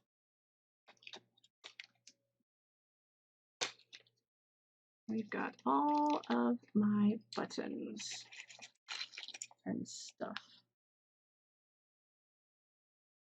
That's trash. Right, start and select.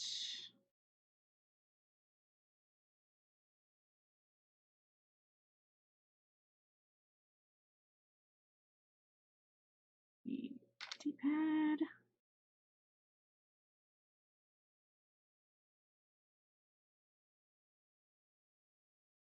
A button.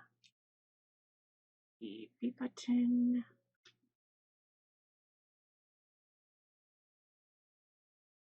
E. Those. Where did I put them? I do need you though. Forgot I need to get that out.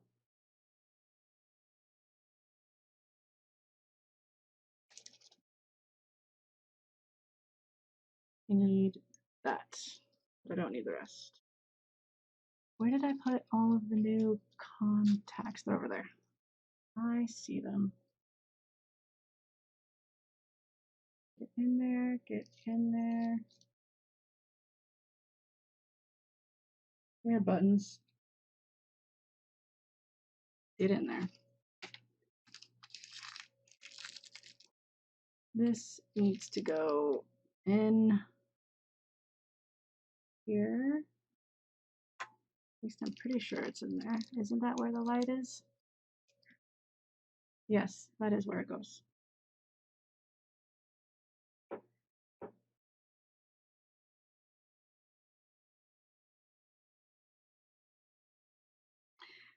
Where it goes, but it won't go. There we go.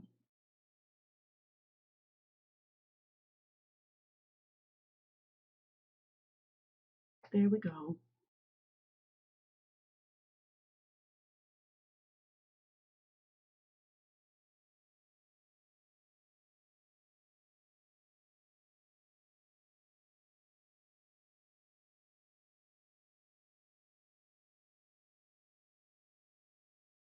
Left, right. Not entirely sure how these go in.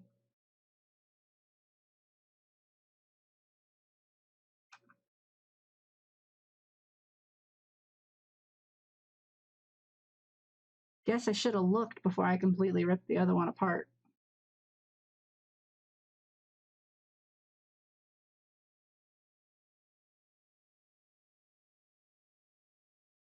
Or do you just put them in from the other side? Do you not worry about the LNR on this half? No, it does. I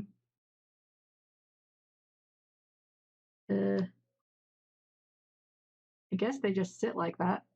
I guess it doesn't matter though for the LNR until I fully put the other buttons in. Just hold them off for right now. Unless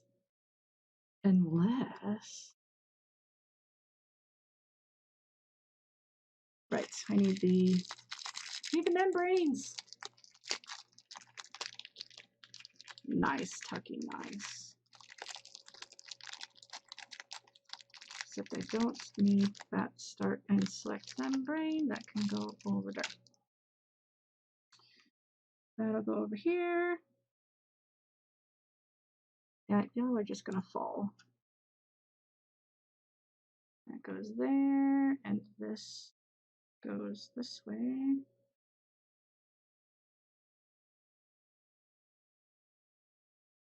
There we go. Perfect.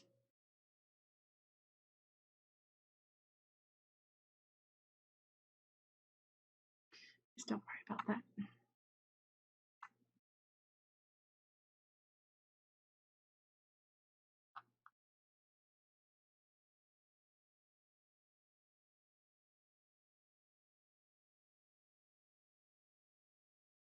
Come on, speaker. Thank you. Okay, now I can put the screws in.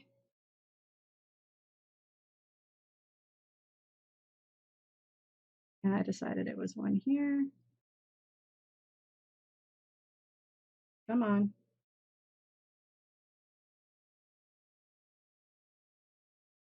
Oh my goodness, screw. Please. Just.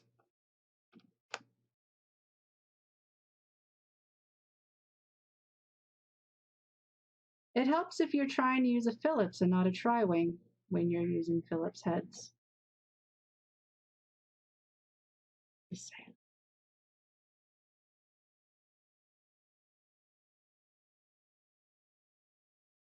The power button.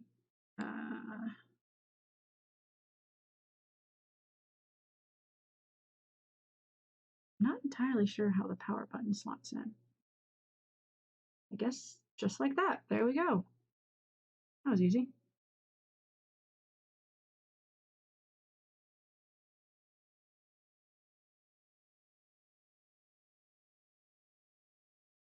Come on. Go in the hole. Again, am I using... Just get rid of the tri-wing. Why do I keep picking up the tri-wing?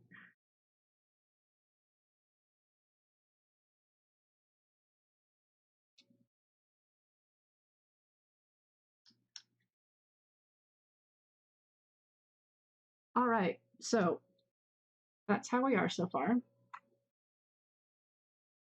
Looking pretty. Looking pretty. And then these go down in there. Yes. Like that. But this one doesn't want to stay.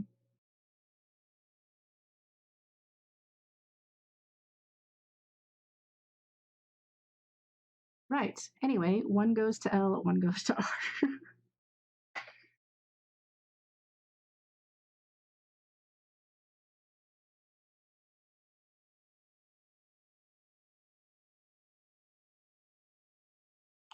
This one is too short to go that way, so this one must be the one that goes over here.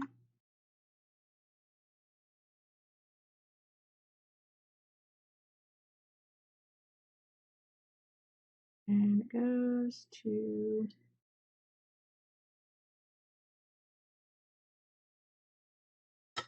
I believe the outside one. Boop, boop. Right like that.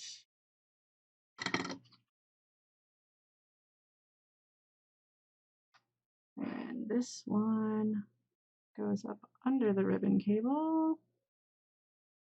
Goes right here. Just like that.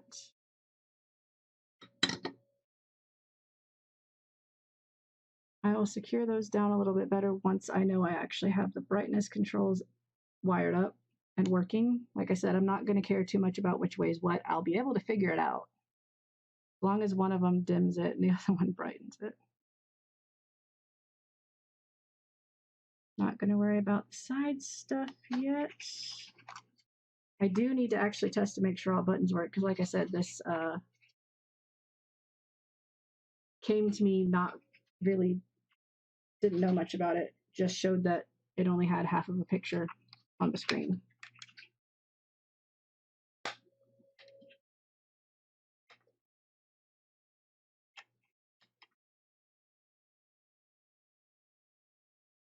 Batteries and game.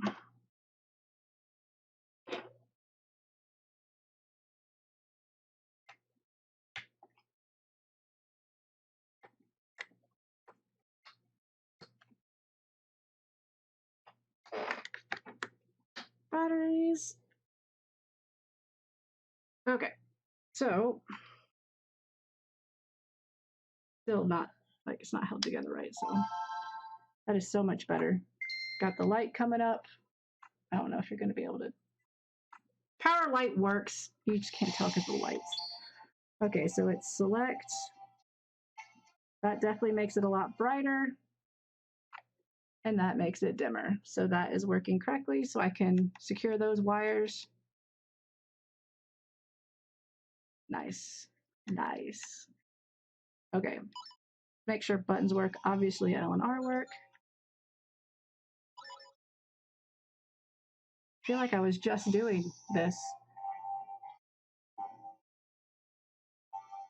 Man, the screen is so nice. So nice.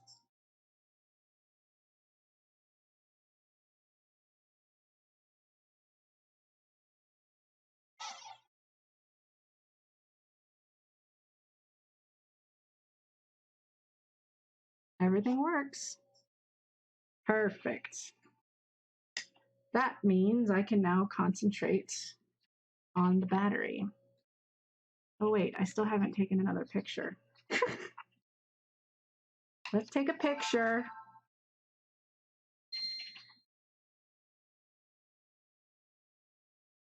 I forgot a lot of steps of pictures there. A lot of steps of pictures.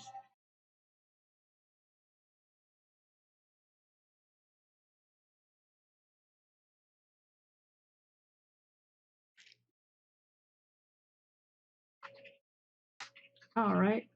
I actually don't mind it so much with the translucent buttons. I was really wanting them to be solid orange, but they look pretty cool like that. I like it. Okay. So we're going to secure those wires down properly using some electric tape so that they stay out of the way. And then we're going to get to work on figuring out these batteries. Those can go away. You can just have a tiny piece of tape.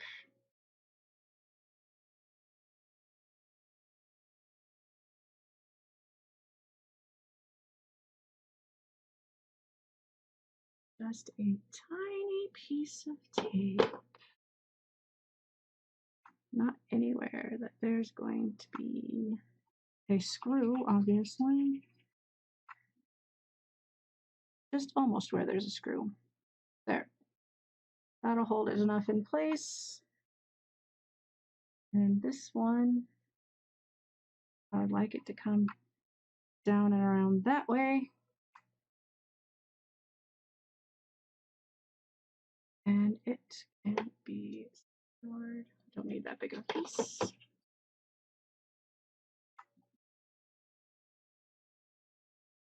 Still don't need that big of a piece.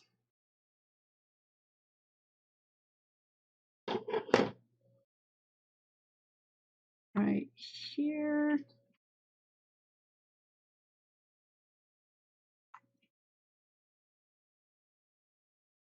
And along there.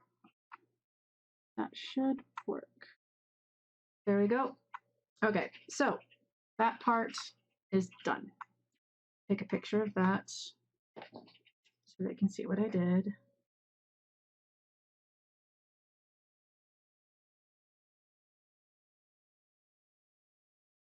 All right, so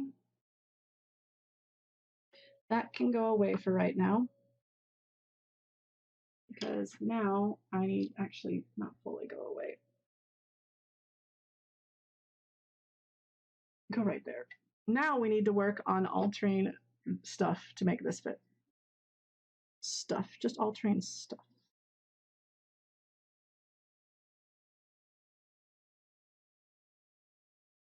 I don't remember how I got the other one out. Oh, never mind. That one just kind of fell out. Well then. Okay, so first of all, we're definitely going to need to cut some plastic out of this case because it doesn't fit. So we need my flush cutters.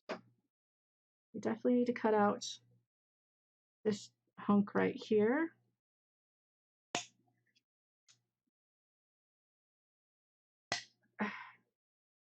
Oh, well, that just went flying. Lovely.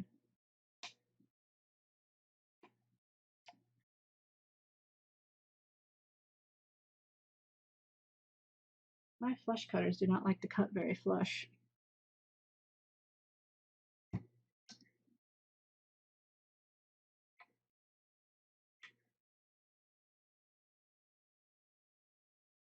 Okay, that's a little bit better. Now we need to take out this piece over here because that is also in the way. I don't know if we need to take all of it out.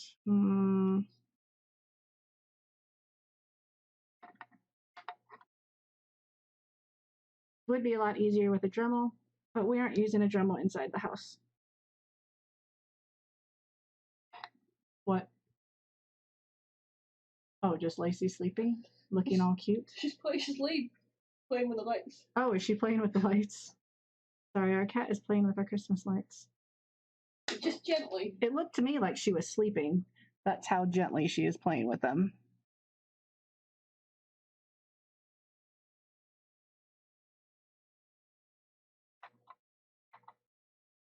Okay, yeah, no, that's just gonna have to come out. Again, this would be a lot easier if I had a Dremel, but again, we aren't using a Dremel inside of this house.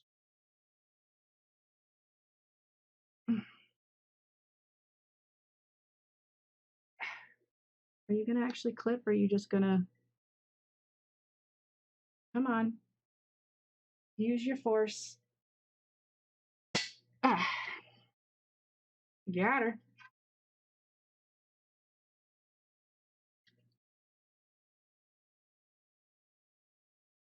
And try very hard to not damage the outside of this case, because the outside's beautiful. I don't want to mess that up. I need you.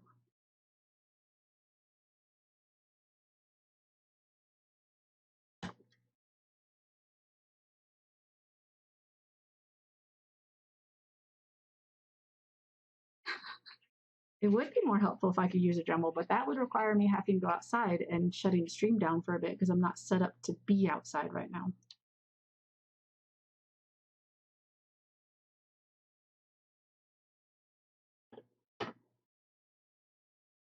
I know that this middle piece needs to come out. It's in the way. It would also help if I just had better flush cutters. These are just cheap ones.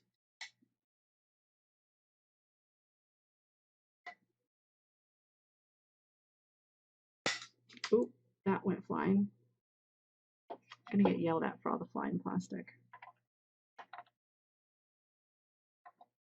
Okay, yeah, I definitely need to remove this, which might just be easier to do this number on instead of trying to cut it out. There, that was a lot easier.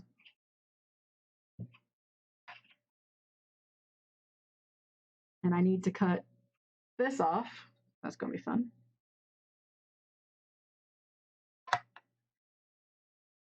But we're getting there. It's almost wanting to fit. Okay, I need, this is going to be tricky because of the battery contacts. Can't cross them. That's bad.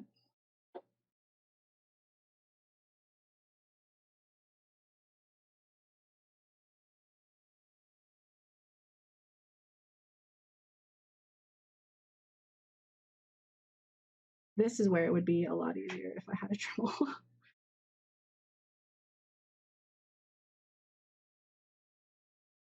Just got to do it carefully. It'll be okay. There we go. Didn't cross them. Did not cross them at all.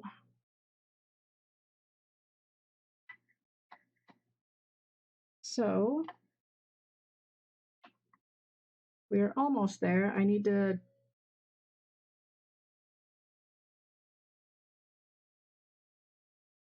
I was not expecting it to not fit that way.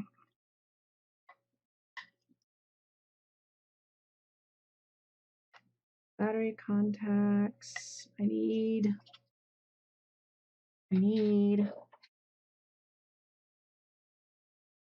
Come on. I think the battery contacts are going to line up right, but I need to do some altering with this because it doesn't go down all the way. I was hoping that all of that would be inside the battery door. I might need to actually cut into this some, which could be bad. That could be bad.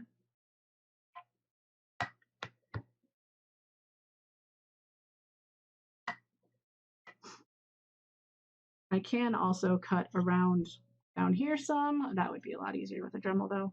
Like a lot easier. Trying to think.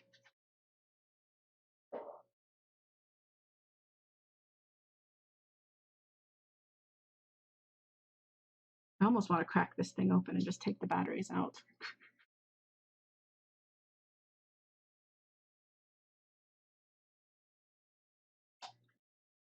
Trying to think how much I need to take off.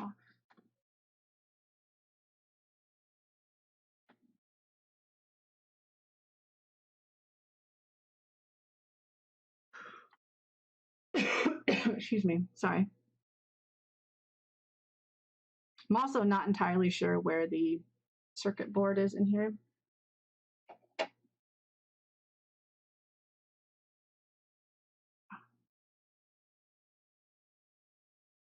Where is my knife? This is where having my knife would be extremely handy, and I don't know where it is. Have you, wife, have you seen my straight edge? What? Do you remember where my straight edge is? Straight edge what? My knife, No idea. my razor blade. Oh, found it.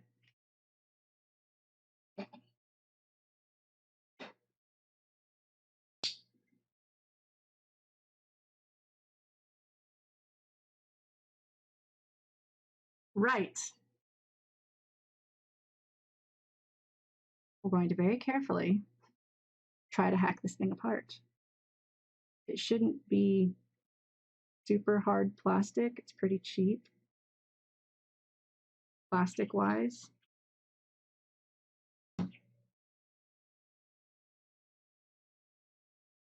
I'm doing it this way because I can control it better, and then I can see if I'm accidentally going to like hit any circuitry or anything.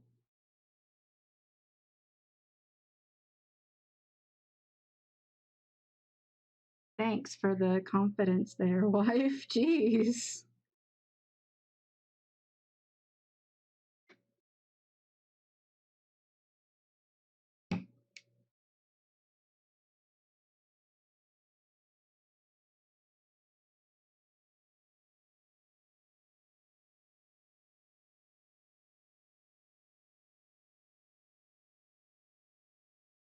Like, I'm more concerned about cutting myself, honestly, than anything.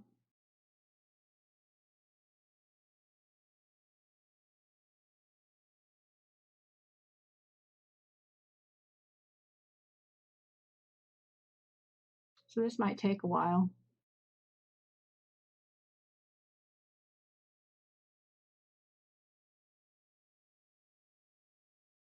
This might take a very long while.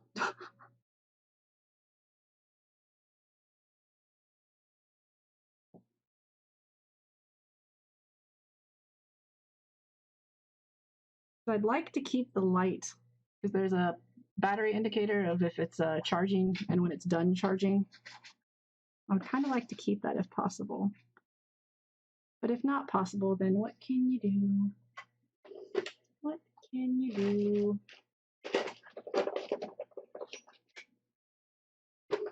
You know how I can speed this up.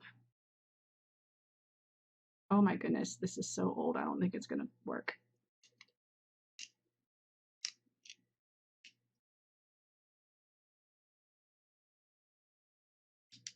Nope. Nope, that is not going to work. I can't even get it to turn. Dang. I have others somewhere.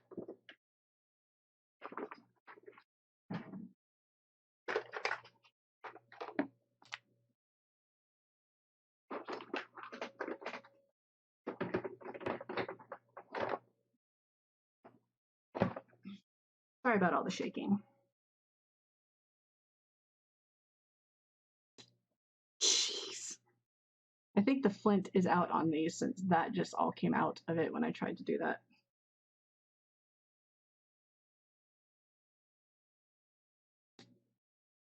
Yeah. We're too old.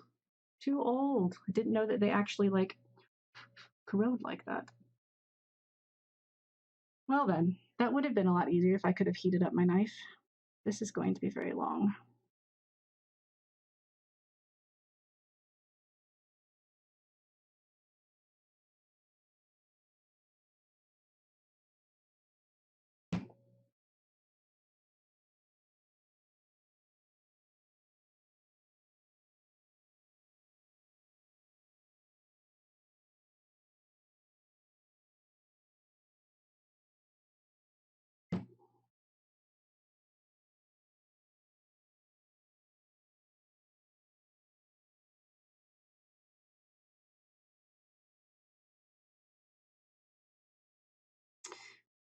Sorry, working with knives.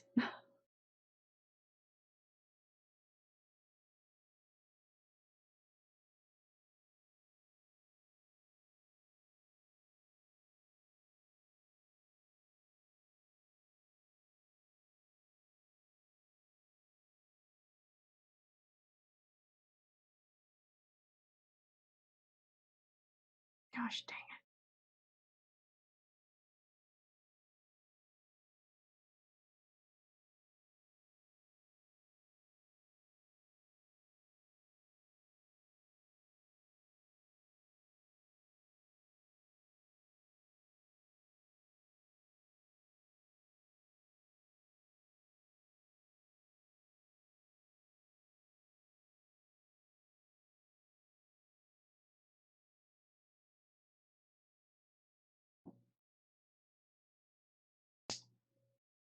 Aha. As I suspected, there's a circuit board under there.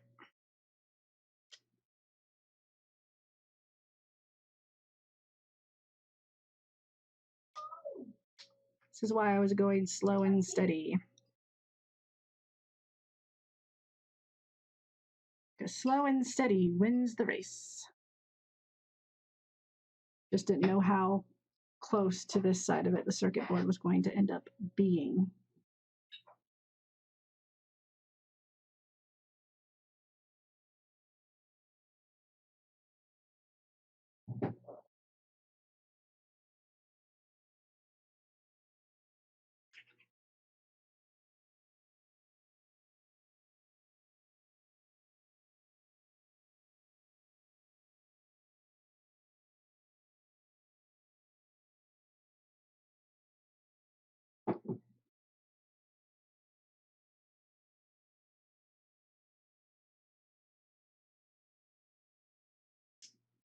Come on.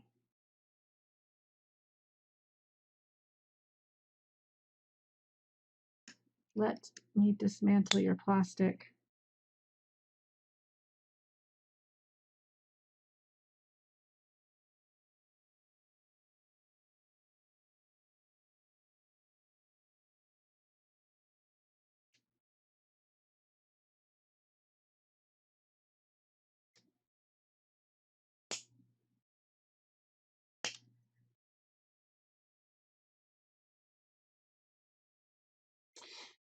Right. So I was trying to make it flatter so it can actually fit. With that circuit board, I might just have to cut into the case.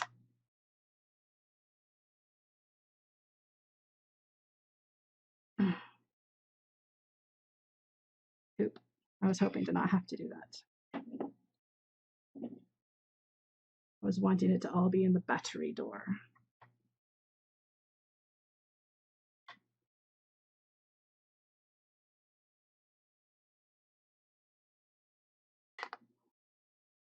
Excuse me.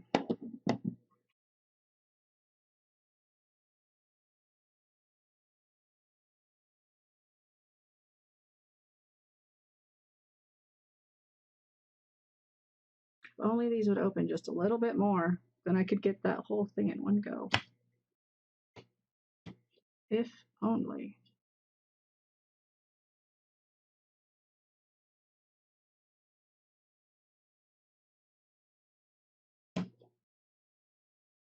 It's okay if I destroy the inside, just not the outside. The outside's. Don't hurt your fingers.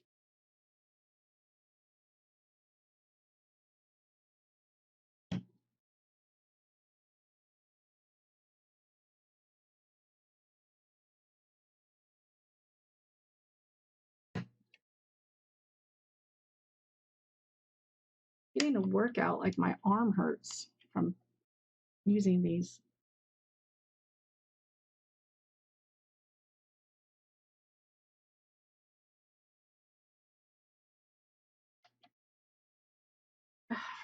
Mm. Nope, those aren't gonna fit.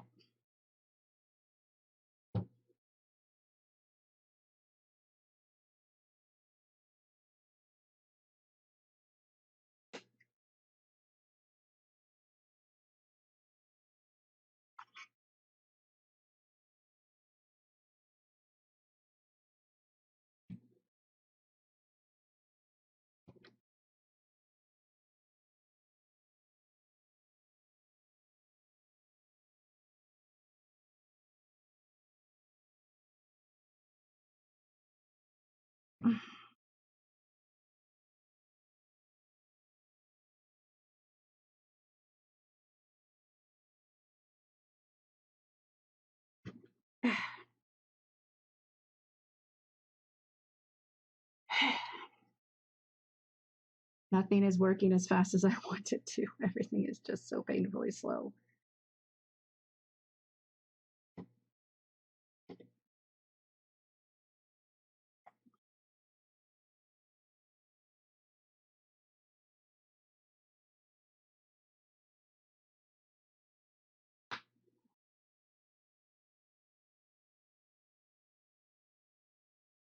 I'm not trying to rush it. I would like to be further than this though.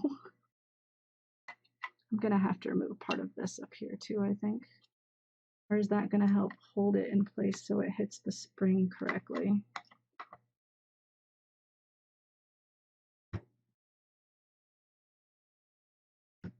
Yeah, no, that's gonna have to come out. This little piece right here. That little piece.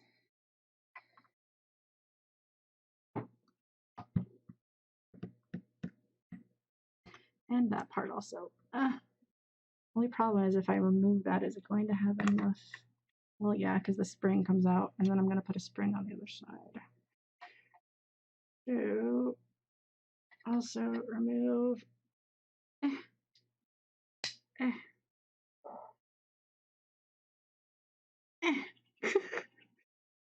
Don't mind me, just trying to rip apart this case.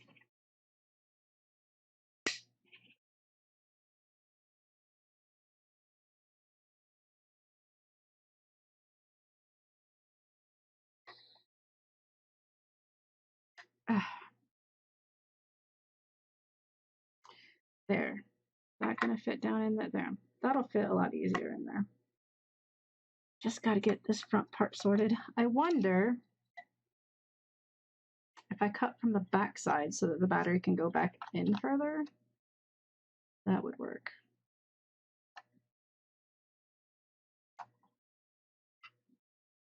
That comes up against the bottom of the game cartridge. That should work. Not going to be easy to cut, but it should work.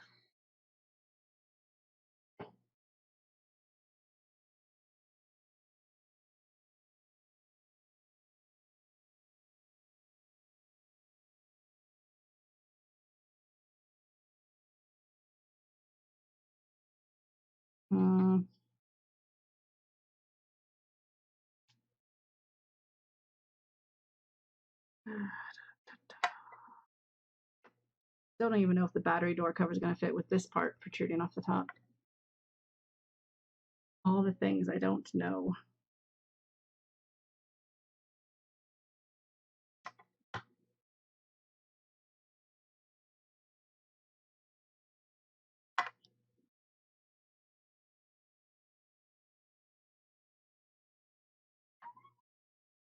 Really, Lacey. She just came in here crying really pathetically.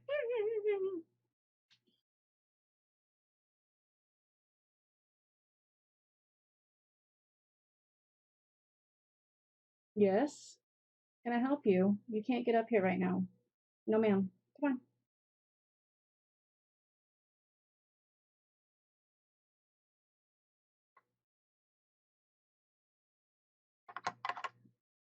I might just have to run outside with my Dremel real quick and cut this, guys, because this is going to take forever.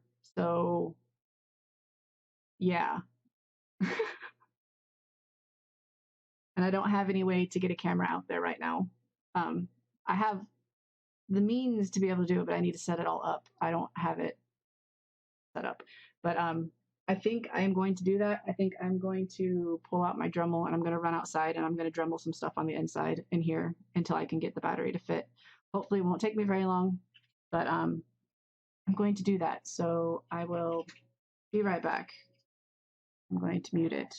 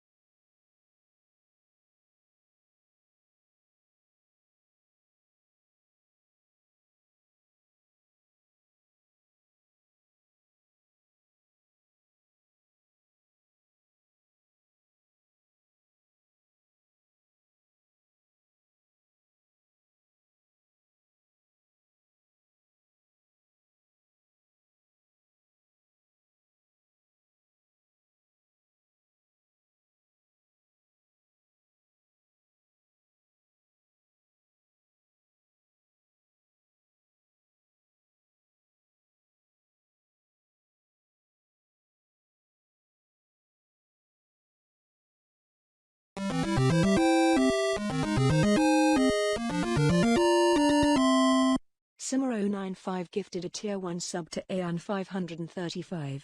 This is their first gift sub in the channel.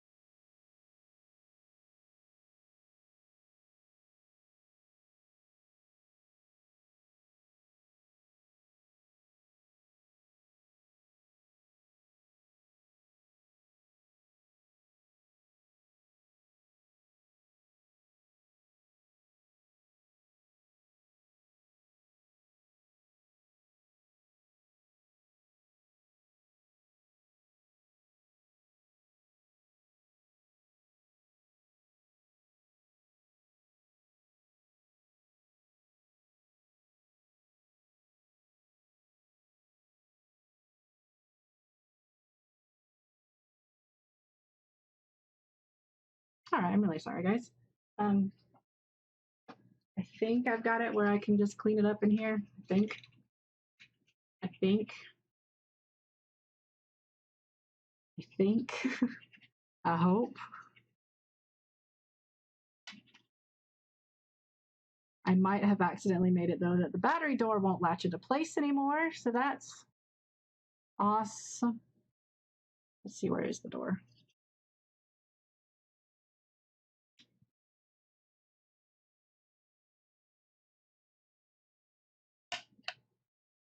I've definitely messed part of it up down here. It might latch if I clean it up right.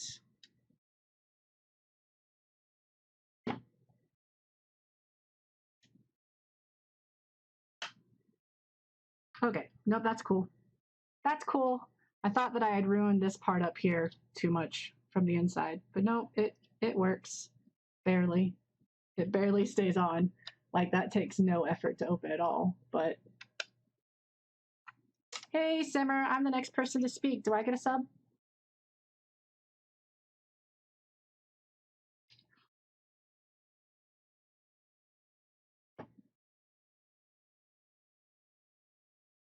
So right, I cut back this way some and I trimmed up here some in hopes that between the two, I do have a whole bunch of plastic goobers from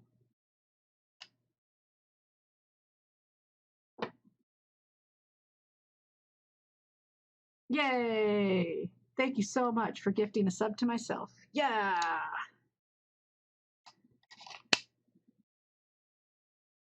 But yeah, I'm hoping because I bought this battery specifically because it was orange. So having the charge port sticking out is going to match my button layout.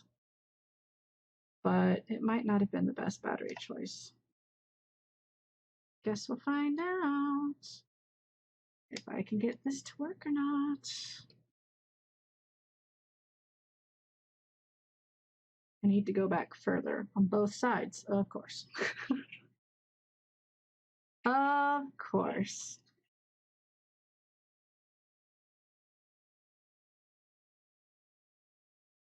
Actually, just give me this.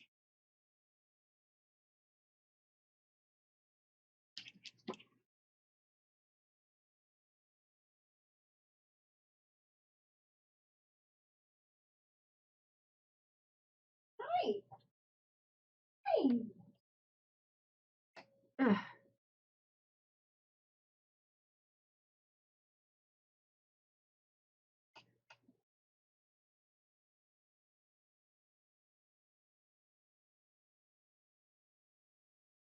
Ugh. There.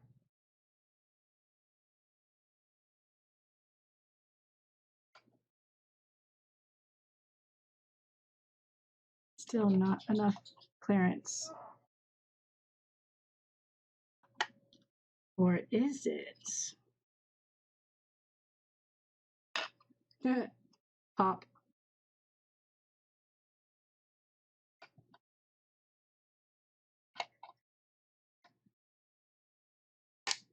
Oh, shoot. Okay, no, that was just plastic sound. Whew. I thought that I just like broke the circuit board. I was like, oh dang. Yeah, the battery door is definitely not going to fit on that.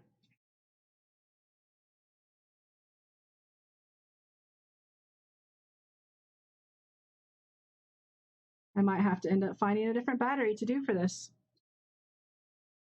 Dang, man. Hi.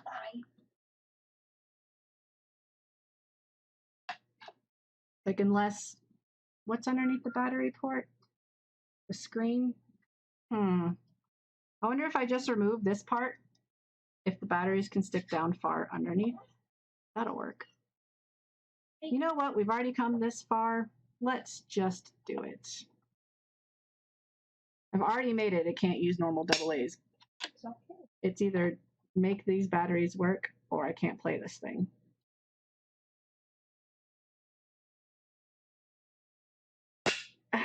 Those are the only options right now.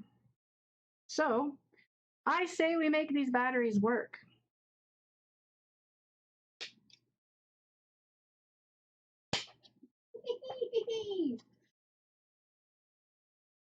Just be careful not to break the actual case. Chevy, you don't want to do that. Ah.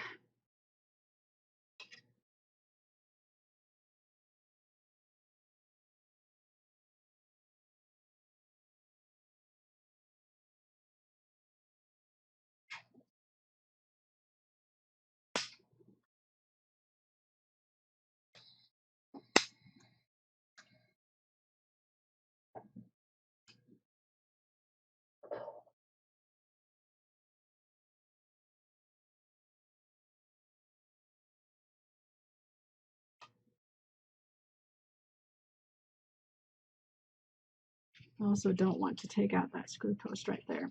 Can't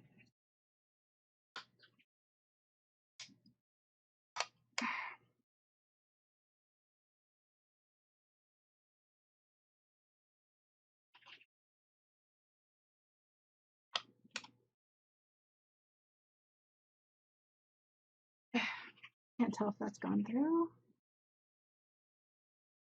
Sorry, I need more. Ugh, I can't.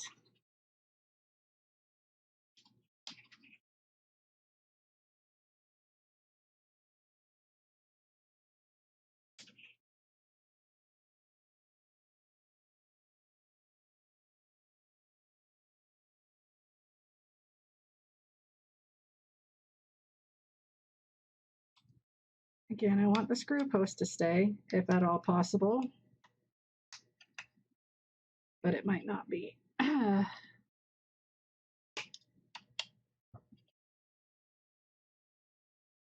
Stop almost damaging the case. Case is pretty. We want it whole.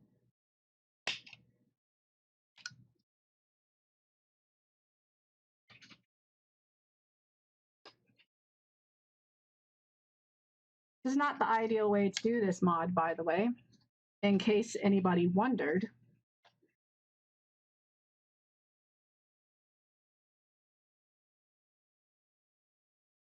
And decided that they wanted to try this mod themselves. Don't do it like this. Just buy the pre-made correct battery circuit, and then you only have to make a few little cuts instead of what I'm doing.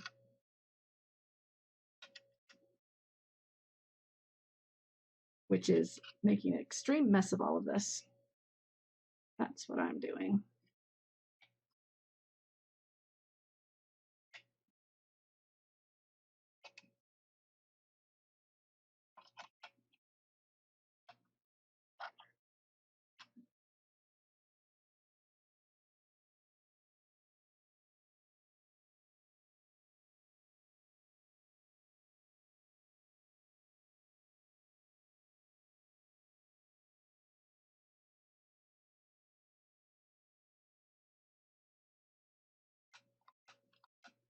And now, there, okay, the door does stay closed, barely.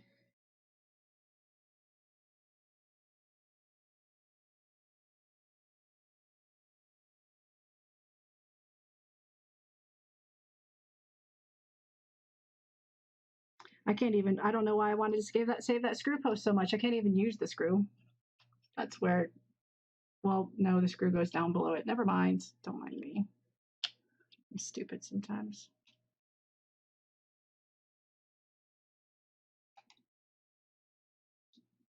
How much room do I actually have anyway?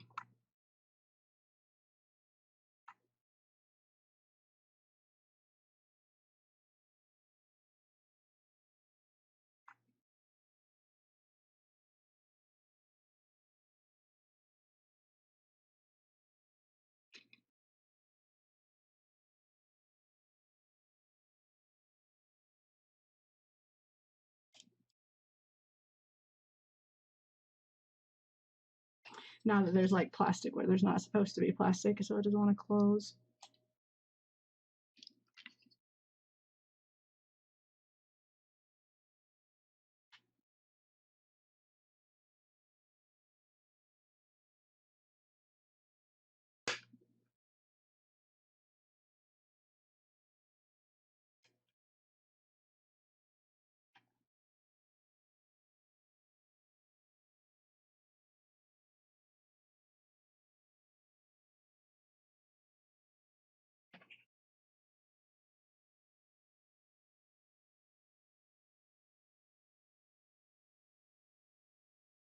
we'll definitely have to alter how the battery makes contact. And I know I need to cut away part of this, but I just need to know if it'll actually, it's down in far enough, essentially. It would stop popping up, maybe. Maybe.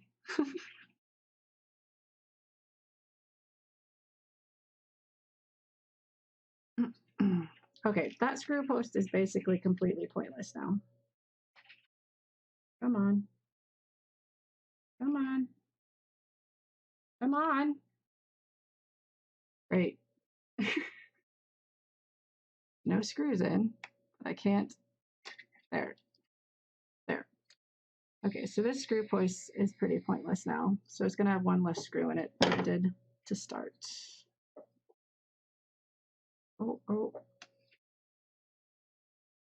And I just accidentally ripped the outside ever so slightly. Dang it. Dag nabbit.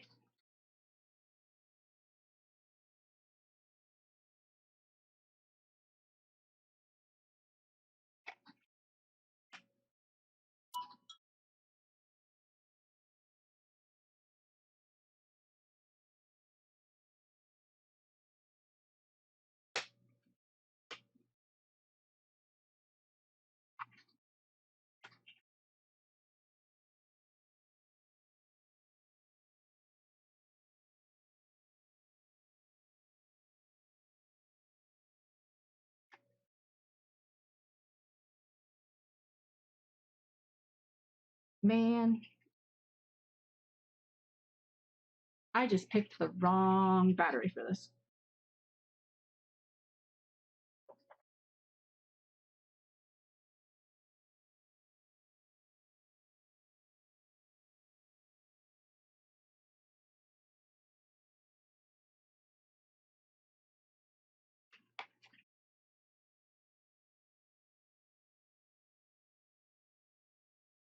You go over there for a minute.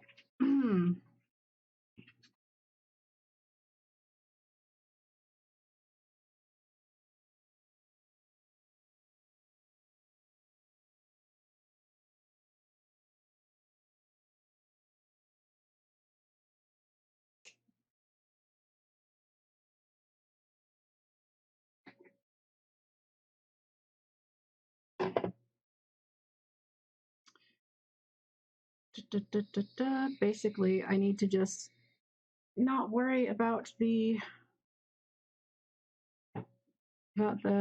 light anymore.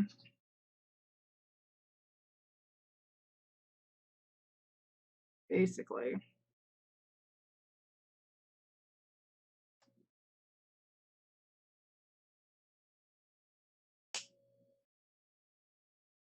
Hey, I separated it.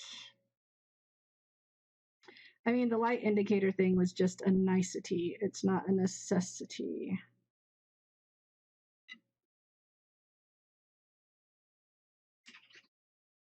So, and I'll still be able to see the lights because that was just the like magnifier thing of the light. The light's still on the board. But I needed that part to go away because I need this to fit in the case properly. I think that will help it to fit better. I think. Yes. Yes, it does. But will it let the battery door close? I mean, I know I still need to cut out for where that goes, but can it? I don't know. Whoa, steady.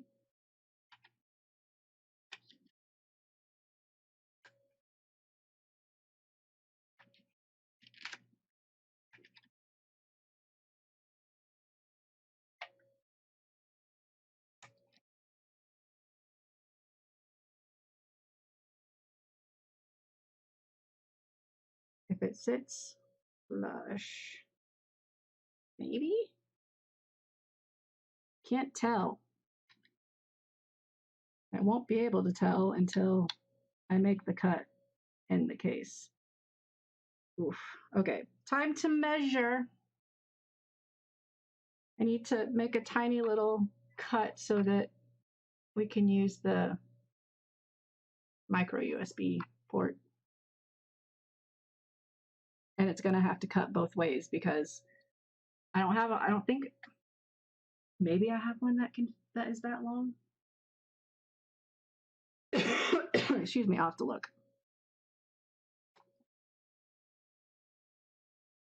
That is like long enough without stuff around it so that it'll not be in the way of the case. That's what I'm trying to get at. That is what I'm trying to get at. So measure. It is not quite centered, unfortunately.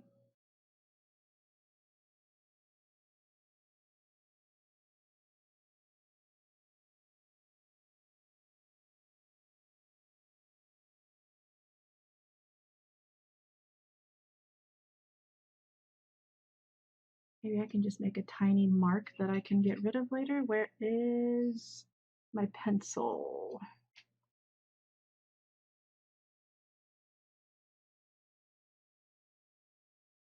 Pencil? Are you gonna actually mark? Yeah, barely. Pencil.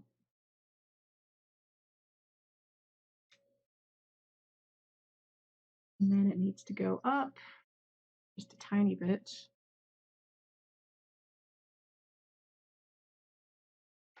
Okay, let's take that out. Put this in. So we have here and here where I need to cut.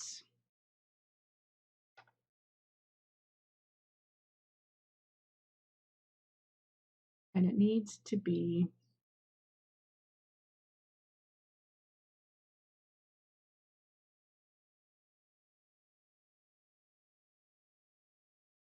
three whatever size this is. Yep, that's what I said. 1, 2, 3.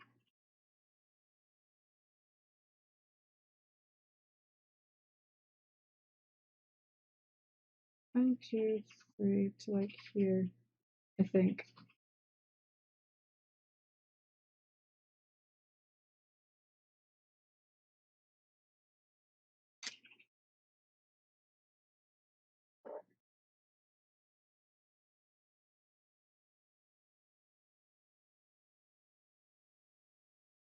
So I need to cut that out, basically, as well as I can, which I will cut short. Whoop, no, careful, steady. And then I can file it out.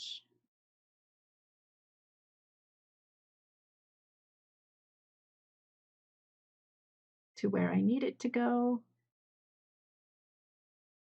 Of course, that is just too big. Can't use those ones. Need to be careful on the door though, it's kind of floppy. I also need to not have this down anymore. That's for using it to not have the plastic all over it. Get off.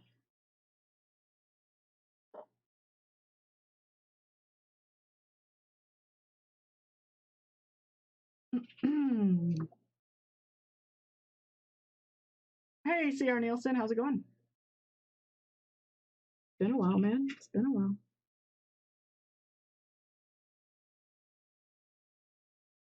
Ugh, this is going to be painful. I can already tell.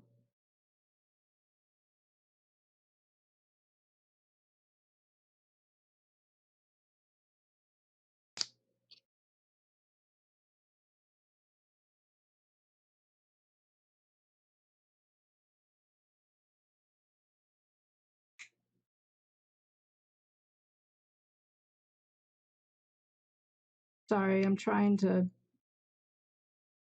quote unquote cut something by not cutting something.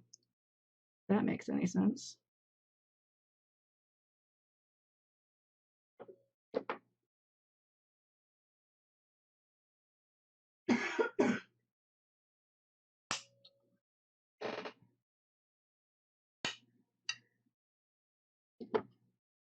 Okay.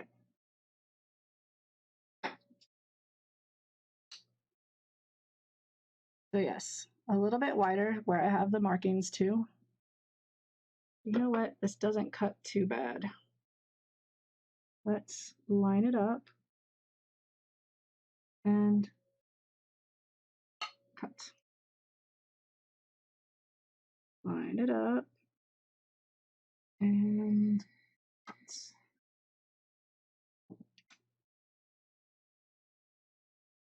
It's the rest of it where it's going to be annoying to get it to be a straight cut.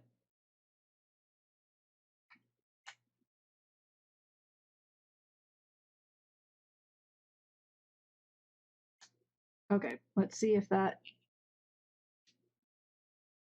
does that fit.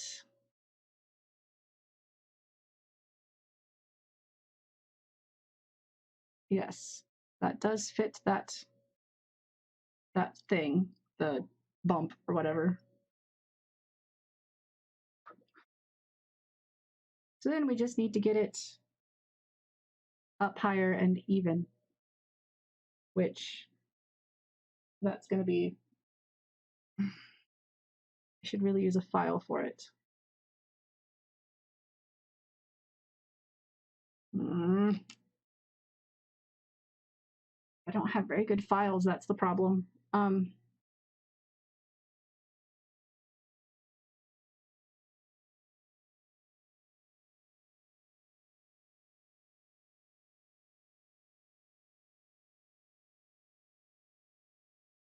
Nope.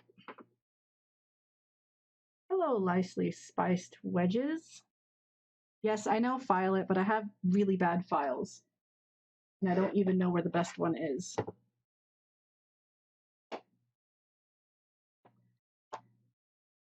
I don't know what I've done with it. I lost it a while ago. I'm sure it's in with my stuff somewhere. I just don't know where. And this is going to take forever, even though this is really crappy plastic and like cheap. It's still going to take forever just because this is a really not good file.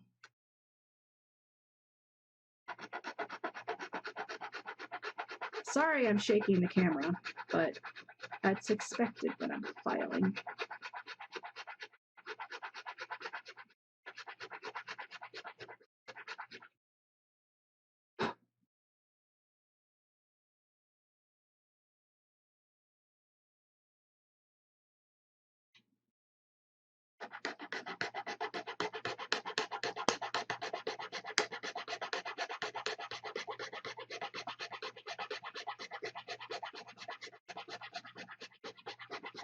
Again, sorry about the shaking.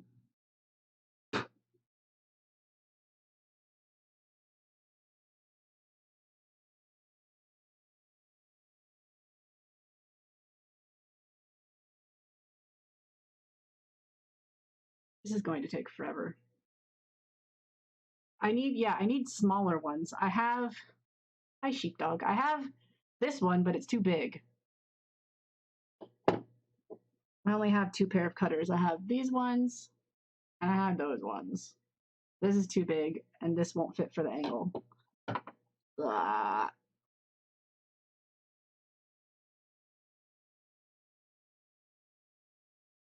Like, and I'm too much of a wuss to try to do it this way. I will probably cut myself.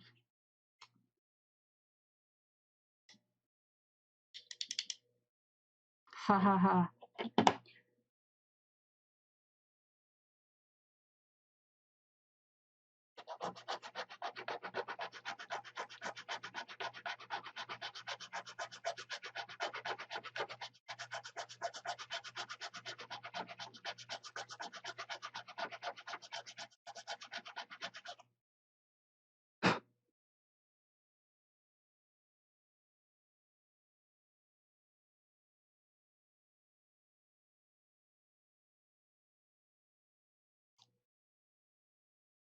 Man, I'm gonna have to end up doing it for the whole freaking thing.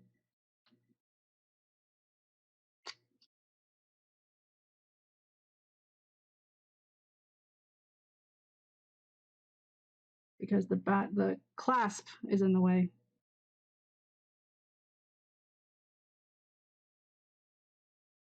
Well, dang it all.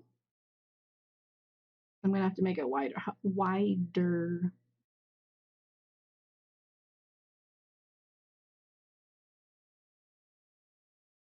Pencil.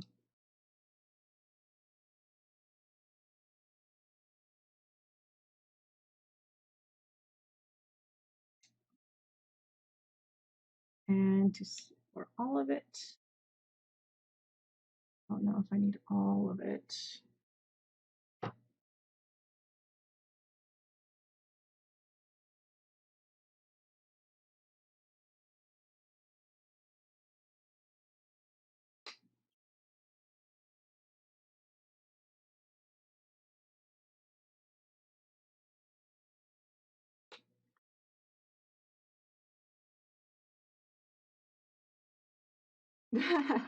Yeah, I solder on a lot of things, so who knows? Who knows?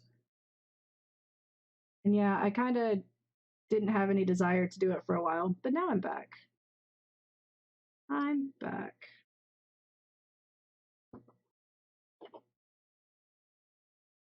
This will work now because it's wide enough.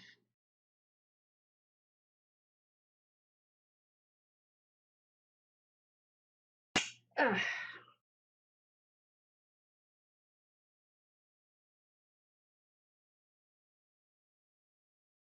Come on, line up.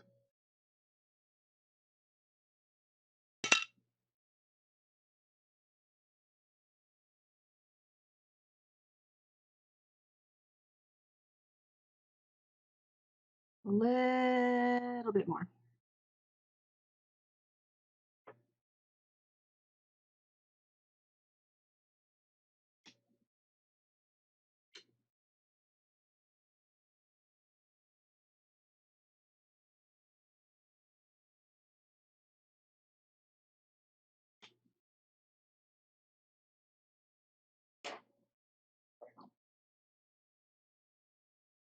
Still a little bit more. Also not straight over here. It needs to go up straight.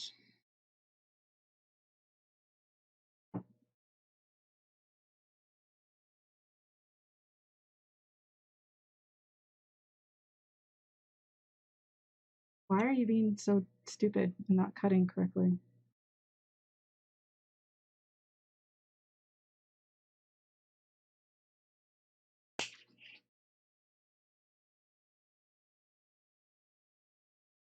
That straight.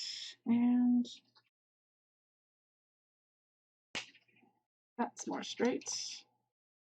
That's probably going to be too wide now because that's usually the story of my life. Nah, not too wide. However, it can go down a little bit more, I think.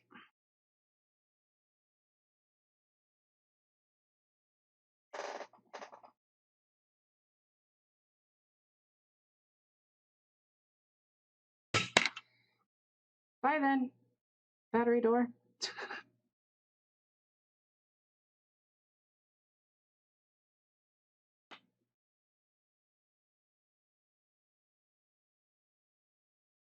That was not a clean final cut. That was very messy. Poopy. I had it looking really nice. Then I did that.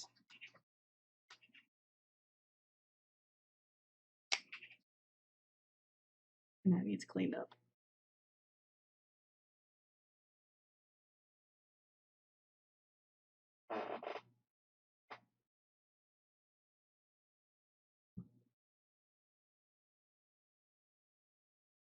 This will be easier. It just needs some sliced off right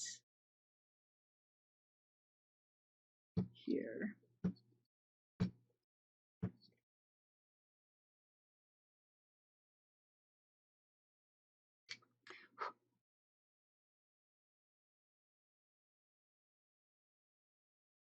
Right.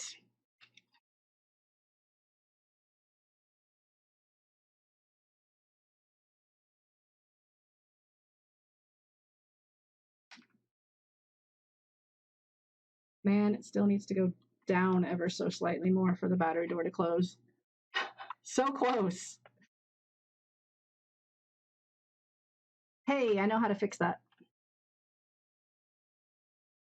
It's because I have this spongy stuff under here, which I don't have to have.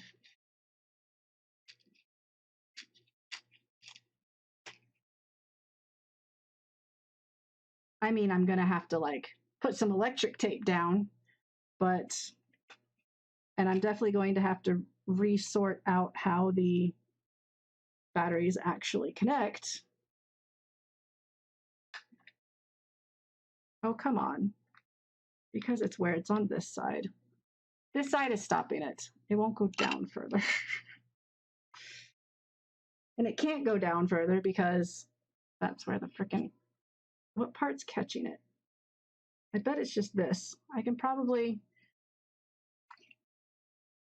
if I trim that away, it's going to show though, because I have it showing now. No, that's just to the top of that. So this part can go up further. That's what the problem is. I only have it exposed to the top of the little one, not the big one, which is what I was originally aiming for. Or I could just trim that away right there. Let's see how much I can mutilate this battery, guys. Yep, yep, yep, yep, yep. Uh-huh, uh-huh, uh-huh.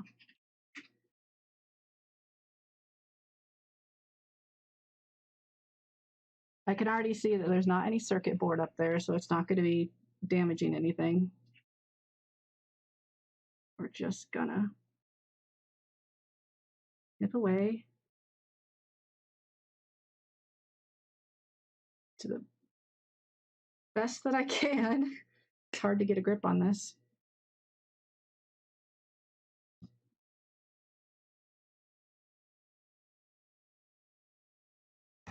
Oh, nope, that doesn't grip low enough. Let's see, how did I do this before?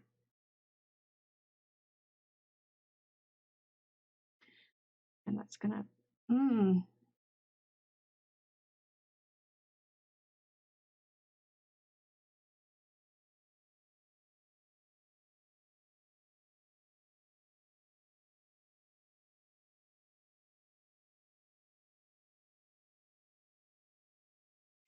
might eventually get this battery to fit.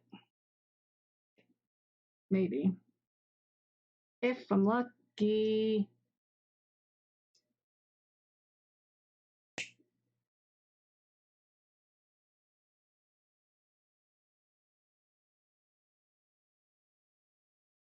Come on, just dig in.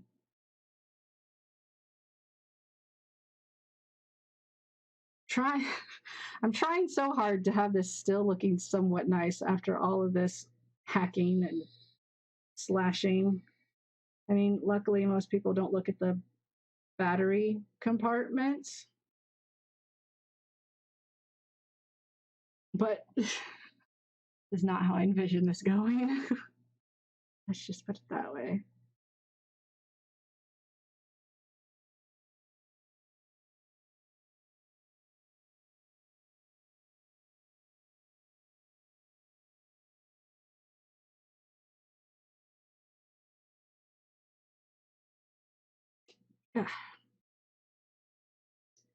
Right.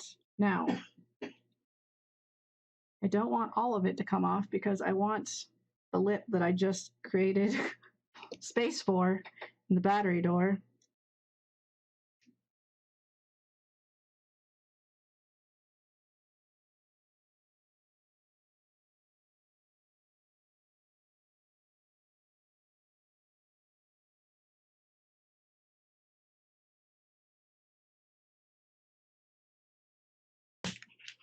Bye, plastic.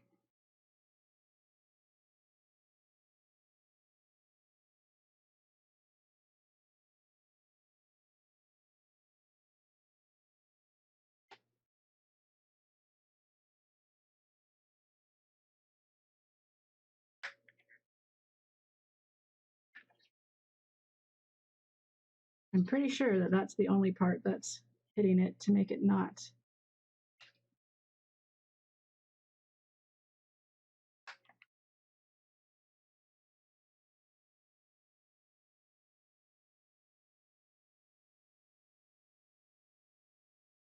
Okay, so let's trim some more.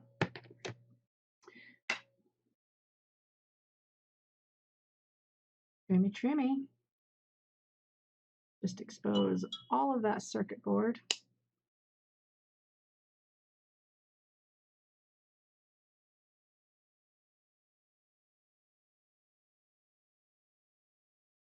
Can I help you a little?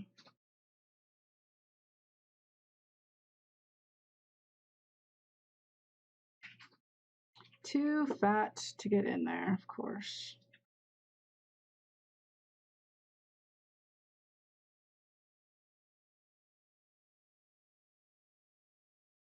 I just want this part to come off, like the top lip.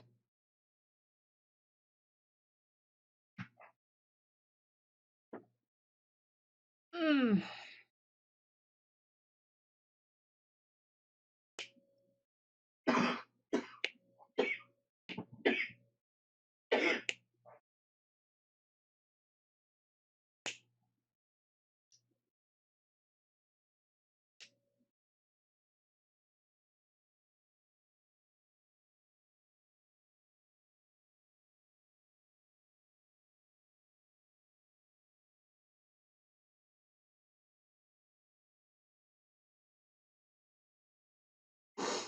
Ugh, back's starting to hurt.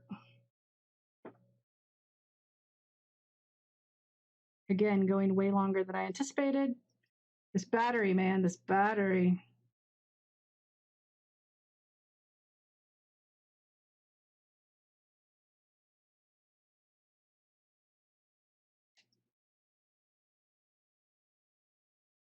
All this battery.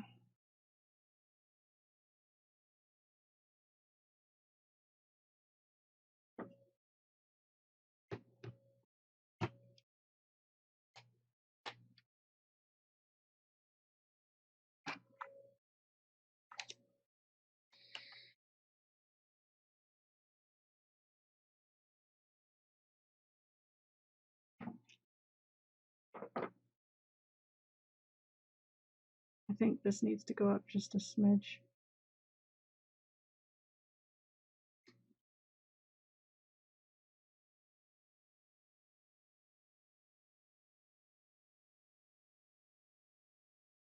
That is, if I can even.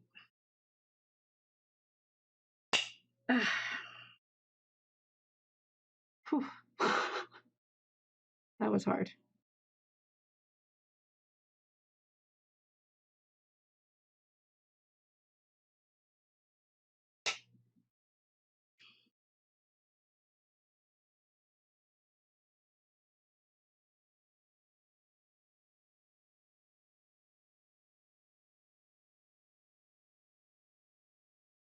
I honestly don't really know what it's catching on.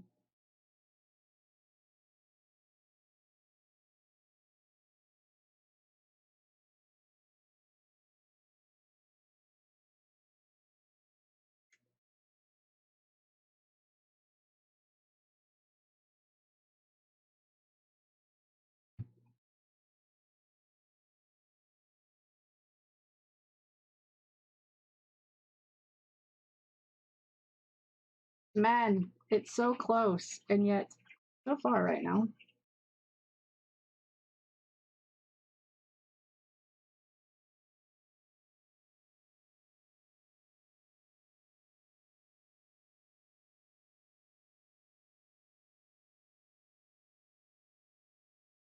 I seriously can't tell where it's catching. Wrong way.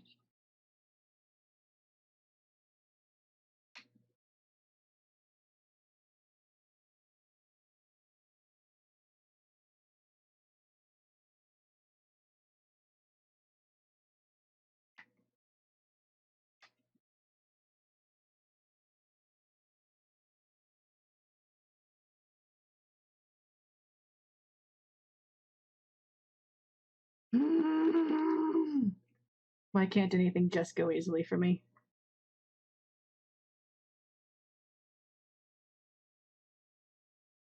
And this plastic's not thick enough for me to try to like thin it out on this side any.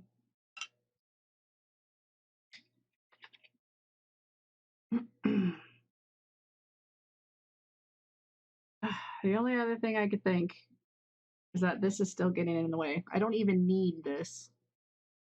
And this might be getting in the way. And I have absolutely no idea how to get rid of that without possibly hurting the batteries. Oh, this is frustrating.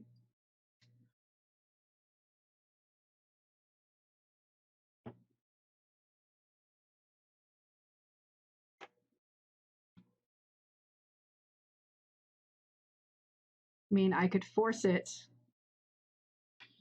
down below, but then I can't charge it without popping it out.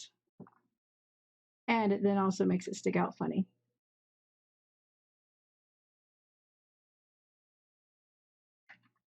Which it also doesn't want to because it's bending that out.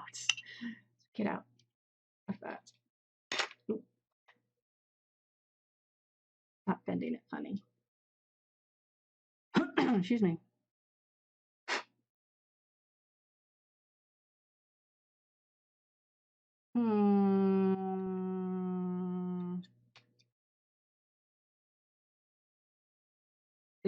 Think. I still need to actually solve the battery contacts not actually lining up. I need to do that too.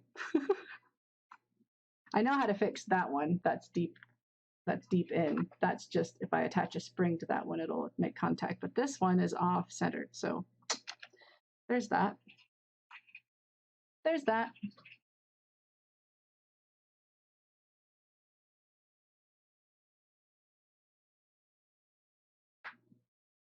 Gosh dang it. This has been a long journey. Longer than it should be. At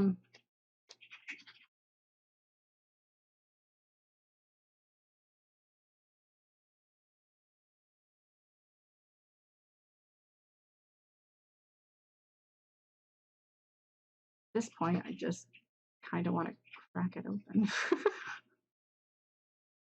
Pull that circuit off from the top because I don't need it. But they're not that easy to get into.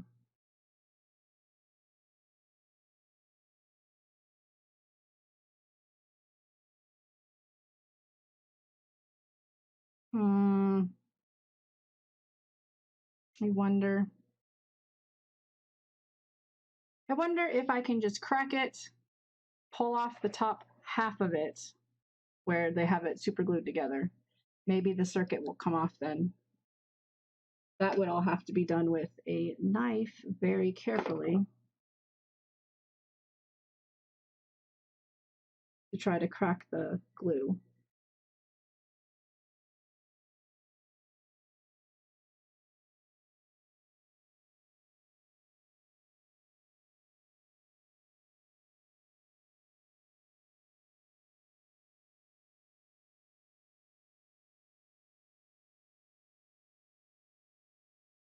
At this point, I'm basically just trying to figure out how I could salvage this battery to use in this, because right now it just doesn't fit.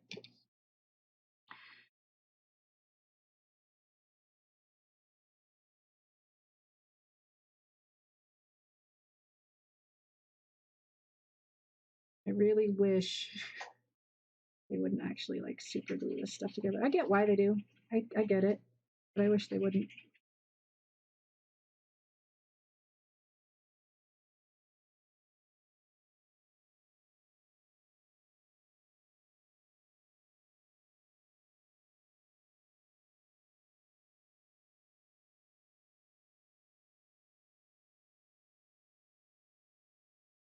Excuse me. Definitely stay away from the battery contact side.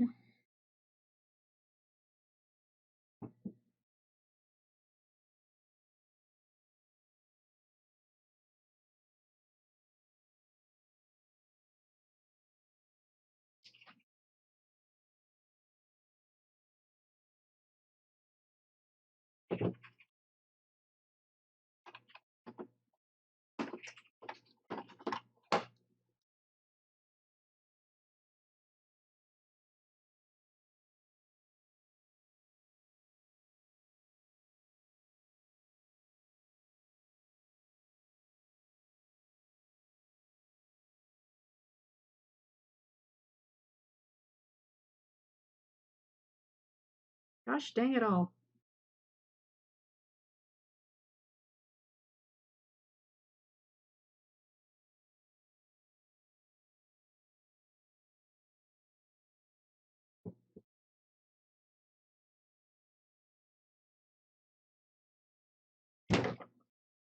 Good thing my finger wasn't there.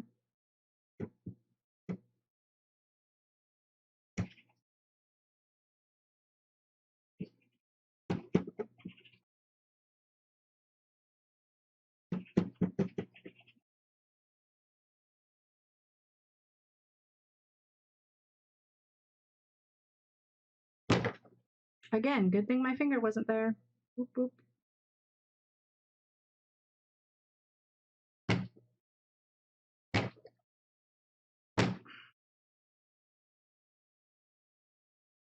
Yes?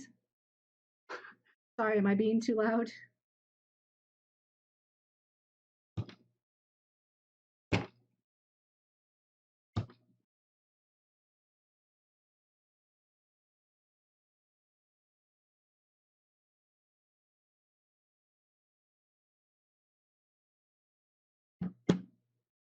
I have my fingers at a nice safe distance, so all is good.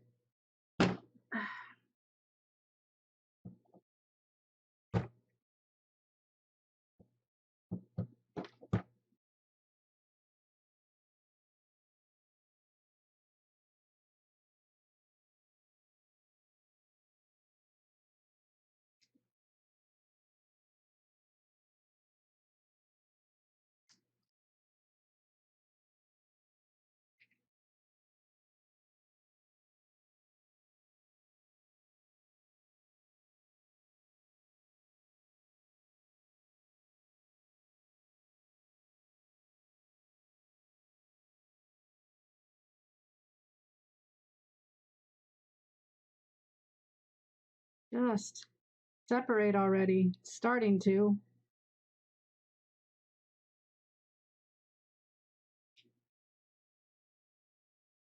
I just need to be careful because that's obviously the batteries under there.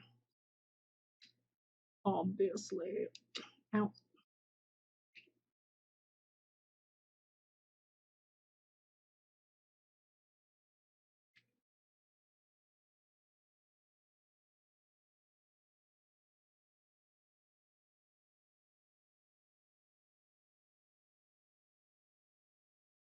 Okay.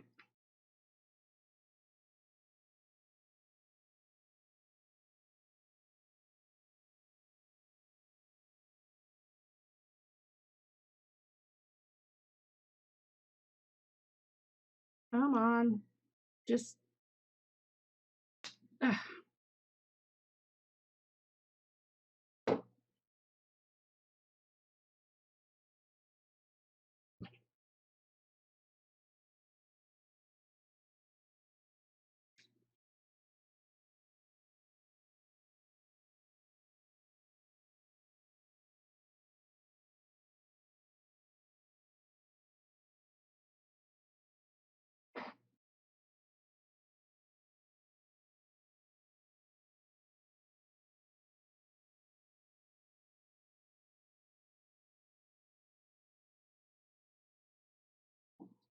Do y'all want to know how to not modify your batteries?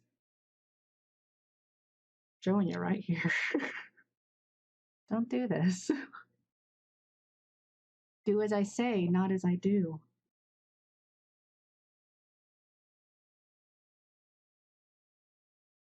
I know, right? That's why I'm like, it's already this far in. I might as well just keep going and try to get it to actually function for what I need it as. Like, I bought it in a set of two. There's still one. I'm not going to touch that. We'll probably actually use it for our Xbox One X. But this one, I just want pop this top off. Can't get a good enough of a grip on it though.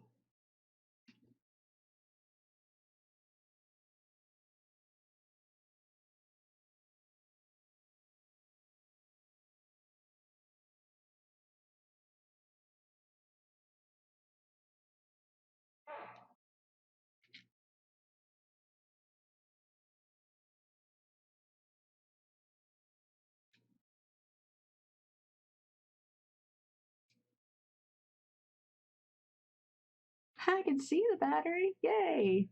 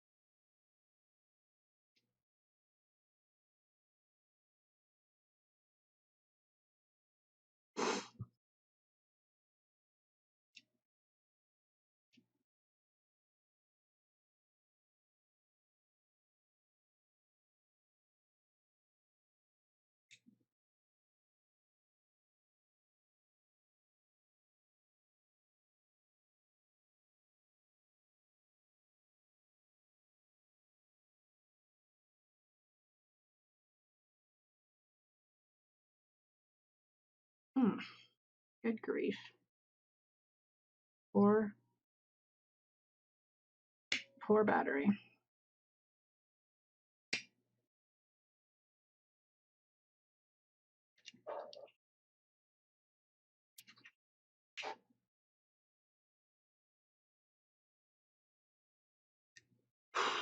My hands are getting tired. One sec.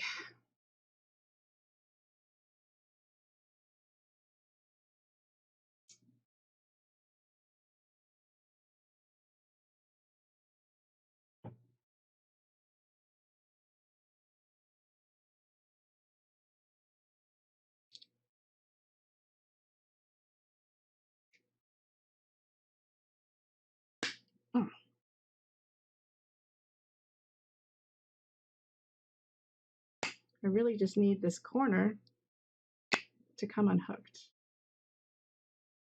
That would help a lot. Ouch. I just pinched my finger.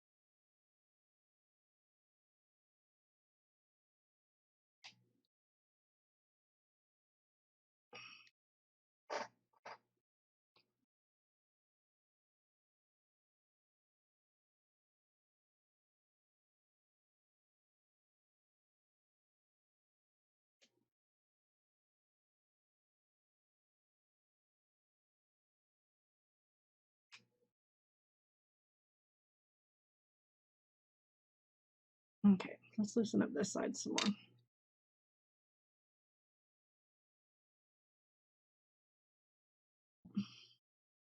Actually, I don't even want to undo that side because that's where it's making the contacts. I need to just snip it across the top.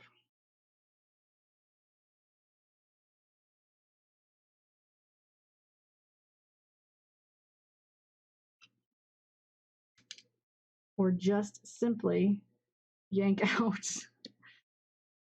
this. I need this uncovered. This. I can't seem to get up that way.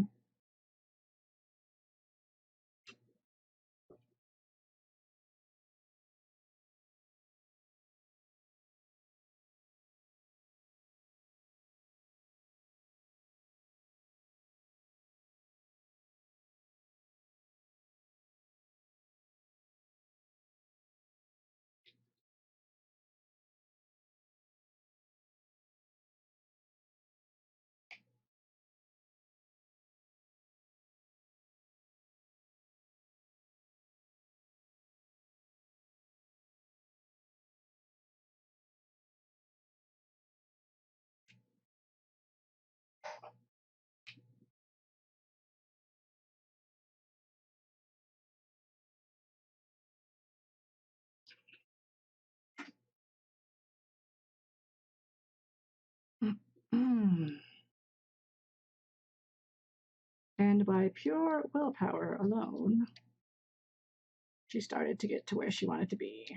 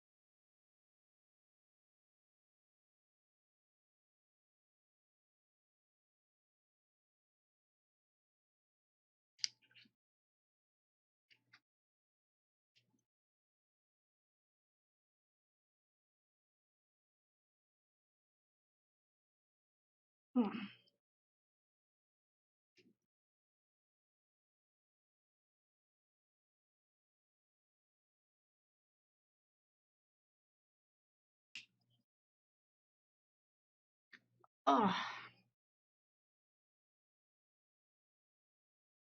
this poor battery. Poor battery. I had no idea what it was getting into when I bought it.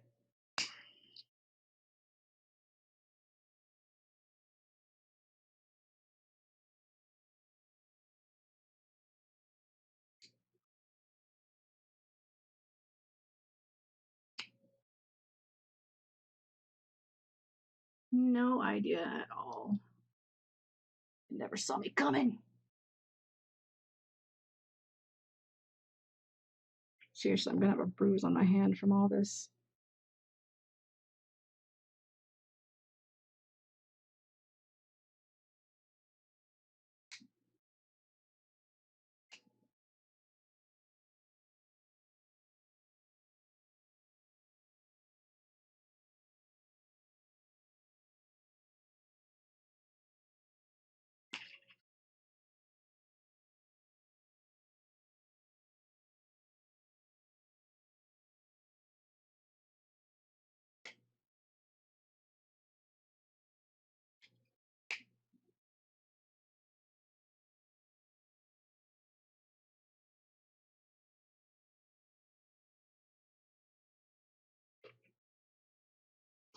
Oh, poor stinking battery.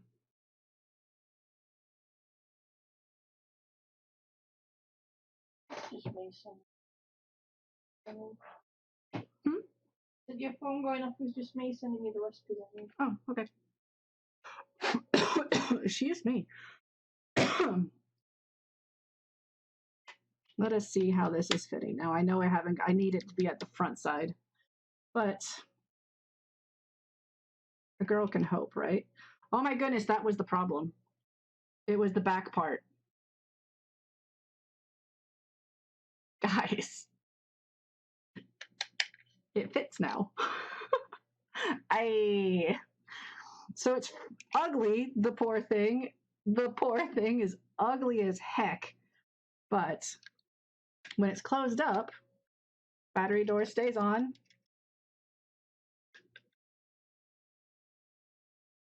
It's not lined up perfectly, but it could be a heck of a lot worse looking right there.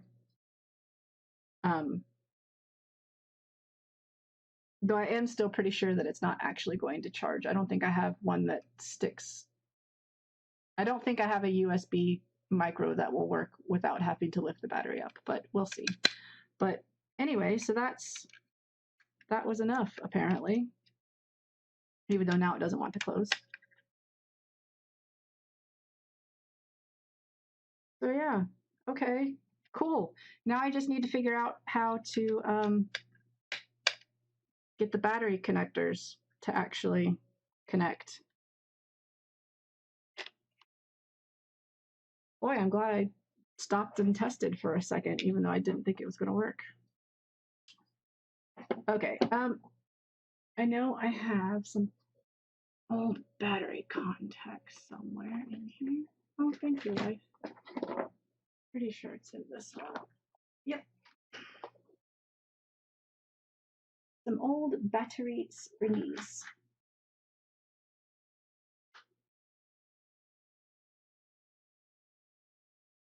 springies.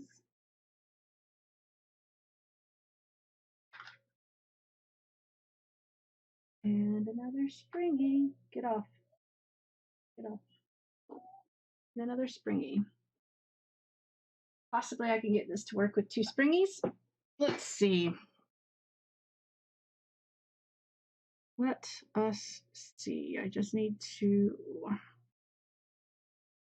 choppy and not let that go flying.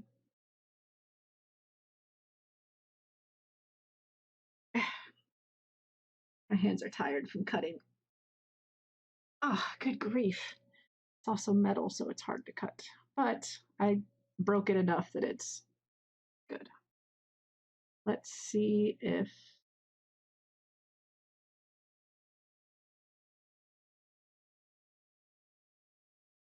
that is enough to make a connection. It's kind of crooked.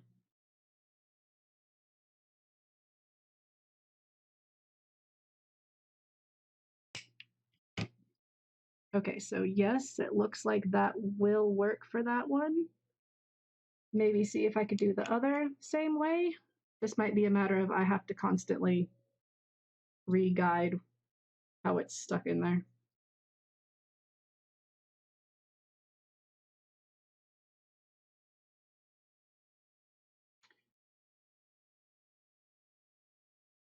This one might actually work over here. I don't think I need as long of a one.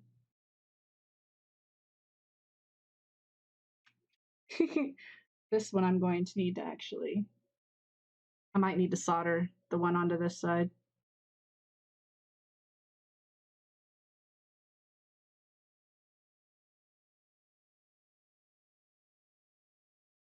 So let's see, can that make contact?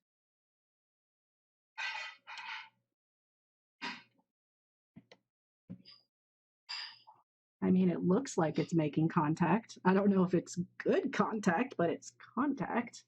Okay, before we do anything like soldering or anything, let's just get the battery out. At the angle like that, I think it hits it correctly because it falls to the wrong side. Get this one out.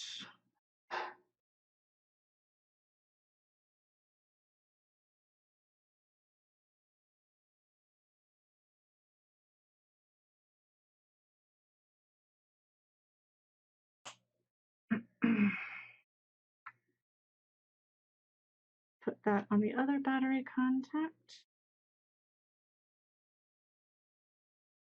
And let's see. Still off, right? Yes, off. Okay. Let's see if this will work.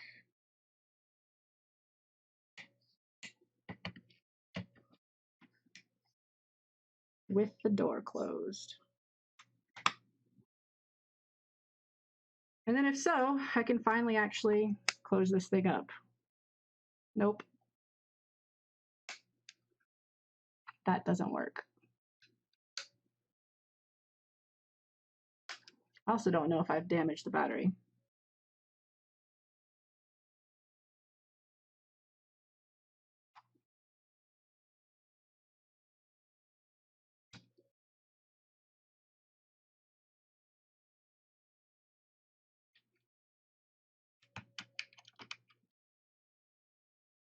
Let me go run out there really quick to make sure that if the LED still lights up for if it's going to charge or not, or if it's charged fully. Come on, get out.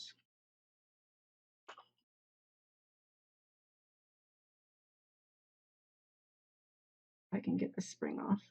So I'll be right back. Yeah, I don't think I damaged the battery, but let me just check all of my things real quick. Let me make sure that it still holds charge. I don't think I have a cable right here to test with. I don't. I'll be right back.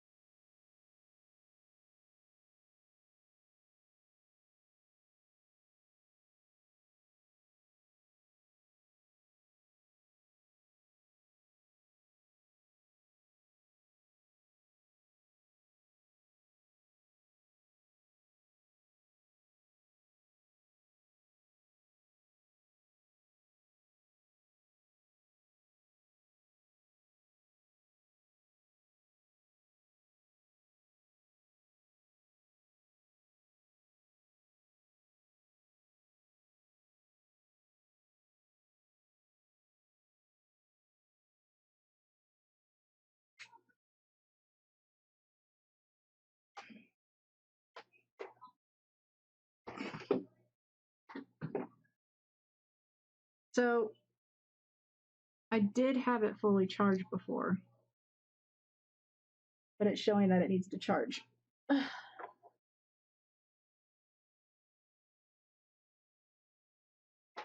can see the light is red. It's green when it's fully charged. Maybe I'll just let it pop a charge for a minute. Ugh. I guess there's not any point in me having my headphones on. I don't know if my sound's working anymore for me to hear, but I'll put them on just because it's weird if I don't. I'm used to that look.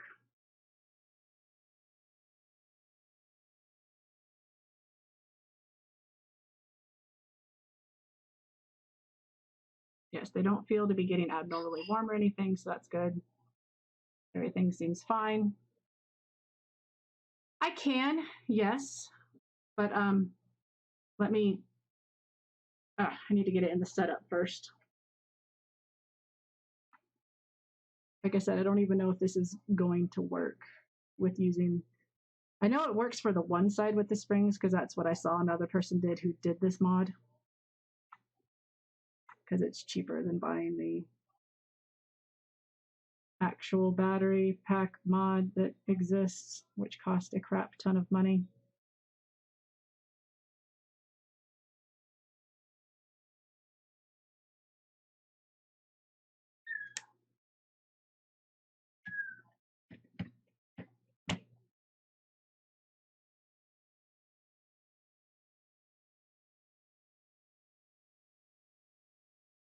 Hey, this will tell me if I'm going to have to open it up or not to charge it. Let's find out. No, it will work. However, I can't see the light. Oh, I can. Just through the, y'all probably can't see it, but I can see it just through the thing down there.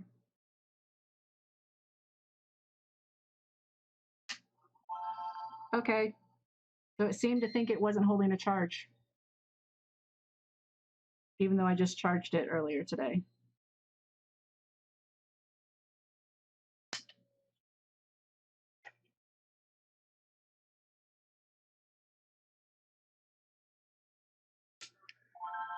Okay, so there you go.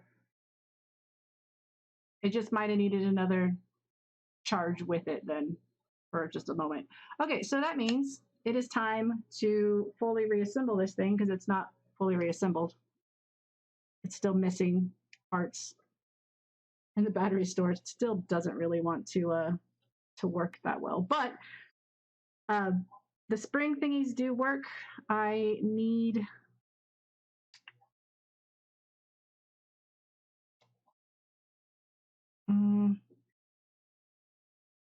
I don't know if I'm going to bother soldering one on. The battery door I think is just going to be a bit wonky. Like it doesn't fall off. It doesn't fully go down either, but we'll see. Let's just put the thing together.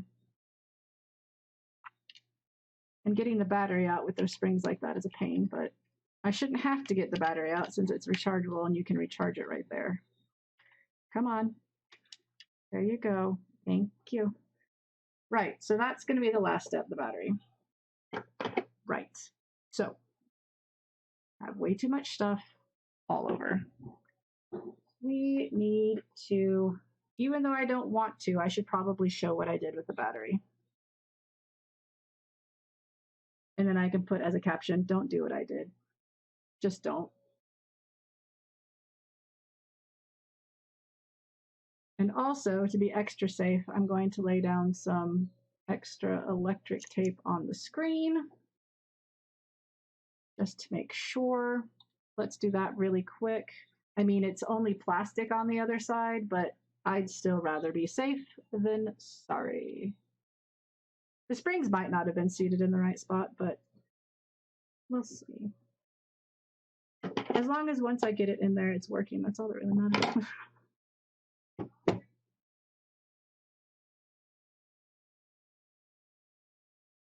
Just lay down some electric tape on the screen. There. That's really all it needs. Just that little part right there. Okay, so move the battery out the way. Let's bring over this so it's not on plastic. There we go. Okay, awesome. So getting the back off is now a pain because of all the plastic I have removed and modified.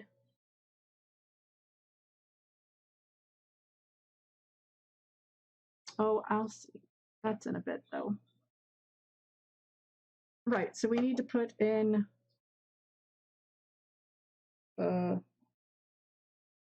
these thingies. I don't know what you call them, the trim? I guess, the trim thingies. Let's see, LR is this one. L is this one.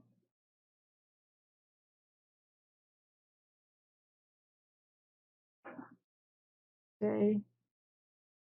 And that should be everything.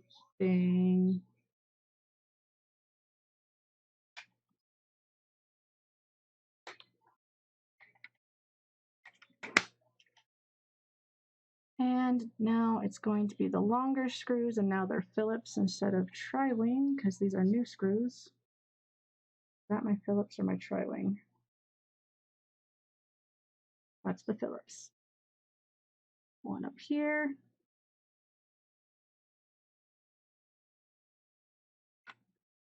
This is a horrible Phillips screwdriver.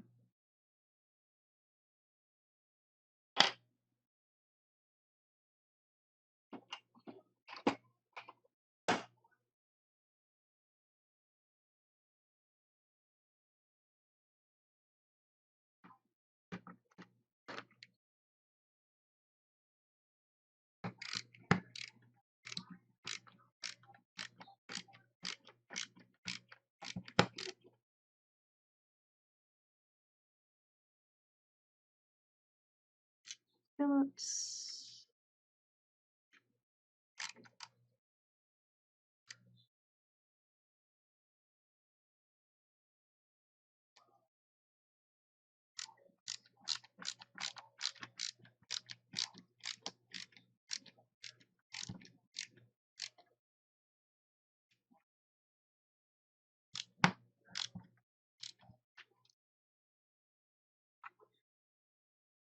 And Phillips.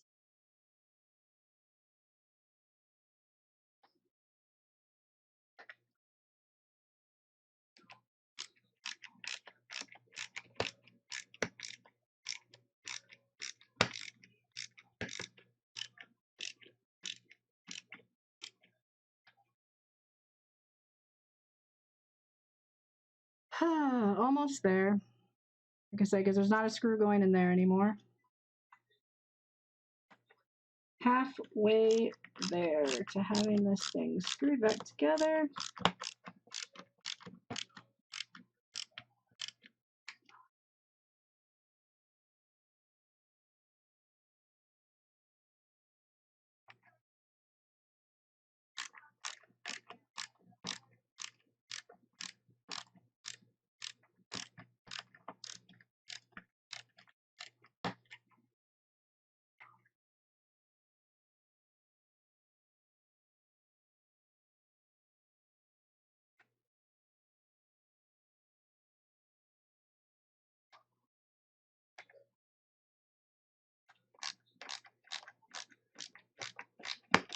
Definitely not perfect, which means it's not really the ultimate dream Game Boy Advance, but I like it.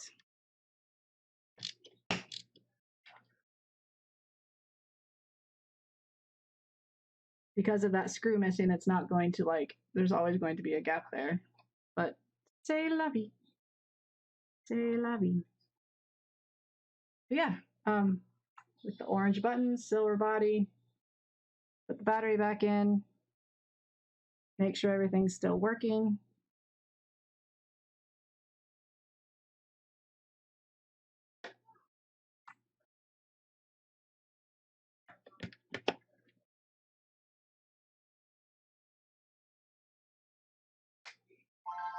It is. Okay, let's put the battery cover on.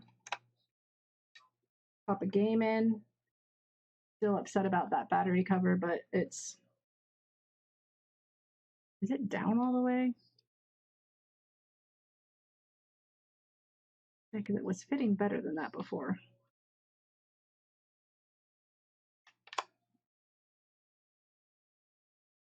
Oh well. It doesn't fall off. Oh, it fell off. Ha! After I just said it doesn't fall off, it fell off. So glad. I might tweak that more at a later date, but I am so done with messing with this for right now. We are going to... Right. We're going to peel the protective cover off.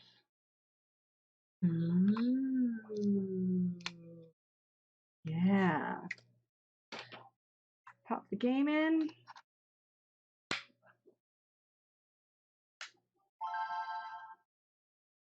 Make sure all the brightness levels still work. Yep, brightness still works.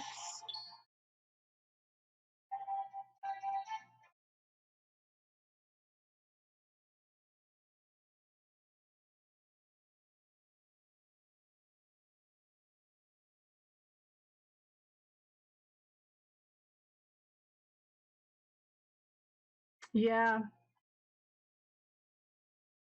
Just make sure all the...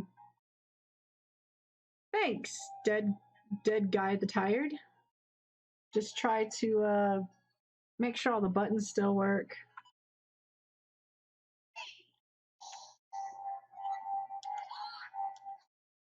So it definitely still needs some work on the battery, but it is holding a charge, it is running off of it. All the buttons are working. So yeah, the volume wheel now works, didn't before.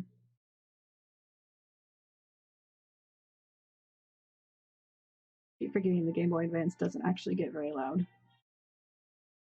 So yeah, I just need to do a little bit more work on the battery door to make the door actually fit. I mean, if I really just got angry enough about it, I could just glue it in place because it can charge. So yeah, that's it wasn't meant to be a very difficult mod. The first thing that I was working on is the much more difficult mod. That battery just really threw me.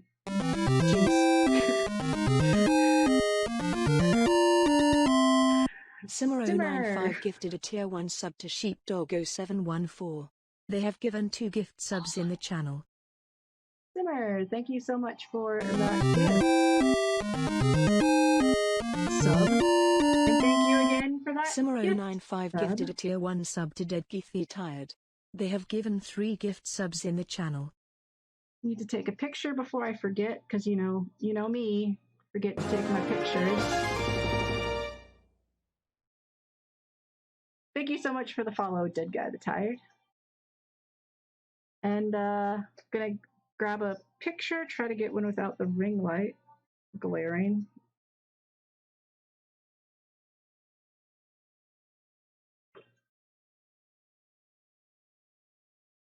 Yeah, that battery door is really gonna annoy me. I'll get it fixed another time, but not on stream. I don't care that much about it to fix it on stream, honestly. It does annoy me, but I have other things to mod. Believe it or not.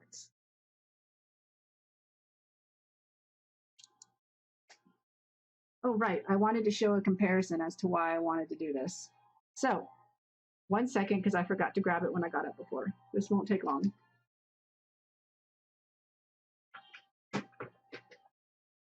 Ugh.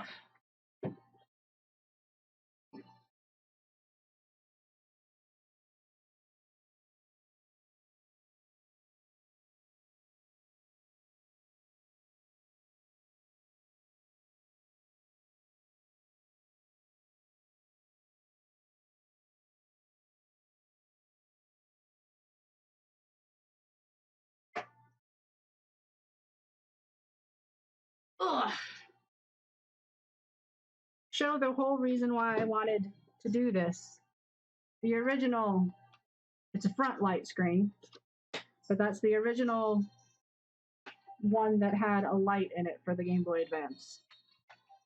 In case you don't know or you don't remember just how not good this screen actually is, turn that volume down and turn that volume down because that's getting annoying. Two different games in them, but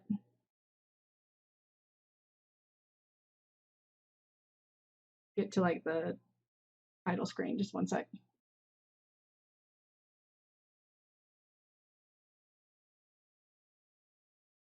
I think.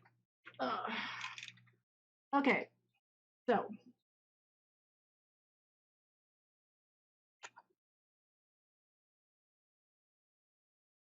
see much of a difference?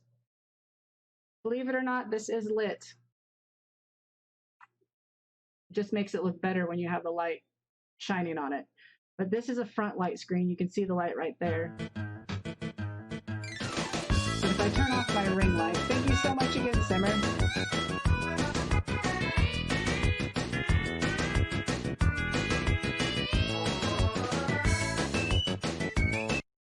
So yeah, that's why I wanted to do this. Plus, this is a new IPS screen. It actually looks better, not just like how it's lit, but it's just more pixel perfect. It's almost like if I were to play it through the Game Boy player on the GameCube, like that's how it looks, as opposed to what it looks like on the Game Boy Advance normally. So yeah, because yeah, this only had two settings also. It was on or off as it. On.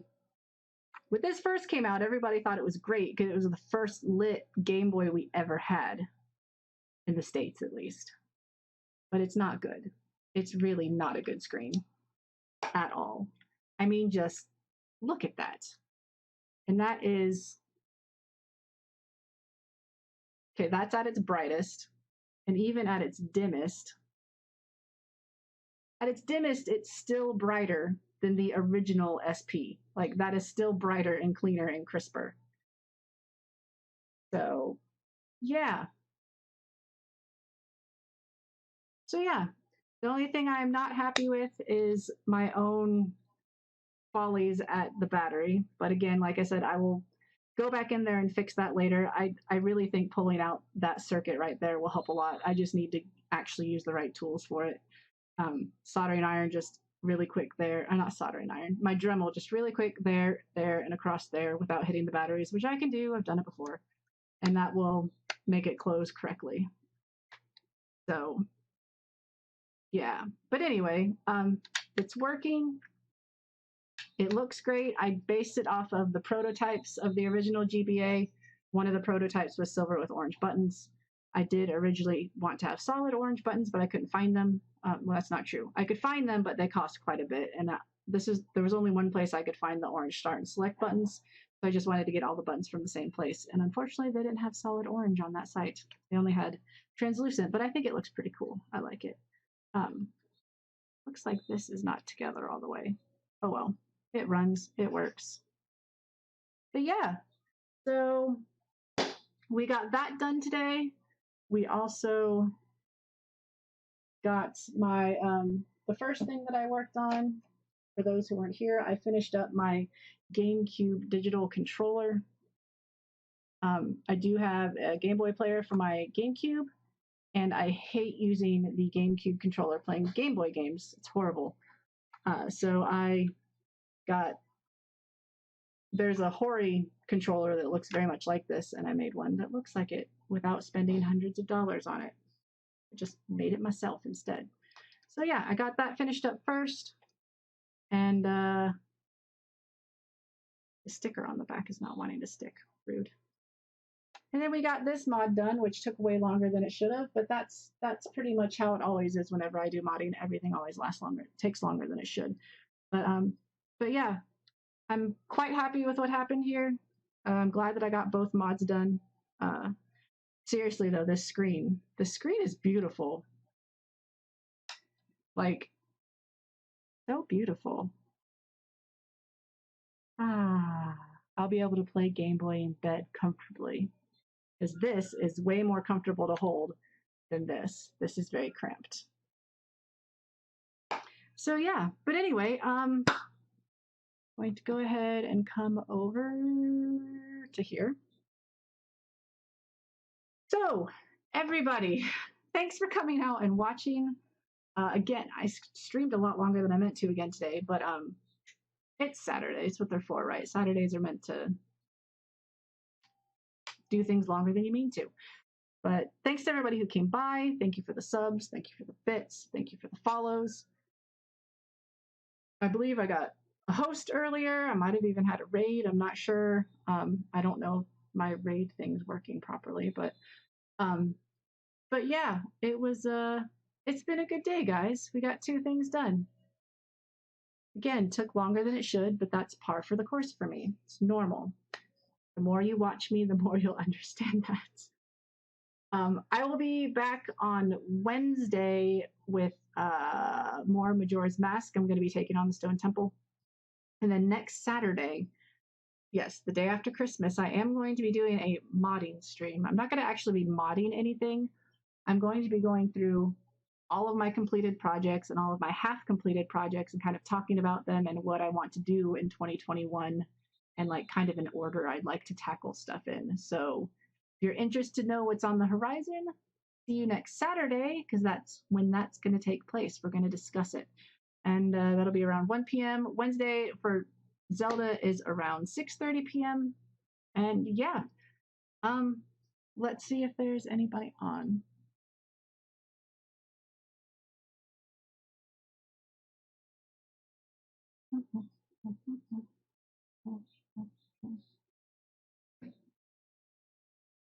You know what, everybody, just go watch who you want to watch. I am too tired to even take part in a raid right now. Been sitting here for too long. I need to go lay down or something. So again, thank you to everybody who came out. It was great to see you. And it was great to actually get stuff accomplished. But I will see you guys next time. Bye.